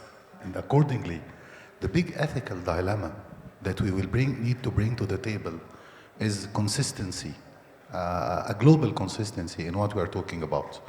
I think this is one high-level ethical dilemma we need to consider, and we need to be the voices of what we are defending on, because it's not about putting an entry into an accounting statement. It's much bigger than this. It's doing real impact. It's creating real impact. Otherwise, it will be hijacked. The whole concept will be hijacked, and we will be wasting our times and our lives, which is once and forever we will live it in doing no real impact or change. We will be captured and hijacked by the system. This is, I think, the major message from my side. Thank you, thank you. I think sharing that example is quite a powerful message for all of us to look at. Damien, if I can come back to you, since we've talked about, one is the ethics piece, and we've talked about the role of accountants. May I have your perspective on what are the skills that accountants and finance professionals should be developing in order to effectively be able to address some of these sustainability-related challenges? Yeah, thank you. And I've worked in Big Four companies for over 25 years, and I think the skills that I've seen my fellow accountants have had from that side of the profession are actually very transferable to the world of sustainability. We've touched earlier completeness, ethical, fiduciary duties. We've understood what we don't know is very important. It's linked to completeness, transparency, representation. Greenwashing is a particular sustainability angle to misrepresentation. So actually the core skills that accountants have, which in my world turned into assurance, and practitioners of the audit side are very, very transferable. We had a discussion earlier, what's missing, you pointed. Technical ability is the bit. Understanding the new terminology, the new concepts, being able to transfer that across is the big challenge, and it's great to see that ACCA has got the diploma coming through to educate individuals in the new ways of thinking, talking, but fundamentally the skill sets are very, very, very similar. What I would caution, however, is an auditor suddenly thinking, oh, I can now go and audit a sustainability number. Because a P&L number is one thing, a Scope 3 number is completely different. And you really have to understand what you don't know in order to be able to audit it. But it's a context, it's a textuality sort of issue, and technicality comes into it. So, you know, I'm delighted that, let's say we have mandatory assurance coming into Europe with CSRD, but the challenge is how you suddenly turn and educate thousands of auditors to actually be able to do that work, and that's a huge challenge. But the fundamental skills are there. The bit that's probably missing is something that our clients often call out to us, is that our clients usually think sustainability is very important when they're doing it properly. It's in them, very much in the personality of the individuals, and the better companies doing sustainability are the ones that really believe in it, as I said earlier, top to bottom. And they can see through an auditor that's coming in and it's just ticking a number and doing a little bit of it. So a little bit of passion for sustainability is also important. I think that ties into ethics as well. You've got to understand why you want to do it to be able to do a great job. So just doing a diploma is not enough. Really feeling sustainability is a very, very important thing. So that's the two skill sets, technical and passion. Get those two right. I think you've got a whole body of individuals that really contribute to trustworthy reporting. Thank you, Damien. I think that's a question on which I believe everybody would have views, but I think you've summed it up quite well. You wanted to add on to that, please. I would like to summarize what he said in a nice statement that was communicated to me also from an accountant. He told me, Ihab, GHG emissions is pollution? I told him, no, this is something we smell. So it's nothing. Yes, it's nothing. So you want us to calculate nothing? Yes. To manage nothing? Yes. To reduce nothing? Yes. And if we didn't reduce the nothing, we will buy carbon certificates to... Exactly, and the conversation ended here. And so I'm totally in agreement with you. We need a lot of efforts by the Federation in order to bring this knowledge and know-how.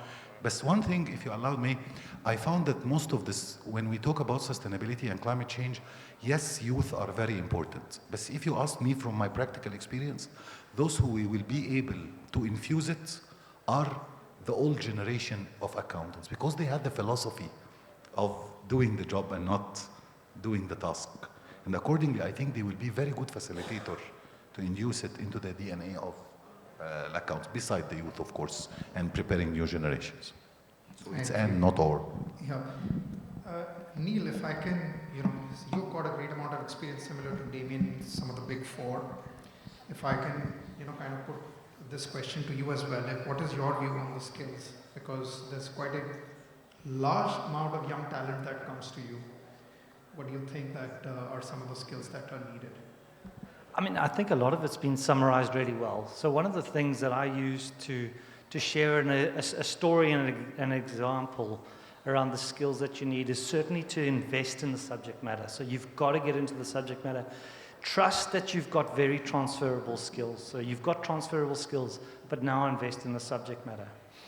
I'll give an example about a child, and let's imagine horribly that the child is ill and they need to speak to a doctor who specializes in this illness. The child will most likely receive a message which is somewhat diluted and quite optimistic to say, don't worry, you'll be okay. And that's the level of messaging that will be received by someone who doesn't understand the subject matter. Now picture the parent. The parent would be very concerned. They perhaps have passion for this. It is their child at the end of the day. When the parent speaks to the doctor, they will get a far more complete message and they'll understand the subject much better. And then you have a fellow doctor. The doctor needs to consult with someone. That consultation will run to a very granular level. They will engage as peers very technically. Us as accountants, we cannot have childlike conversations. You need to make sure that you invest in the subject matter so that you become informed parents and you can engage with those specialists. That's the bridge that you spoke about. That's the place that we need to get. That's the skill set you need to invest in. And bear in mind, the subject matters are broad. It goes from this end of environmental all the way through social and lands on the far side of governance. You cannot specialize in all of those subject matters, but make sure that you remain in that bridge. And for the youngsters joining, this is exciting. This is what makes the profession attractive. This is what makes our profession sustainable. And so it's important to share those messages so that we can keep a long queue of people outside the door wanting to join us in terrific careers that hopefully many of you are enjoying. Well, from a regulatory perspective, is there anything that you'd like to add on in terms of the skills that youngsters should look out for? Because, how is the profession going to look like? I think the mindset of the profession is changing quite rapidly as we speak. I mean, sort of picking up on the mindset maybe of old of task focused, this has to be done, this is the way to do it, tick the boxes, another process I hate.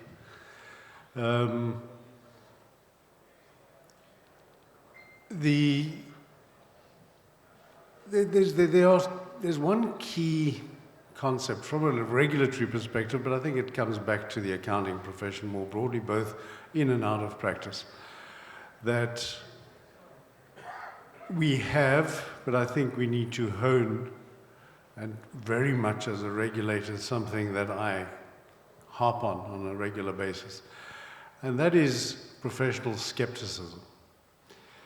I almost want to say to accountants who are not in public practice, which is the majority by a long shot of accountants, to go back and read, because they've also been amended, 2 standards that are there for auditors, and that is reliance on an expert and reliance on the work of another auditor.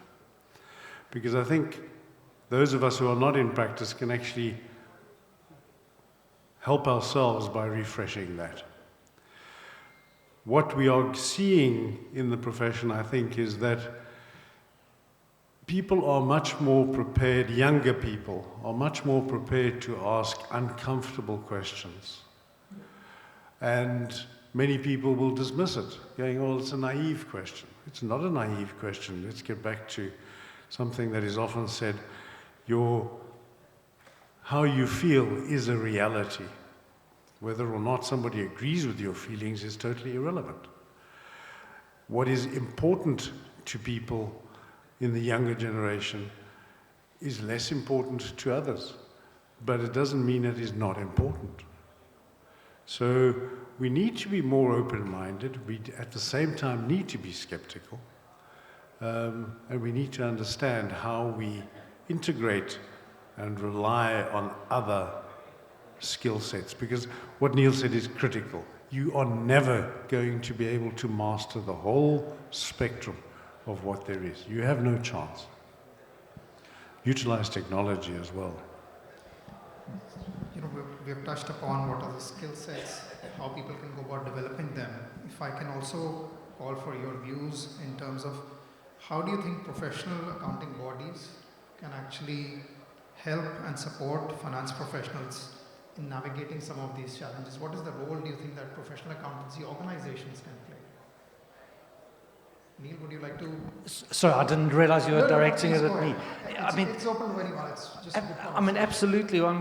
As I sit as an international standard setter, we cannot achieve global standardization. We cannot get baseline accounting and auditing standards to have any traction without them being picked up by the local standard setters. And so at the IAASB, we're spending a renewed time engaging with stakeholders, making sure that the standards that we're building are going to be fit for purpose for each of the countries and regions that we're engaging with. And therefore, the standard setters need to pick it up, take it, use it as a baseline, enhance it and add to it where they need. But the key is that we cannot have global standards that simply sits on the shelf at a global level. And so the role of local standard setters is fundamental to get that deployment, the consistency, and to reduce fragmentation, whether that's at an accounting reporting stage, whether that's in an assurance stage. The reduction of fragmentation is critical to get consistency in the work and the information being received in the market. Damien, you wanted to add something, please. Thank you very much. Something I'd like to touch on is the ISS 5000 that Neil's involved in, which theoretically allows a consulting firm to do assurance.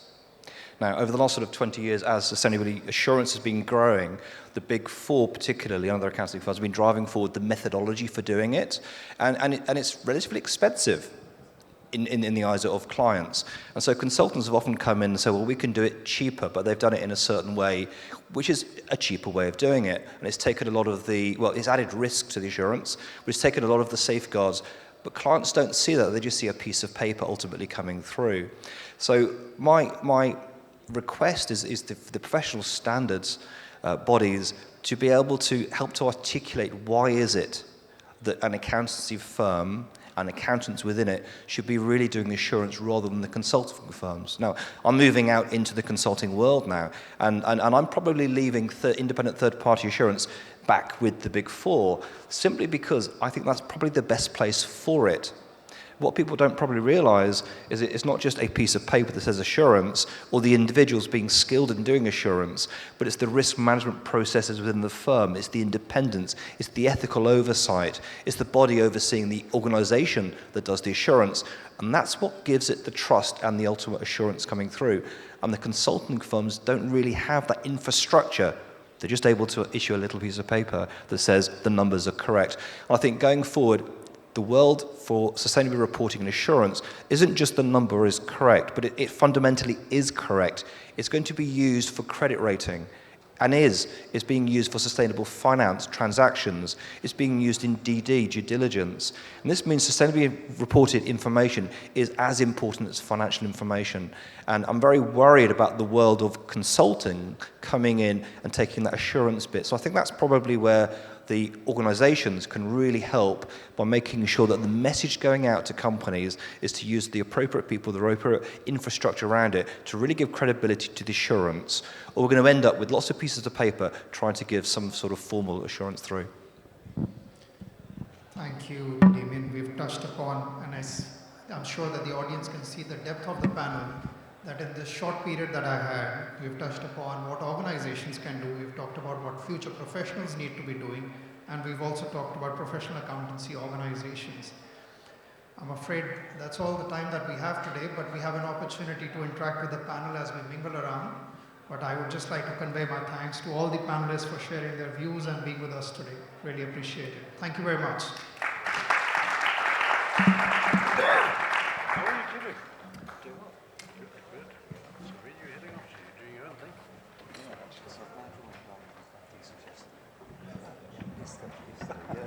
والآن سيداتي سادتي استراحة الغداء ونعود لاستكمال أعمال المؤتمر. سيكون الاستراحة لمدة نصف ساعة في القاعة المقابلة لهذه القاعة.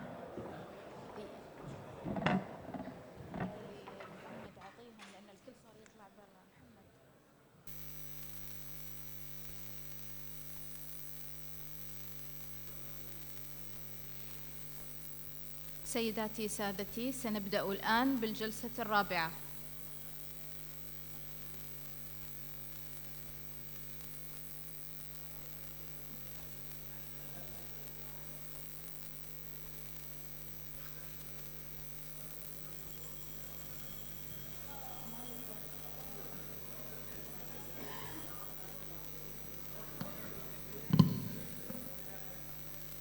سيداتي سادتي، نبتدئ الآن الجلسة الرابعة.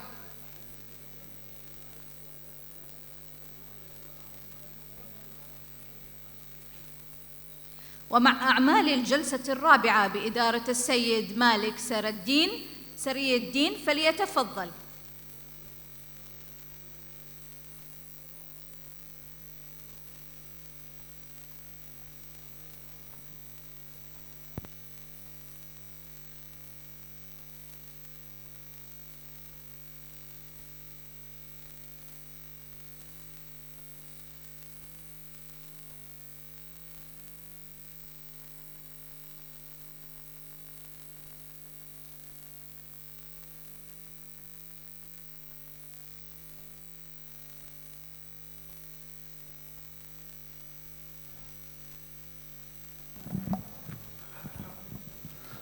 السلام عليكم عن جديد، أهلا وسهلا فيكم بمؤتمركم بقدر ما هو مؤتمرنا ومؤتمر زملائنا جمعية المحاسبين القطرية وزملائنا الآيفاك هو مؤتمركم. ببداية بنعتذر عن التأخير، نحن بنعرف انه تأخرنا اليوم، المؤتمر المفروض كان ينتهي من ساعة يمكن من اليوم، بس صار في تعديل على الأجندة، عشان هيك تأخرنا، سامحونا. والمواضيع جدا مهمة، صح أخ عبد الله، الموضوع مهمة ودسمة وبتحمل نقاش كتير.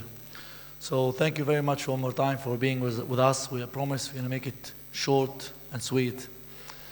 The fourth session, the panel session for today,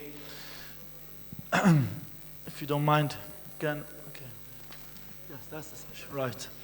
Which is shaping the future of accounting and auditing, unveiling the influence of artificial intelligence and digital transformation. How big is this topic? It's huge. It's massive. That topic we can speak for 3 hours non-stop.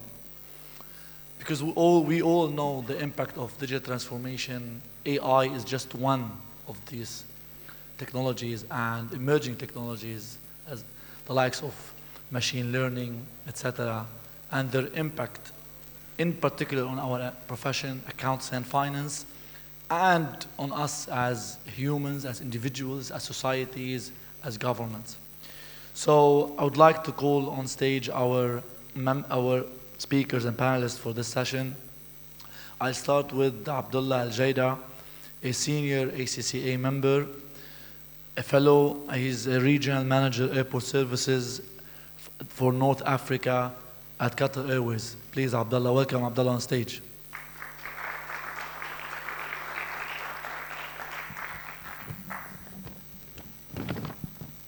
I would like to call upon Labiba Al-Anzi. Labiba, she is a financial manager at the Ministry of Finance, and she traveled all the way from Saudi Arabia for this session. Please welcome Labiba.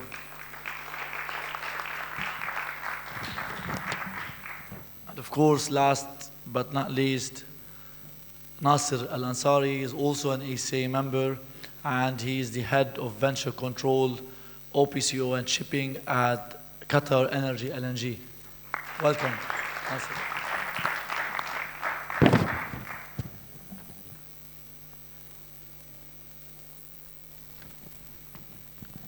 In the beginning, thank you very much for joining us on this conference and being part of this panel.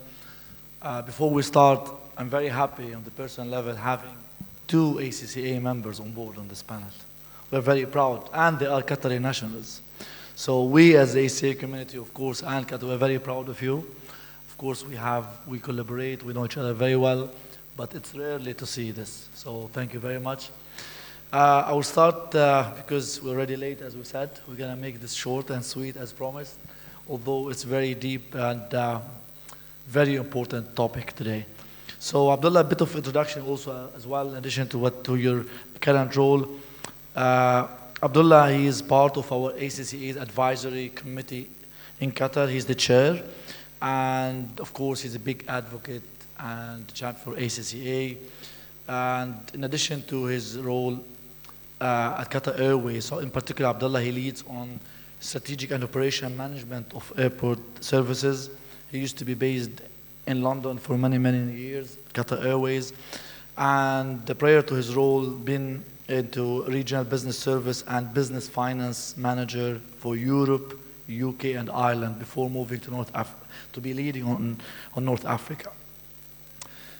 Right, so a bit of introduction as well. More on that with moving to Labiba. Labiba, she has more than 17 years of both academic and professional experience in both private and public sector, and she's currently supervising finance and procurement, as I mentioned, at the Ministry of Finance in the Kingdom of Saudi Arabia. Moving on to Nasser, our dear ACA member. Nasser graduated from Qatar University, majoring accounting and finance, and joined Qatar Energy LNG, for those who used to be known as Qatar Gas. And as I said, he's an ACA member and he's the head of venture control. So let's move on with the questions, some of the important questions for today on this panel. I'll start with you, Abdullah. Right. So how will current and future global challenges impact the profession from your perspective? And it's a question with two folds. And what do you see as the emerging career opportunities for the future of accountants and finance professionals, being yourself as a chartered accountant? First of all, thank you, Malik, for the introduction. It's an absolute pleasure to be here today with my fellow. This is really a good question to start with. I think the current and future challenges, they are really inevitable due to the overall geopolitical situation that is happening in the region, especially the war in Russia or between Russia and Ukraine. What's happening in Lebanon and in the Middle East area has really affected badly on the fuel prices and also the trading and the uncertainty into the economic sectors. And at the same time, you have the emerging of the technological era of artificial intelligence and the machine learnings. I guess like now all the companies, they are adapted using the artificial intelligence, which has really have made lots of jobs redundant, especially the processing jobs, because with artificial intelligence as well as the machine learnings, they really produce data. So those data gives really assurance and quality assurance to the readers. I'd like to believe so. I think in terms of the accounting profession, they should really be adapting to the digital transformation, and as well as the policies and procedures, they need to be really updated. So I think this is my answer to question one. Where do I see the emerging career opportunities? I think currently now, if you go and check all the positions for finance, you will no longer find a position that is called finance assistant. Rather, it's a data scientist or it's a digital transformation leaders. So I think accountants, they can lead business support transformation by introducing all the new technologies. Like for example, now most of the analysts, they use Power BI and Tableau for them to drive data and then be able to do a good decision making. Data scientists, basically, if you see not long time ago, the data scientist used to be an engineering subject, but I think it's no longer. Now mainly accounting profession, they do focus on data scientists that really interpret data that are enabling them to really help the business on making decisions. Thank you very much, Abdullah, for sharing that. I totally agree with you, especially the words, the adaptation, and that's what we do, what they say, because we believe we need to embrace such change, right, rather than resisting. So embracing such technology is fundamental, not only for accountants and finance professionals across the board. So I would like to hear from Labiba also, from her perspective. Just hand the mic. On the same question, Labiba, from your perspective, don't mind. تحب تجاوب بالعربي طبعا.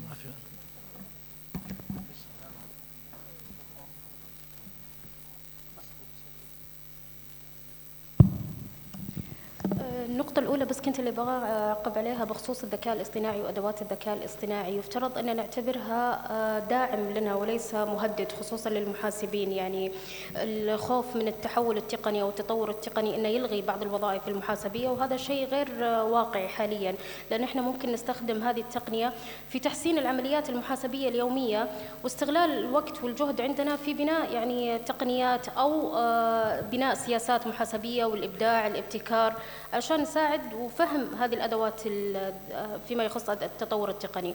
النقطة الثانية فيما يخص التغييرات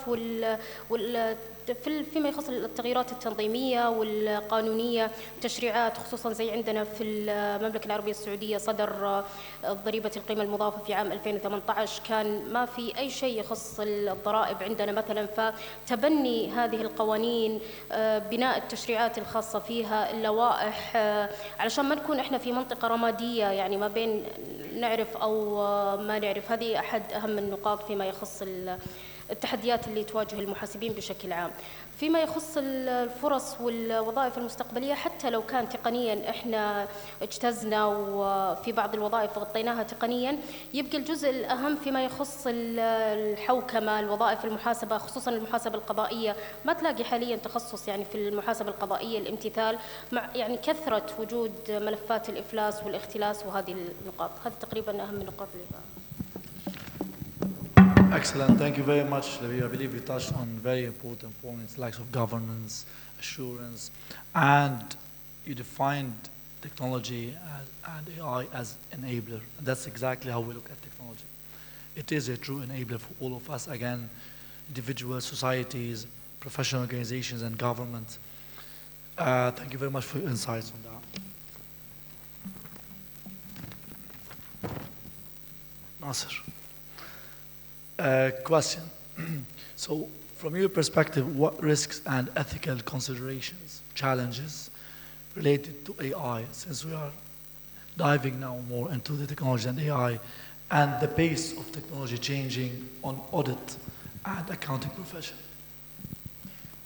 Before I start, I would like to thank you, Malik, actually, to give me the chance and the opportunity to be here in this forum. Now, upon the integration and the advancement of the technologies of AI, and we have witnessed the benefits and the advantages on how we are using it when we apply it in our work life. And we have seen many advantages. Now, as the situation when it comes with the new technologies, there is nothing that comes with free of risk, as we know in our lives. So we must understand the risks that comes along with the use of these tools in order to be able to utilize its full potentials, rather than especially like in accounting or in auditing situation. I would like to start with the most important thing is that the data security and the data privacy when it comes to dealing with artificial intelligence. I believe in the morning there was a question around when we are using ChatGPT, for example, to analyze our financial data. So right now we don't know where is these information are stored, or if there is a chance for a data breach. So what if there is a data breach? I uploaded a classified and sensitive information regarding my company. So if there is a data leak, it could lead to financial and reputational damages. So we need to really understand the limitations of these systems in order to protect ourselves from these kind of risks. Moreover, we need to understand also because these algorithms are designed in a way. So these algorithms can have flaws, and if we blindly depend on it, and I can remember what Mr. Abdullah al-Mansouri said in the morning, where he said the accountants, yes, trusted. Accountants are trusted. So if we rely on this data without critically analyze it, then we will make an uninformed decision, and it will lead to eliminating the trust that we have in the accounting profession. Another point is that although the algorithm is a self-learning machine, but also there could be a bias in how the data are structured and designed in the system itself. So we need to apply professional skepticism when we deal with the artificial intelligence and the self-learning machines. We need to keep in mind that we need to keep the accounting inside our heads and critically analyze the information to avoid the situation where we make bad decisions based on wrong information. And I remember also there was a raised concern around the use of AI, that it can eliminate the human role in it. Yes, it may be. It will take the repetitive or the routine kind of a thing, and maybe the number crunching, yes, but the analysis and the skepticism should always be in mind when we deal with the artificial intelligence and any new technological advancement that we have. Fantastic. Thanks, Nasser, for touching on really important elements. And I can't agree with you more than, like, especially data security. You speak about cybersecurity. You mentioned ChatGPT, which is just one out of many, now becoming most popular, powered by AI. And here the role of regulatory authorities, the regulators. And we know how challenging is this point, right? From that perspective, and believe we're all watching the space and see, and it's something, it's global. It's not only here in this part of the world. So the governance, the regulatory piece of it is very, very important. Thanks again for sharing that. Back to you, Abdullah. Right, so I have a question which is quite a little bit relevant to what we're talking about. From your perspective as an ACCA member, particularly in your experience, how do you see the role of professional bodies, such as ACCA, to prepare for the future and better understand technology developments? This is really a good question, and I think we're making it specific to the ACCA. ACCA has been live for almost like what, 100 and over 100.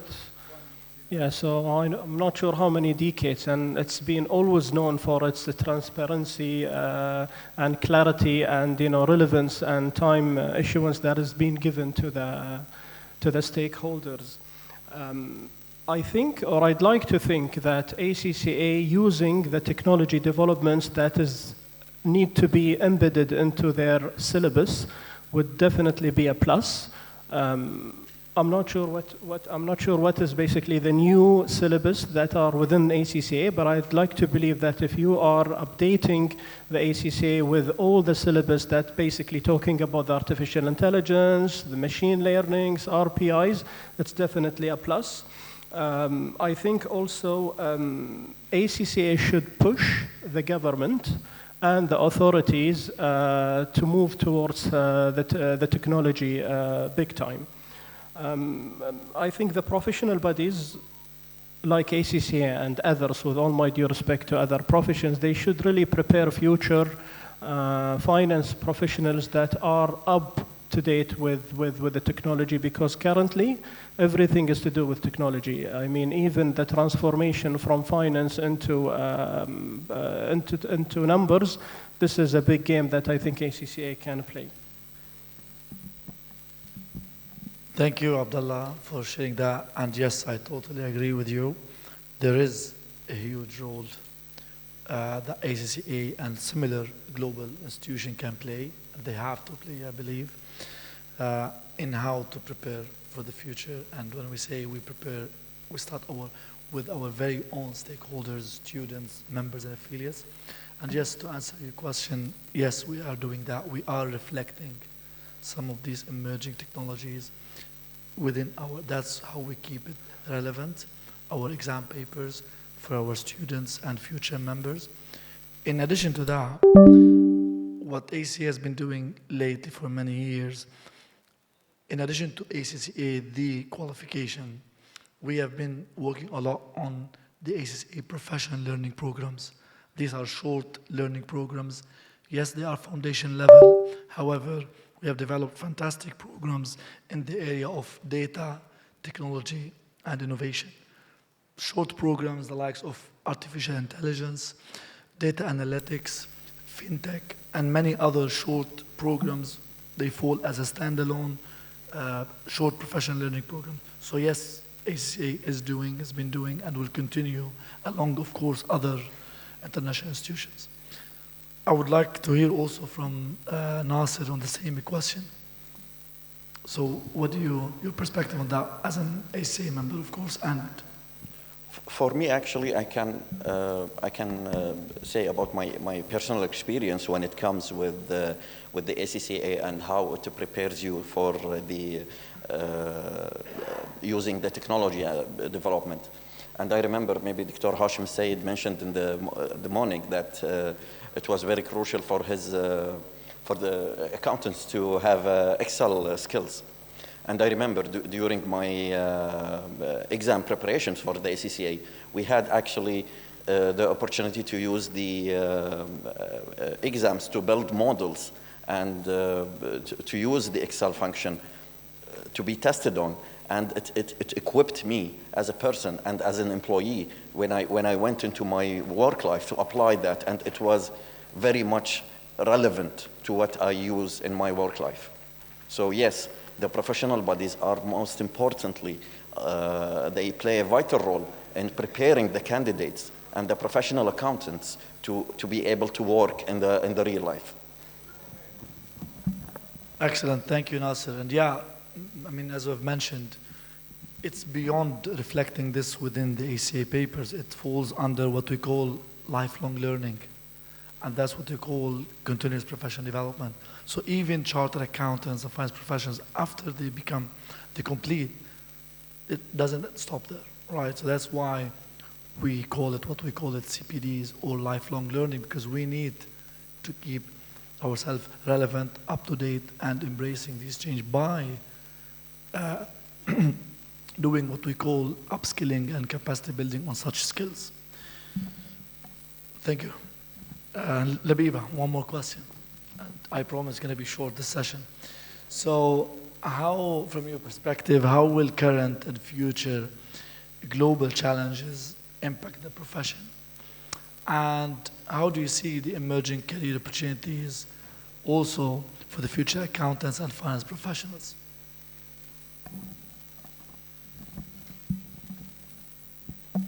هي نفس النقطة الأساسية أن احنا نعتبر أدوات الذكاء الصناعي هي داعم لنا وليس محارب لنا بشكل عام. كيف احنا مستقبلا ممكن نستخدم هذه أو نقلب هذه التحديات إلى فرص عن طريق يعني زي الحين التقنيات الحديثة والابتكار فيها، تقنية التحليل والأدوات التحليلية، تقنية البلوك تشين. هذه تقنية جديدة يعني لسه في مرحلة الإنشاء، ممكن ما في أحد حتى بدأ يشتغل عليه. وهي عبارة عن سجلات البيانات والسجلات المحاسبية، نطور المهارات فيها ونستخدم يعني القدرات اللي عندنا يعني بنائها في الأدوات التحليلية والتركيز عليها أكثر من إنه التطوير. النقطة الثانية حتى يمكن ما ذكرت في البداية، في نقطة مهمة لازم نركز عليها بخصوص تطوير برامج التدريب والتوجيه بشكل كامل. زي ما يعني اليوم في الصباح صار في تكريم لمبادرة التدريب التعاوني. يعني إحنا ما نكتفي بس بالتدريب التعاوني، المفروض إنه يكون في لقاءات بين الخبراء يعني اللي عندهم مهارات عالية والمبتدئين للربط بينهم والاستفادة من خبراتهم والمهارات اللي موجودة عندهم. النقطة اللي بعدها وهي الأساس في كل العمليات عندنا التقييم والتغذية الراجعة. أنا لما أسوي أي عملية أيا كانت، تدريب، توجيه، وجود تحديات تقنية، أدوات تقنية بشكل كامل، لازم أرجع أقيم هذه العمليات، هل أنا استفدت، إيش سبل التحسين فيها بشكل كامل. شكرا جزيلا لبيبة. I guess I agree with you. Final question. We're done. Nearly there. Abdullah, what advice would you give to young professionals? You're still young, don't get me wrong, but to young professionals just embarking on their career in finance and accounting currently? Well, I guess, Malik, my piece of advice is always be ready for the future. And make sure that you always upskill and reskill. Soft skill is really important. I think what differentiates us from machine is that we have the soft skills in communication, presentation skills, and also negotiation. There is here in the research that was conducted by Harvard University, it was found that 85 of the job success actually came from soft skills and only 15 from technical skills. I would also recommend those professionals who are within the finance field, within their organization, to really find what are the best technological improvements that they can do, like the computer, cloud, Power BI, and all these things. Always make sure that you learn the data and try to come up with a storytelling from those data that will help business to make decision. Always be updated with the market. Make sure that you read Financial Times and really understand what's happening with the market. Actually, that's it from my side. Excellent, and I agree with what you have said. So again, lifelong learning, continuous development. Right, any burning question from the audience? دكتور, please. ممكن المايك لو سمحتوا.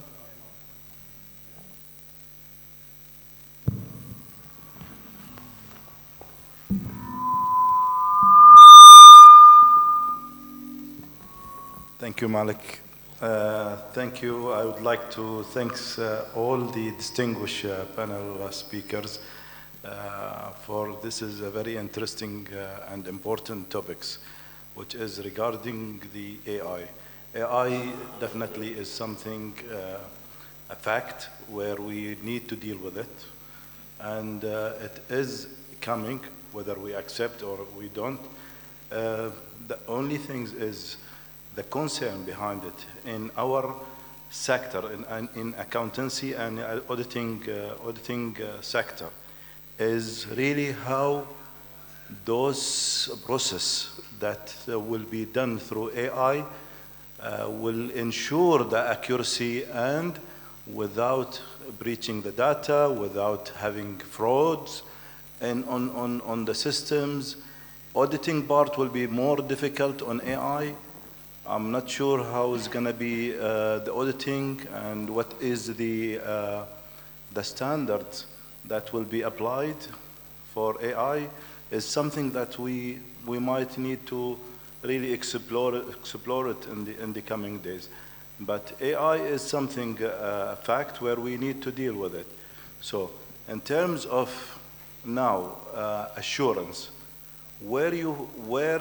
how much you can confirm the assurance that from AI side. For example, I can submit a fake invoice and the system will be generating the report based on my fake invoice. So how you will ensure that the information that enter in the machine that's going to be correct or not? This is the concern behind AI. And also, AI will be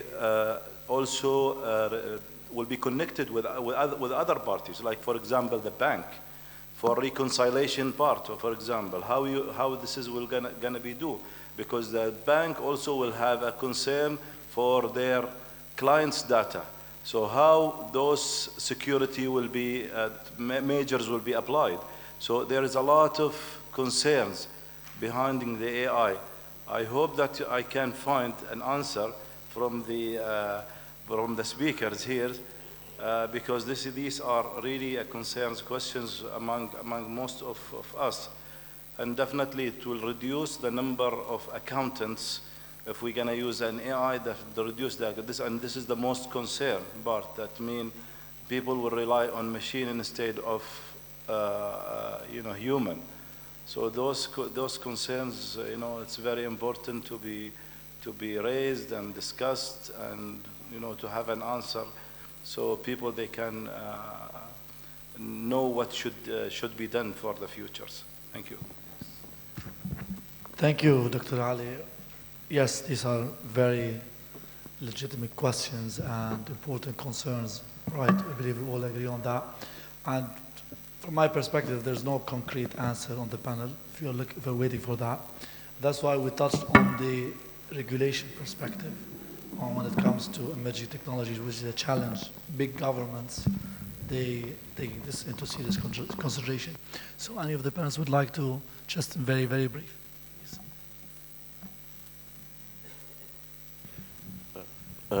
Thank you, Doctor.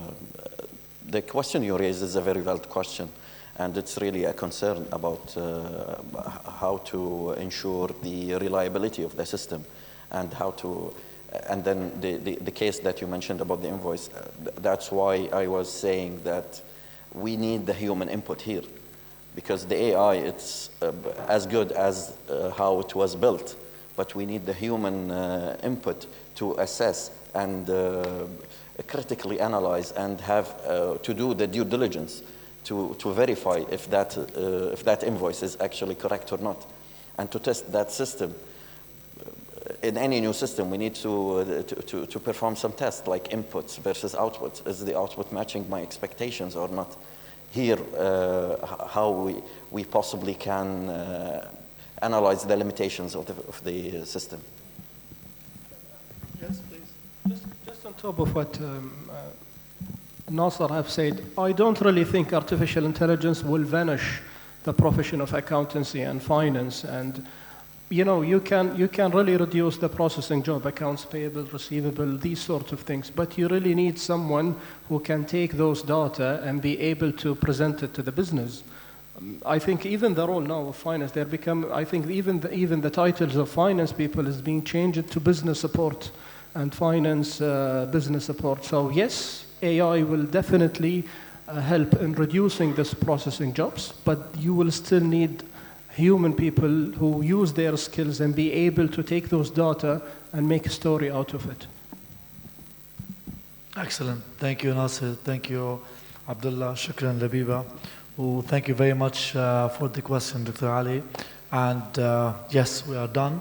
And now we have one more session. I would kindly ask you to stay and to listen to the last session, because our speakers, they traveled all the way from London, from Dubai, and yeah, and both from Dubai actually. So thank you very much.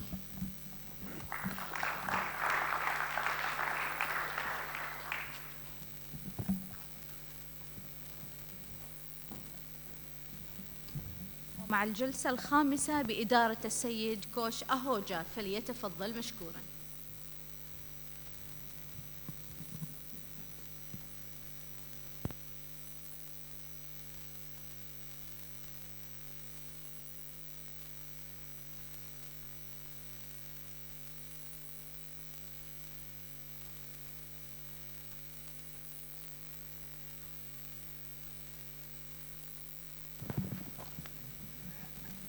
Thank you, Malik. Malik has already set the tone that we're short on time, so I'll waste no time absolutely in introducing our esteemed panel.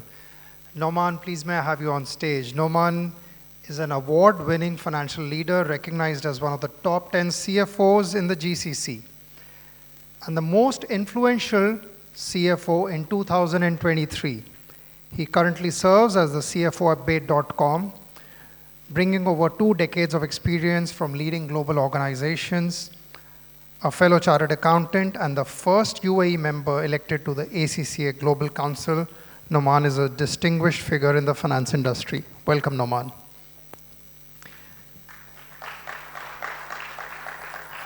Our next speaker, Alia, is an accomplished international finance director with over 15 years of experience across the Middle East, Central Europe, and Southeast Asia.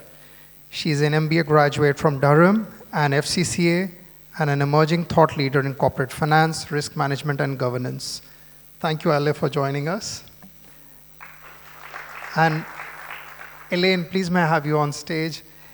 Elaine is a fellow ACCA and an experienced finance leader with almost 20 years of experience in the industry.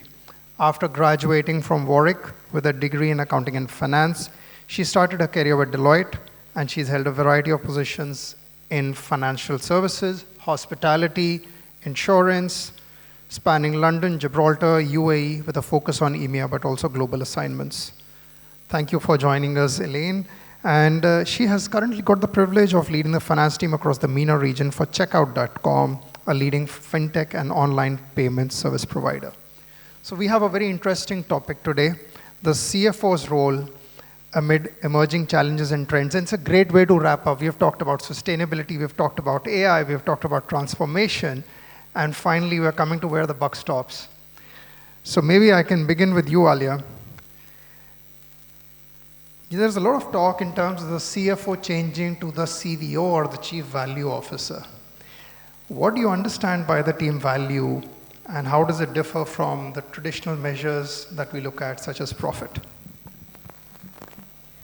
First of all, Assalamu alaikum everyone. Thank you very much for having me, and thank you ACCA also for having me. It's been wonderful listening to each and every single speaker today. I've learned a lot, and as a fellow ACCA member, continuous learning matters, and I'm very privileged to be here. But in terms of profit versus value, I guess profit is something that everyone understands. You don't need to be an accountant to understand it. It's revenue minus costs, money. That's what profit is. And it's simple to understand, universal. Value, however, is a little bit more difficult. It's intangible. And it means different things to different stakeholders. That's where the challenge comes in. And as a company, or as a CFO of a company, or finance director of a company, you have various stakeholders that are not only your shareholders, we saw in a couple of earlier slides, it's now your stakeholders, be it your institutional investors, your financial institutions, but also your employees, the communities that you work with, the communities that you impact, your supply chain, your customers. So to explain that with an example, if I may, I work in a private contracting construction company.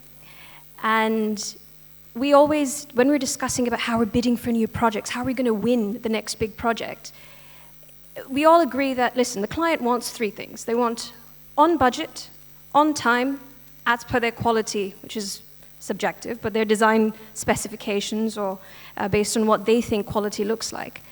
But if everyone in the industry provides those three things, what makes us different? That's how I see value. What makes you different? Why do people want to work with you? Why do employees want to work with you? Why do customers want to work with you? Is it because they can have a conversation with you? Is that the value that you're providing? Is it because of your technical expertise? Is that why they're coming to you? Are employees coming to you because you provide healthy and safe work environments for them? Do they like you because you pay them on time? You're answering the why.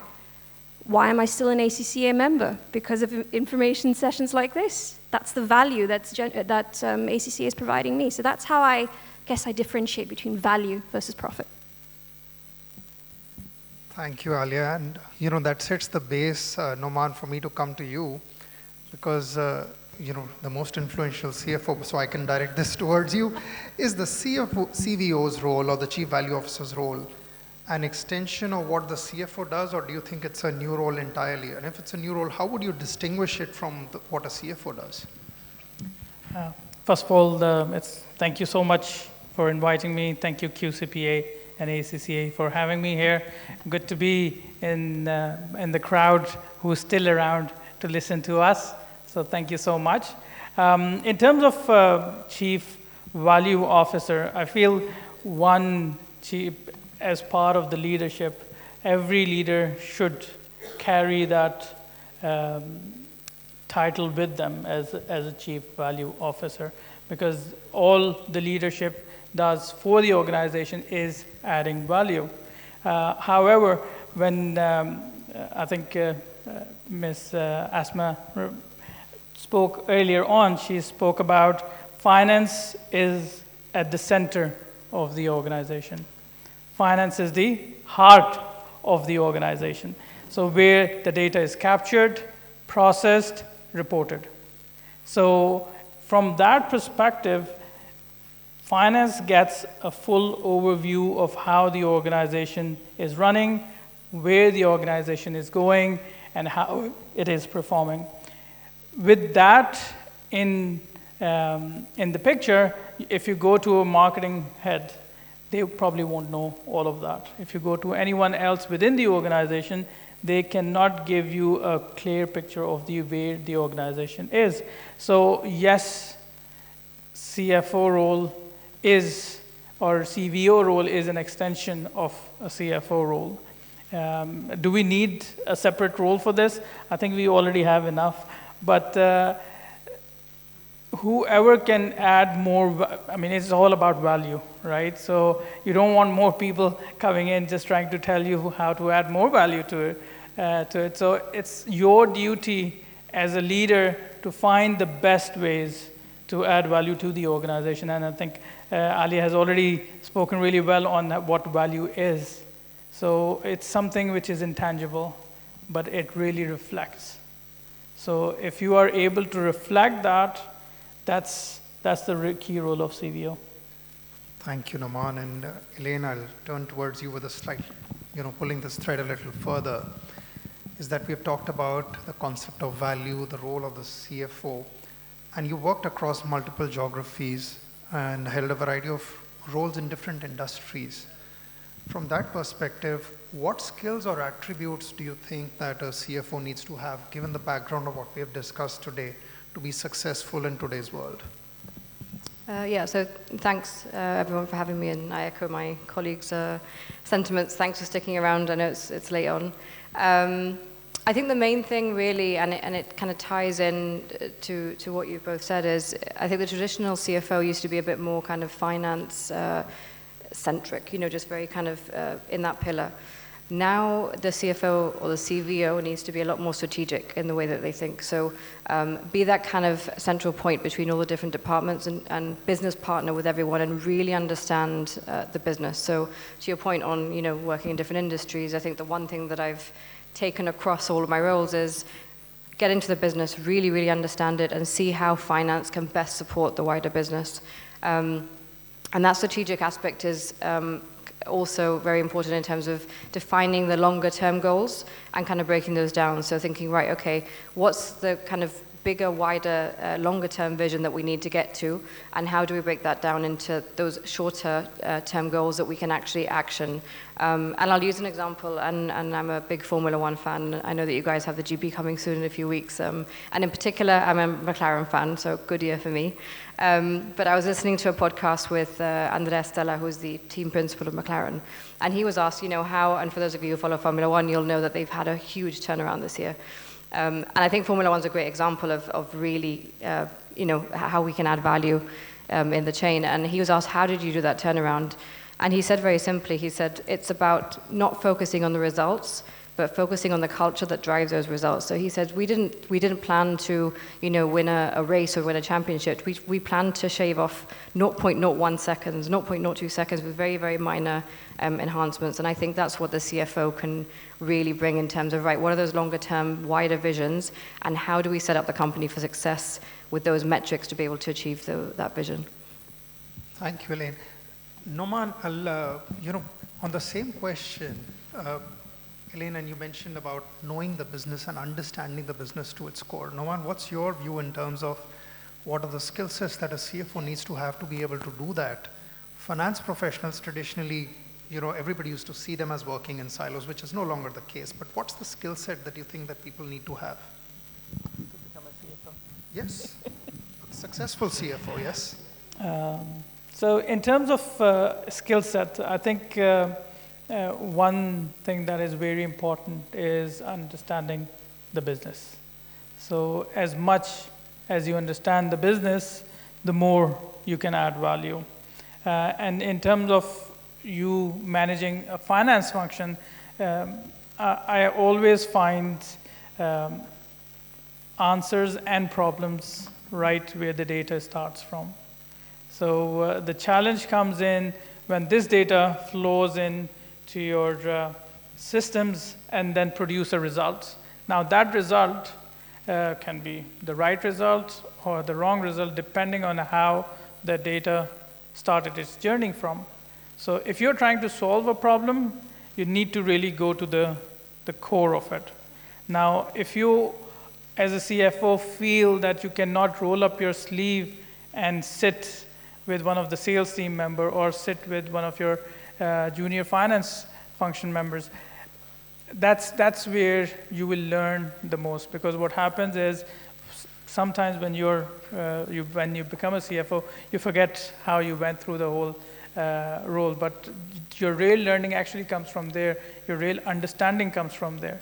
So making sure that you remain intact on the business, keeping that eye on the data, because we've all spoken about AI here, and we have all spoken about how AI can change the world, but I don't know how many of you have ended up following Google Maps into a wrong place. Now, always, yes. And that's what it is. You need to use your own analytical skills before you go or tread that path.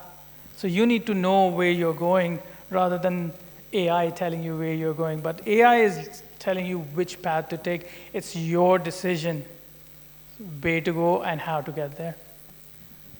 Noman, very relevant. And what a lot of people forget when they talk about AI, that AI is basing its intelligence on all the human-generated data till 2021, had that data and background not been there, what would AI have done without it?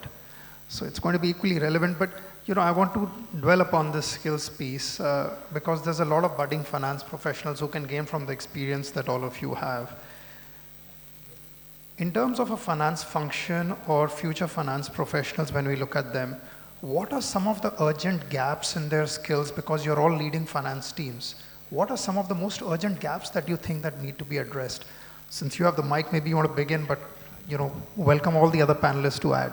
Well, I'll take the advantage of holding the mic, because then I will use up all those points. In terms of the skill gaps, I think, and I think Abdullah initially mentioned that upskilling is one thing which is important, which is your continuous learning. But how the world has, I qualified 20 years ago. So it's not about upskilling here, it's about reskilling. The world has changed. The way things are processed have changed. The technology we use have changed. So if you are still expecting to do the same thing that you did 20 years ago and still get the same result, I hardly doubt. So reskilling. So think about reskilling, because what you know is probably no longer relevant. Absolutely agree to that. Sorry, Elaine, I'll just, so that I'm second in line, and then you've said reskilling, upskilling, I'll say something else, and then good luck. But for myself, I think I would look for mindset. So curiosity. We've all, you've mentioned in the previous sessions that you need to have a curious mindset, you need to be courageous, and you need to be okay to fail. Experiment and fail. Create those environments where young professionals, I'd like to still think I'm young, professionals are okay and feel safe to try and fail, because we're all working in new environments when it comes to sustainability, when it comes to artificial intelligence. So a curious mindset, a courageous mindset, and a mindset that's okay to try new things and potentially fail, in addition to all the technical skills that we need to obviously ourselves get up to date with.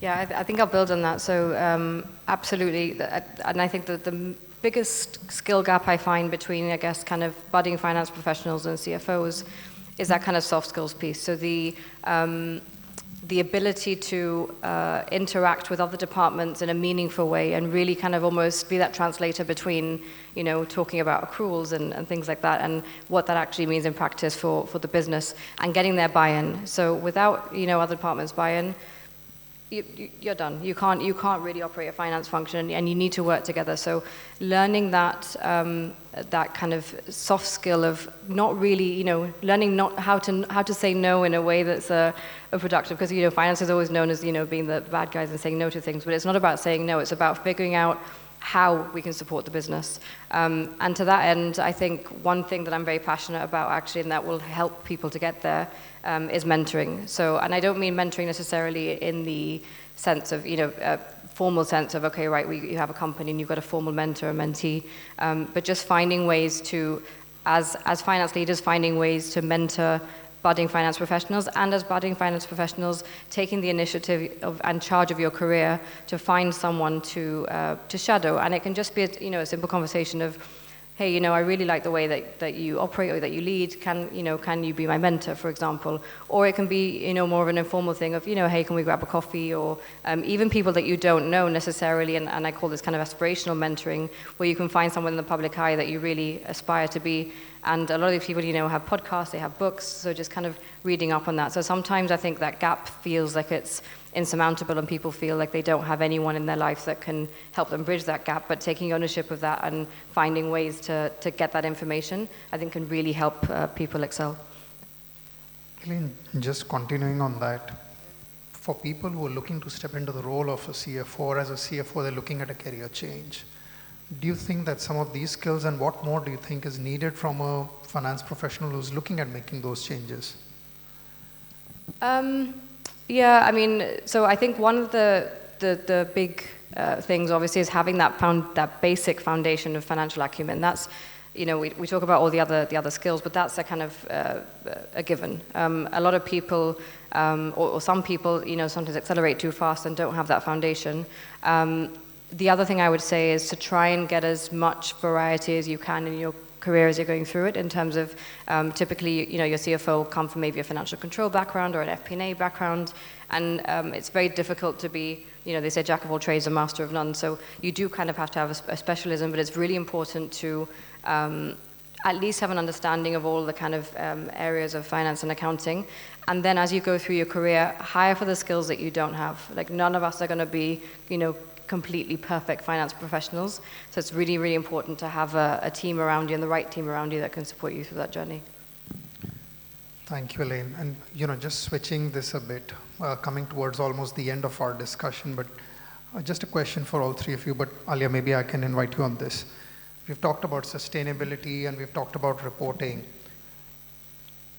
In your positions, how are you looking at including some of these broader measures of performance into your own performance management process internally? How are you really integrating them? If there's any examples that you'd like to share.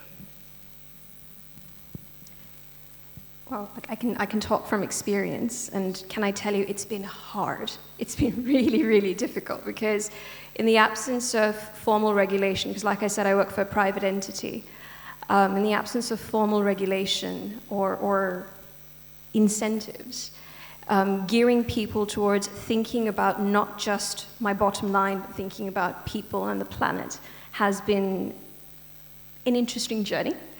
But very similar to what a lot of the individuals or panelists said today, it's important for us to engage with our external experts as well as our internal experts, because Elaine and Numan had said, if you don't go to your operations team, your procurement team, your estimating team, people with boots on the ground who have intimate knowledge of their processes, then you won't know how to connect them to the external experts who will be able to perhaps bridge that gap in terms of, right, this is how much carbon you're emitting. So first, very importantly, is engagement with various stakeholders. And then fostering an environment of collaboration. Then setting the measures, setting the baseline, then actually developing the infrastructure, be it technology or be it existing external consultants, be it people, and getting the buy-in from your board, essentially, to invest in the infrastructure to measure. And then I think we're at a point of a feedback loop, because you can decide strategically that these particular measures are what we need to report so as to differentiate ourselves in the market, or because it's the right thing to do. But it's reevaluating whether those KPIs or performance measures make sense. But the last thing, I think, is continuing to motivate people, because it's yet another set of reports that you have to measure. Finance professionals already have a lot to report on, be it taxation, be it financial audits, be it month end. So it's another set of reports. And to keep people motivated in this environment is sometimes a challenge, but then you have to keep tying it back to purpose, keep tying it back to value.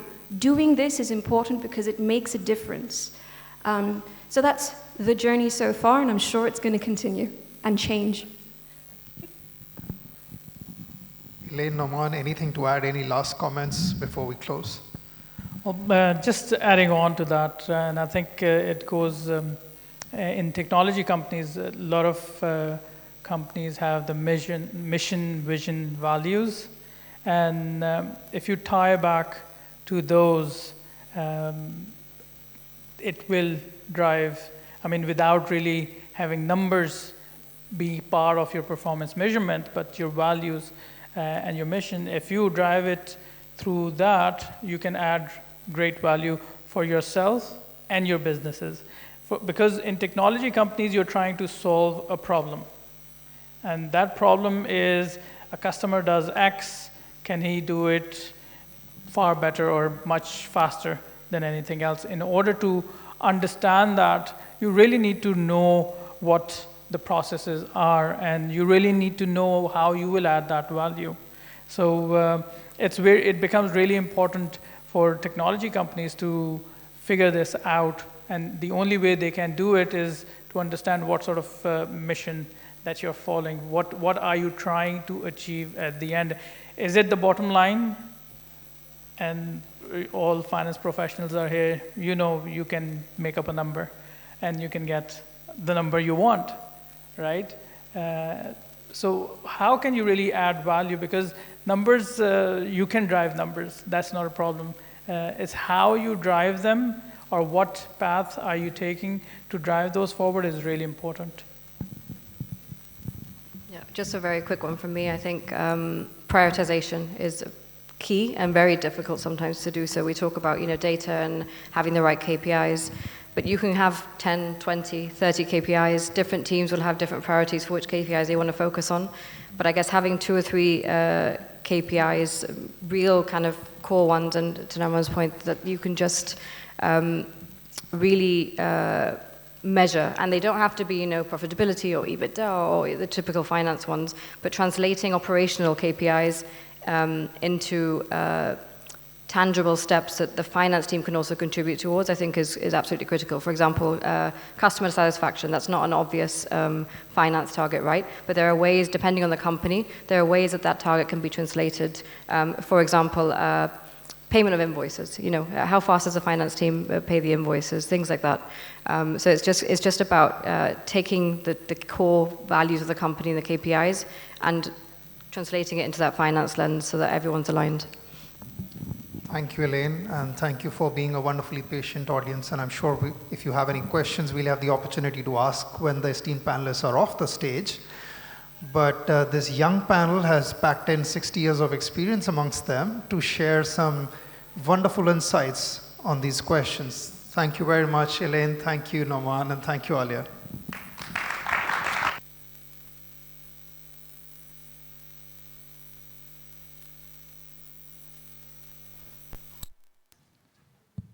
ومع ختام المؤتمر والسيد مالك سري الدين. Enough of me, right? I've been speaking the whole day today. I promised 30 seconds, not more than that. بنهاية مؤتمرنا اليوم شوي بالعربي، أنا بحب اللغة العربية كتير. بدي أتشكر جميع الحضور معنا اليوم، تدريب الحضور، أعضاء جمعية ال ACCA, ACA members، محاسبين، finance professionals، لحضوركم ومشاركتكم معنا المؤتمر. ما تبقى منكم اليوم، متشكركم، نهار طويل. بدي أتشكر زملائنا وشركائنا جمعية المحاسبين القطرية، على رأسها الدكتور هاشم والزملاء الدكتور علي والأخ عبد الله وكل أعضاء مجلس الإدارة الكرام، وفريق العمل بالجمعية اللي أنا بعرف إنه اشتغل نحن سوا على المؤتمر. الجهد اللي انعمل إن كان من الأخ محمد ولا شعبان، من دون ما ننسى أحد الأسماء، جهد العمل على المؤتمر. طبعا نتشكر زملائنا من جمعيات المحاسبين الخليجية، تحديد دولة الإمارات، دولة الكويت، بعتقد كان معنا المملكة العربية السعودية كمان، فبتشكركم على الحضور. وطبعا متحدثين the speakers، متحدثين وزملائنا اللي سافروا معنا من مدن بعيدة، من Germany، من South Africa، من the UK، من London, all the way from Poland. Our director came all the way from Poland for this. So thank you all for your contribution, for your support, for making this event a success. Without you, we wouldn't have made it. Thank you very much. And of course, I can't forget the president of IFAC, رئيس الآيفاك الأستاذ عصمة، كمان شركتنا من المغرب لقطر. Thank you very much for your contribution. مع السلامة.